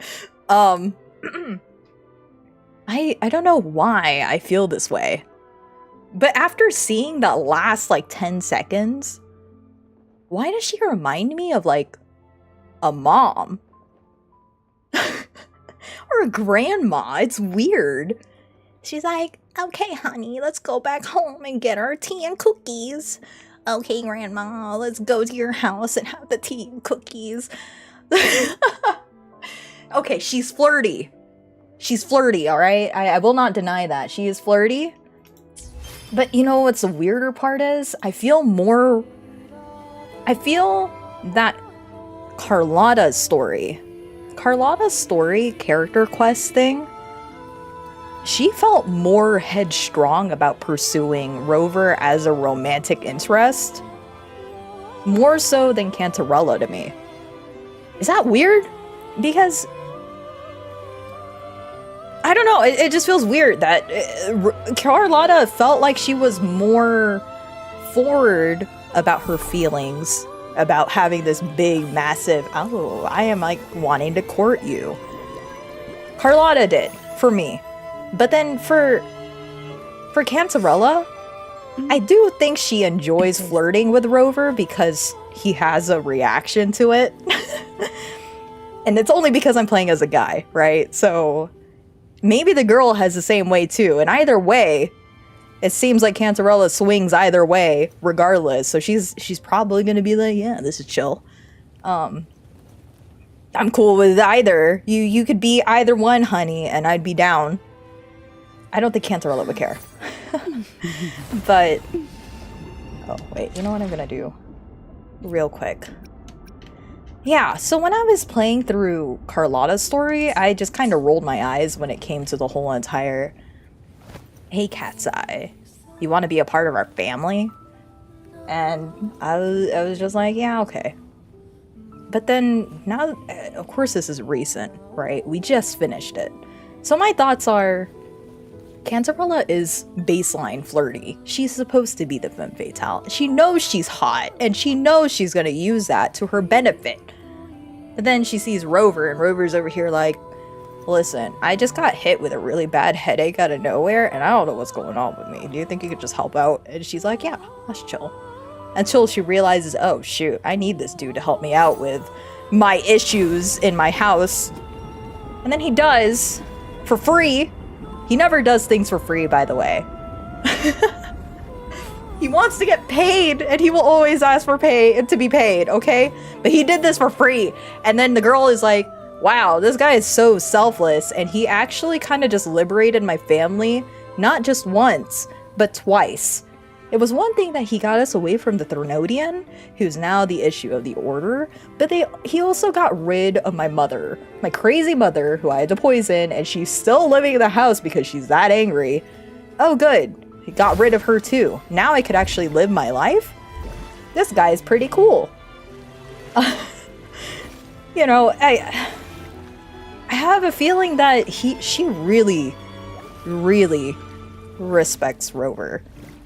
Now, will I try to deny that she may be interested in him? No, I don't think so. Of course she'd be interested in him. Duh, whatever. But it kind of gives me the same feeling as Changli. Do you guys recall earlier how I said there's a lot of parallels between Cantarella's story and Chang'Li's story. If you remember Chang'Li's story quest, her story quest was, you know, every single time she used her power, she would hurt herself. And Rover would watch her in her childhood grow up to be very outcasted, right? With her powers, hurting herself. And then ultimately would ask her, hey, I don't want you to keep fighting alone. I don't want you to do your liberation and just lose like half your lifespan. And she reassures him and says, no, it's okay. Hi, Amit, hello. I see a hi bro again, so hello again. I see you. Hope you're doing well. We just finished Cantarella's quest. But yeah, there's a lot of similarities in that, one, they both know that Rover is a formidable figure. Chang'Li had a mentor who was associated with Rover in the past, like Rover's past life, and she's only heard stories upon stories about the capabilities that Rover had in the past. So she knew that she was talking with somebody who is capable and who has like abilities beyond her understanding. Somebody who she could learn to rely on. But then also at that moment having to reassure him that I know you're now in my closest circle, knowing my deep secrets or my childhood, and I just want to let you know, Rover, that yeah, sure, I was hurting myself when I was growing up, but now I am completely capable of controlling my powers. I'm no longer hurting myself. So let's hold hands. Do you feel this? It doesn't burn. Right? A lot of people took that as, ew, flirting. But then in a way, at the time, we didn't have anything to show what Rover's character is like. Now, with 2.2, I can safely say that Rover... I need to read my essay to you guys. You know what? I should just read my essay, and it makes so much more sense. The reason why I started screaming, literally yelling and punching air, is because she said the exact lines that I needed her to say to be like, you get it. You understand Rover on a fundamental level that you don't even understand, and Rover falling asleep next to you like that was probably his way of being like, she gets it. I could trust this woman with my life. She could have poisoned me like 10 different times and she chose not to. I'm cute? I just think it's so good now that I'm like paying attention to the story because wuwa be giving me a lot, and it's like, oh, my brain is so massive right now. It's wrinkling so much because I think Kuro is actually developing Rover as a main character, not just as a... Who are you guys? Sebastian? Are y'all praying? What's going on here? May unity and freedom be in the Lord Imperator's command. Blah, blah, blah, blah, blah. Oh, they're all praying?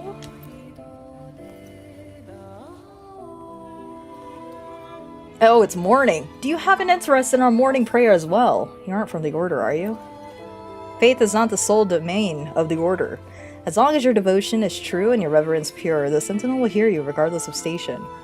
The Phasalia's family morning prayers come from an old tradition once followed every time we set sail. Back then we prayed to the sea itself.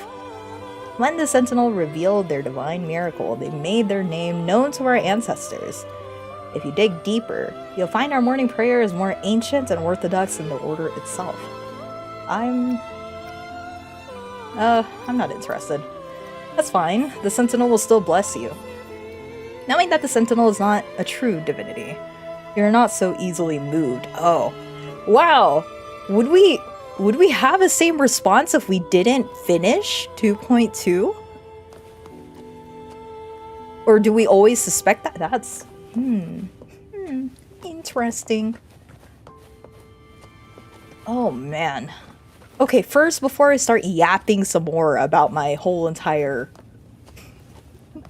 my brain rot for the past, like, day. No, it's been a while now, but it's just... Yeah, actually, can't we meet? Hold on. Lifelong project essay? Don't forget you turned down voice volume. True. Oh, you're right. Hold on. I'll turn it back down when I start yapping again, but hold on. There is a scene here. This book. What's it about?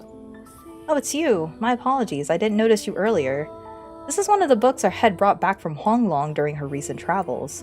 Like the rest of the collection here, I assume it's either a classical play or a poetry anthology from past generations. Unfortunately, I don't understand Huanglong's script, so I'm unsure where to place it on the shelves. Mind if I take a look? The bolded title on the book reads, "Oh My Magistrate," with a small note underneath indicating it's an unpublished edition. What do you think, honored guests? What is this book about? Well, it looks like a play.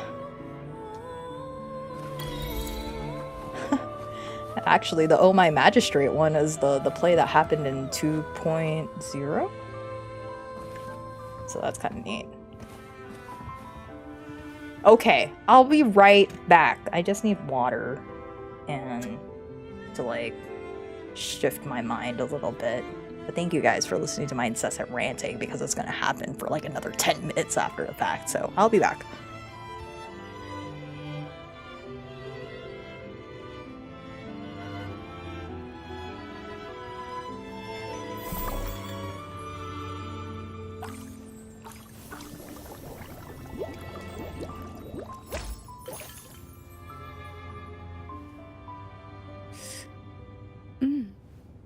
It tastes good.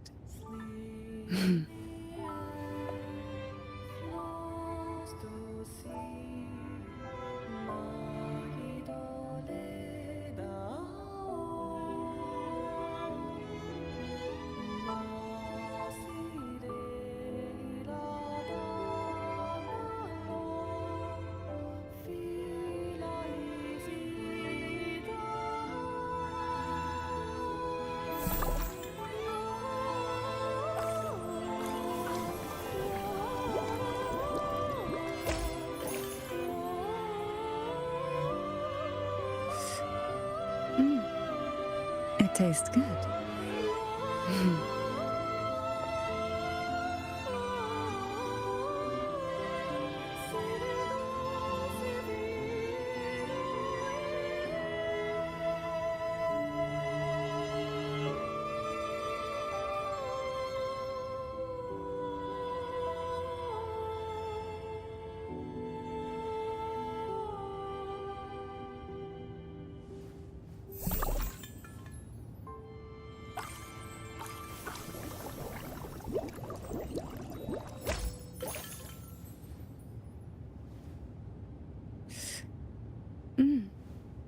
It tastes good.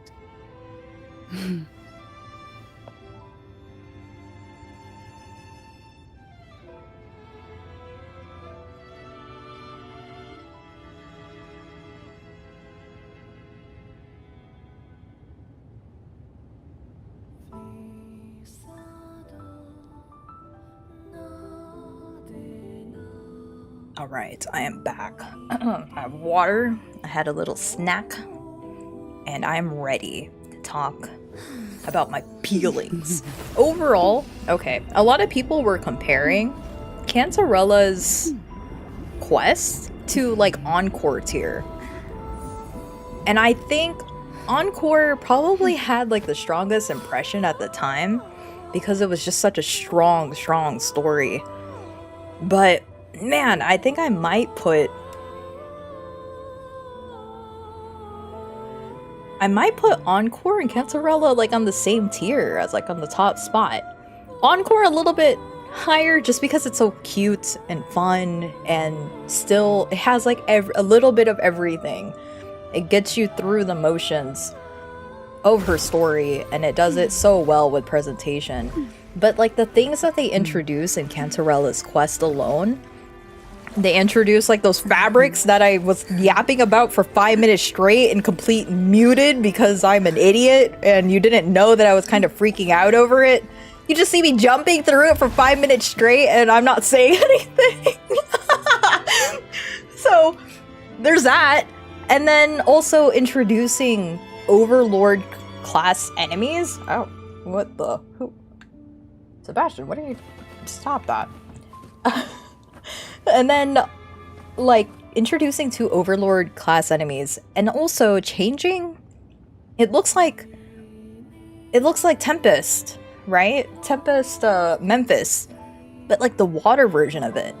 So they introduce this idea of having 2 of them at the same time, and then also like giving them like a skin swap, like a skin change. So I think Cantarella's is very impressive in that they played with so many new mechanics. Right. So they introduced so many new techniques and mechanics that really makes Cantarella's quest so engaging in comparison to the character quests before. And I like that they're evolving with these character quests. So recency bias would make Cantarella's #1, but I think in the overall grand scheme of things, I think the impact of Encores was so strong. So I remember somebody asked me, like, what is your favorite character quest so far? Encore is still at the top for me. Cantarella now is just slots into the second.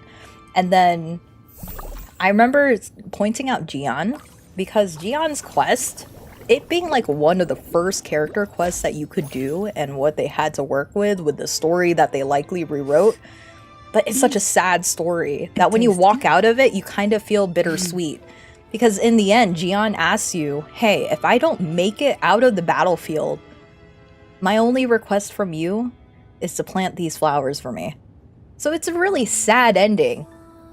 Well, not sad. I mean, you still know he's alive, but it's kind of like, man, it gives you that feeling that Rover's life will continue moving on from these people. These people that he's meeting right now is just momentary.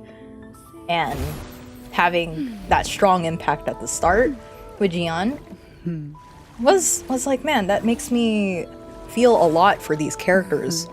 And then on top of it, Gian's quest is 100% what made me feel like Wuwa is such a cool game. I already was playing it because unlike all the other games, gacha games that I play, I usually play for like designs or story. That usually is what keeps me hooked. But when I first started playing Wuwa, none of the designs really were my favorite. I liked Sanhwa's.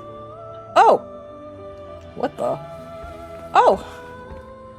Oh, I'm Rover. Cantarella? What? Hold up. Did I... Okay. Let's talk to her then.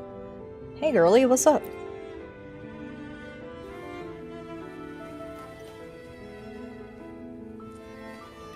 Please try the tea I've just brewed. I never left your house, by the way. It tastes different from before. A refreshing flavor. Is this a new blend? Oh, you have a keen palate. How do you say that? All fancy like. I procured this tea from Raguna City. We Thessalias used to drink only velvet dream leaves to resist the Renodians' whispers. I've always been curious about the taste of ordinary tea beyond our estate. The delicate sweetness and subtle fragrance of this tea reminds me of a breeze sweeping on the countryside or the dew on leafy buds. Thank you for sharing this moment with me. I hope such an afternoon brings you as much tranquility as it brings me. That's... So, I've met with other characters. Like, once you do a character quest, you can meet some of those characters at a specific time in a specific place, but this is the first time... Well, I think they did it with Cantarella too, where there is different viewpoints like this. It's cool. It's like its own cutscene. Rest well. I'm not moving from this spot, I'll have you know. Little peaceful life you created. I feel that Cantarella is just so thankful that now her life is at peace. And she really, really is so grateful to Rover, to the player, to you, for doing that for her. But yeah, what was I saying? Gian's quest is probably what hooked me into the game, to believing that this game has something special. And it gave me this visual, this type of presentation that I wasn't really expecting out of a gacha game, which is why I have to rate it so high. Like, if you do it out of order, then maybe Gion's character quest wouldn't stand out as much. But I do think when you were starting on day 1 at 1.0, that character quest is probably what nailed it for me. Being like, I'd have to give this game a chance. I know I'm only able to play on my tablet right now, and it kind of sucks because I don't like the mobile controls, but there's something so special about this game, and I really want to experience it. So I have to thank Gion's quest for being as solid as it was without having such a grandiose story. It was cool, but the way that it ended off so bittersweet was very realistic. That's how people kind of view their lives when it comes to war. So I was very impressed with the writing with it. I have so much to say about this game. Good lord, guys, I'm just yapping so much. I think I'm just happy that now it feels like Kuro is finding their footing with their writing. Unfortunately, they didn't have the time to develop it as well with 1.0 because they had to scrap everything. Like 80% of the writing within such a short amount of time. And I will always give it to them that for them to scramble together a coherent plot within the short amount of time that they had before launch is actually a miracle. Because for what they had to work with and what they had to scrap, that was like almost all of the game that they had up until that point. And for it to still actually make sense, sure, it may not have been delivered or written as well, but for it to still have made sense and ultimately come up with something in the end of like a cohesive ending is very impressive. Yeah, there's some chads right now. Yeah, but then 1.0 allowed them to really take their time to develop 2.0 story, and it feels like they're now really finding what they want to show with this game. I think it ultimately helps set them up later on afterwards, yeah, because they learned a lot. They learned a lot about how their players at the time wanted to perceive their story or wanted to experience their world, their game, their story. I still think they should rewrite the beginning, even just a little. True, I agree with that too. I agree with that also. So anyway, let me pull up my essay. I sent it to my friends. I don't think any of them read it, so I'm just gonna make everybody else read it instead. Where is it? Dude, did people reply to my essay? Nobody replied to my essay. That's okay. Oh, we're all excited about Kirby Air Ride is what's going on. Here, this is my essay. I actually saw it, but TLDR. It's fine. I'll just tell you all about it now. I'm not going to read it word for word. But the essay was pretty much, why did Rover choose a hard reset? Why did he completely decide to just wipe out everything? And I feel that at the start of 1.0, we really couldn't tell that. Because at the time, it's a new game. It's easy just to have a self-insert character. No explanation.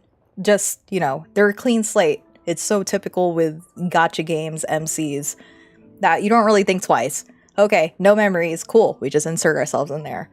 But with now 2.2, I think it actually gives a good reasoning as to why he had to do a hard reset. And it's because he's so consistently written now to not tolerate any sort of sacrifice. And it's been pretty consistent from the start too. So I feel with 1.3, with Shorekeeper, that's where it started rearing its head, where it became actually very obvious as to why, or as to how he feels. When you're playing Shorekeeper's story, though, you learn that Shorekeeper and Rover in the past really had something of a deep relationship. Deeper than makes sense, I guess, with the normal humans. It's very different. But you can tell they have this bond that really ties them together. But then her choosing to sacrifice herself to the Tethys system to become its core doesn't sit right with Rover for multiple reasons. One being that Shorekeeper is so important to him. But at the same time, he does not want to see her sacrifice herself for the greater good. So TLDR of this entire essay is that Rover hard reset, probably because of his misdeeds in the past. Whatever he did in his past life told him that was not the answer. And when he does reset, his literal motto for life is that he absolutely must not allow a sacrifice happen on his watch. If he can avoid sacrificing people, if he can save one person, he could save all people. And I feel like that was like a rule set that he had when he had to do a hard reset. Whatever he did in the past, like, here's my theory. I think in past life, Rover was ruthless. In order for him to become as powerful as he did, and to achieve everything that he was able to do in all these different, I guess, countries, he had to do so much. And even with the limitless power that he had, everything that he attained, having all the elements in the world, that still wasn't enough to be the answer for whatever he was trying to do to save the world. So he had to hard reset, because if he kept even like a remnant of his past, whatever, like if it was still up here in his noggin at all, then he would likely just continue the same path, and he could not allow that to happen. So I'm under the belief that one of the rules is he has nothing. No matter how many recollections, references, triggering stuff that should trigger a memory, he really has nothing. Nothing is ever coming back to him ever again. Number 2 is that he absolutely cannot allow for a sacrifice to happen anymore. Nobody is getting sacrificed for the greater good of anything, especially if it's something that he probably instilled in the first place, which is what I would say, the Sentinels. The Sentinels have been placed because of Rover. And I don't know if he actually cares for the Sentinels now that I think about it. He does. He does care for them, but I also think he was the one that also told them to be placed there to fight against the Thurnonians. So it was weird. It's weird because it's like no sacrifice.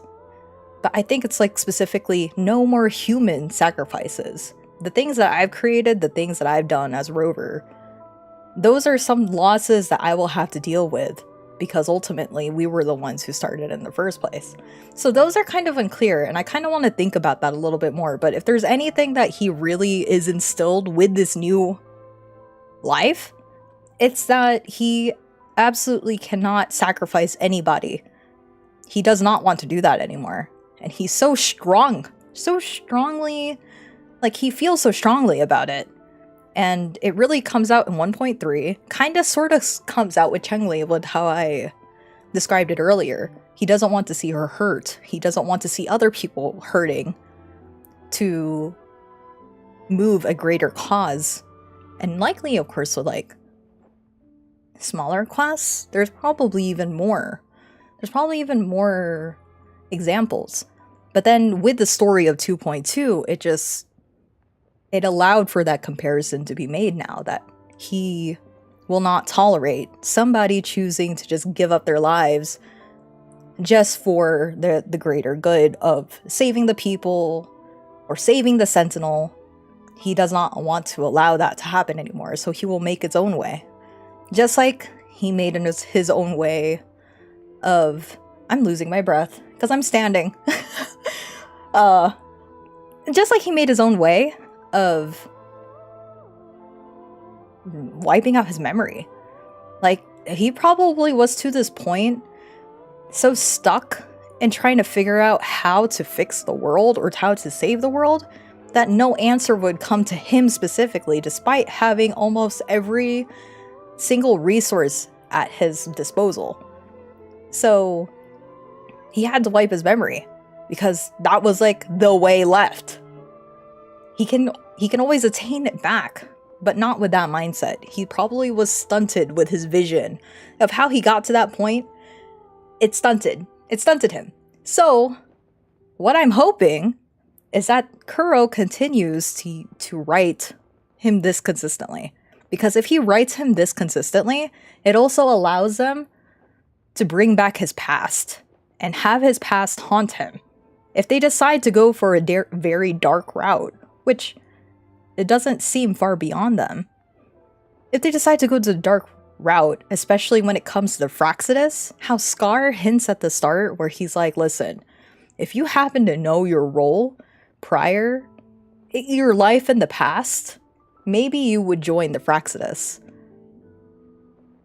And I feel like they're trying to work towards having that happen. They need Rover to grow. They need Rover to learn. They need Rover to build relationships with other people. Because the other thing I think is that Rover was very lonely. Rover probably didn't rely on a lot of people. He kept Shorekeeper at the Black Shores. He kept Camellia in the dark. And then everybody else kind of just knows him by title, but never by name. And it kind of also stood out to me that in 1.0, you can introduce yourself as Rover, and that's fine. But you could also introduce yourself by your name. And I don't think people ever knew Rover by name. So that's why it's so important for him to learn how to rely on other people this time around. And like how Cardathea kind of like has her one-on-one talk, with him saying, hey, I need to grow stronger. I need to rival you. And he's like, why do you have to do that? She goes, well, if one day you're in trouble, I want to be able to save you. I think all of this in motion is not only just saving the world, but I also think with the goddess, this is their answer for also saving Rover. They need to save Rover too. So if they ever come to this conclusion, if they ever lead to this point where we ultimately have to save Rover because of from himself, from what he had done in the past, then oh, that would be so cool.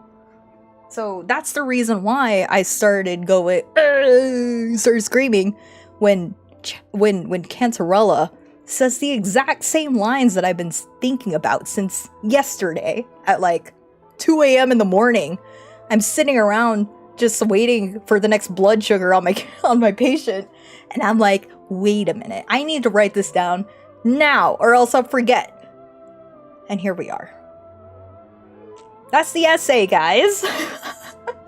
No, I know that wasn't really TLDR, but that is the whole essay, and I kind of added more as I was going through it. I probably won't remember anymore, but at least it's recorded. It'll be on YouTube, and I swear, one day we're gonna come back to it, and I'll be like, cool. I sort of figured it out. I do think turning it on its head, if they make Rover really his own character, he's not just an MC. Yes, he's MC. But if they also just develop his character, then that's a better direction, I think. I don't think a lot of people care to be a self-insert. I know there is. And I know it's easy to pull players in if you're able to relate to the character or imagine yourself as a character. But I would actually prefer for Rover to really be his own character, his own story. And we are exploring and learning his present story, and then eventually, likely, his past. Because I don't think the Sentinels... I don't know, his relationship with the Sentinels is weird. You only meet them for the short amount of time that you do after you do the big battle or whatever, right? But the Sentinels do revere him. They respect him. They function under his command. They were placed in the domain because of him. And they're all very weak. Jue is weak. Imperator's dead. But who's to say that, Rover can replace? And I don't know. I'm still kind of hung up on how Rover feels for the loss of the Imperator. but he understands the choice of the Imperator. He couldn't save everyone. And he feels sad about it. Or that's kind of the perception I had, but at the same time, I'm just like, he doesn't want Cardathia to die. But the Imperator was still okay of a loss for him to accept. Why is that? Isn't he more concerned about the fact that now there is... You would think he'd be concerned that now there's no Sentinel in Renacida. Or Raguna, sorry. Specific to the Raguna region. There is one in Septimont, I believe. But I'll have to clarify. I'm actually not sure. I think Renacida as a whole? Maybe it was the Imperator of Renacida. Or the Sentinel of Renacida is Imperator. But now that that's gone, does that affect Septimont as well? Or is that completely... Because Septimont's also part of Renacida too. So it just makes me wonder... Because the Thurnodian is still technically... I don't think it's dead. I don't think it's dead. It even doesn't know how to die. Like, it doesn't know its own weakness. So... And that's a whole entire other essay that I'll have to write another day. Because I have some thoughts on that too. Some thoughts. But I've yapped enough. I've yapped enough. Thank you for listening to my TED Talk about Rover. And I hope you guys pay attention. Because they are very, very, very consistent about him. Yeah, save everybody. But at the same time, he is so upset when it comes to people sacrificing themselves. He does not want... There's one thing that people are dying, but it upsets him if somebody is trying to sacrifice themselves. He does not want that anymore. And that's why I'm saying that Cantarella understands him on a fundamental level. Enjoy tea with Cantarella. Yes. Talk to Ermelinda. Nice. Oh, I'm so out of breath. I didn't realize how tense I was talking about it. I'm too excited. Too excited to talk about it because I've just been boiling at the seams. Just boiling over. Is there any events that I'm missing? Because I know there's a few. Oh, this is like 25 days. You know what? I may have to start doing this. Ew. Ah, there's so much I need to do. Oh no. Yeah, there's so much I need to do. I will probably do these next week. When it comes to all of these events right here. I think I would like to do these next week. Yeah. So, next week, we will try to clear out all the event stuff. Get these astrites, because that's what matters the most. And then, I'm pretty sure that'll take all stream, so we'll do that.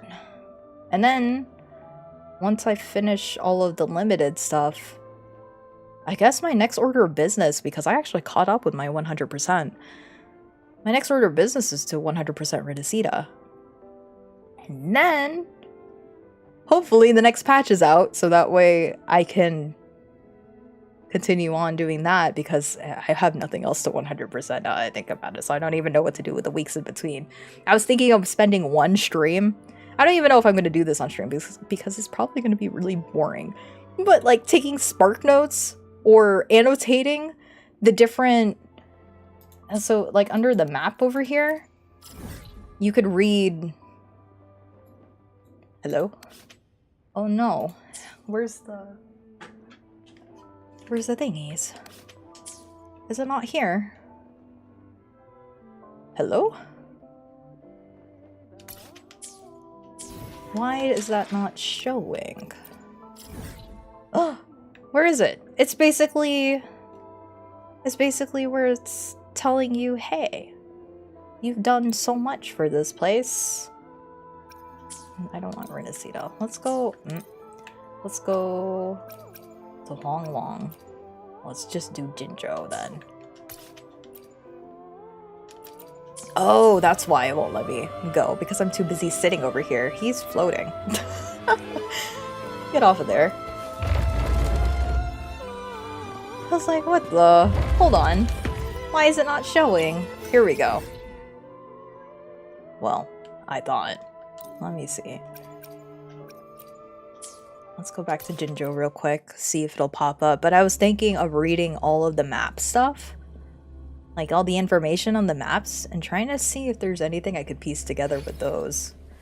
Because I really haven't seen much talk about this. Yeah, so when you 100% a place, you get so much more information. And it's probably just like a bunch of world building stuff that people wouldn't care to read, but it'd be neat to see if there's anything we could parse from there. So yeah. Just try to annotate stuff.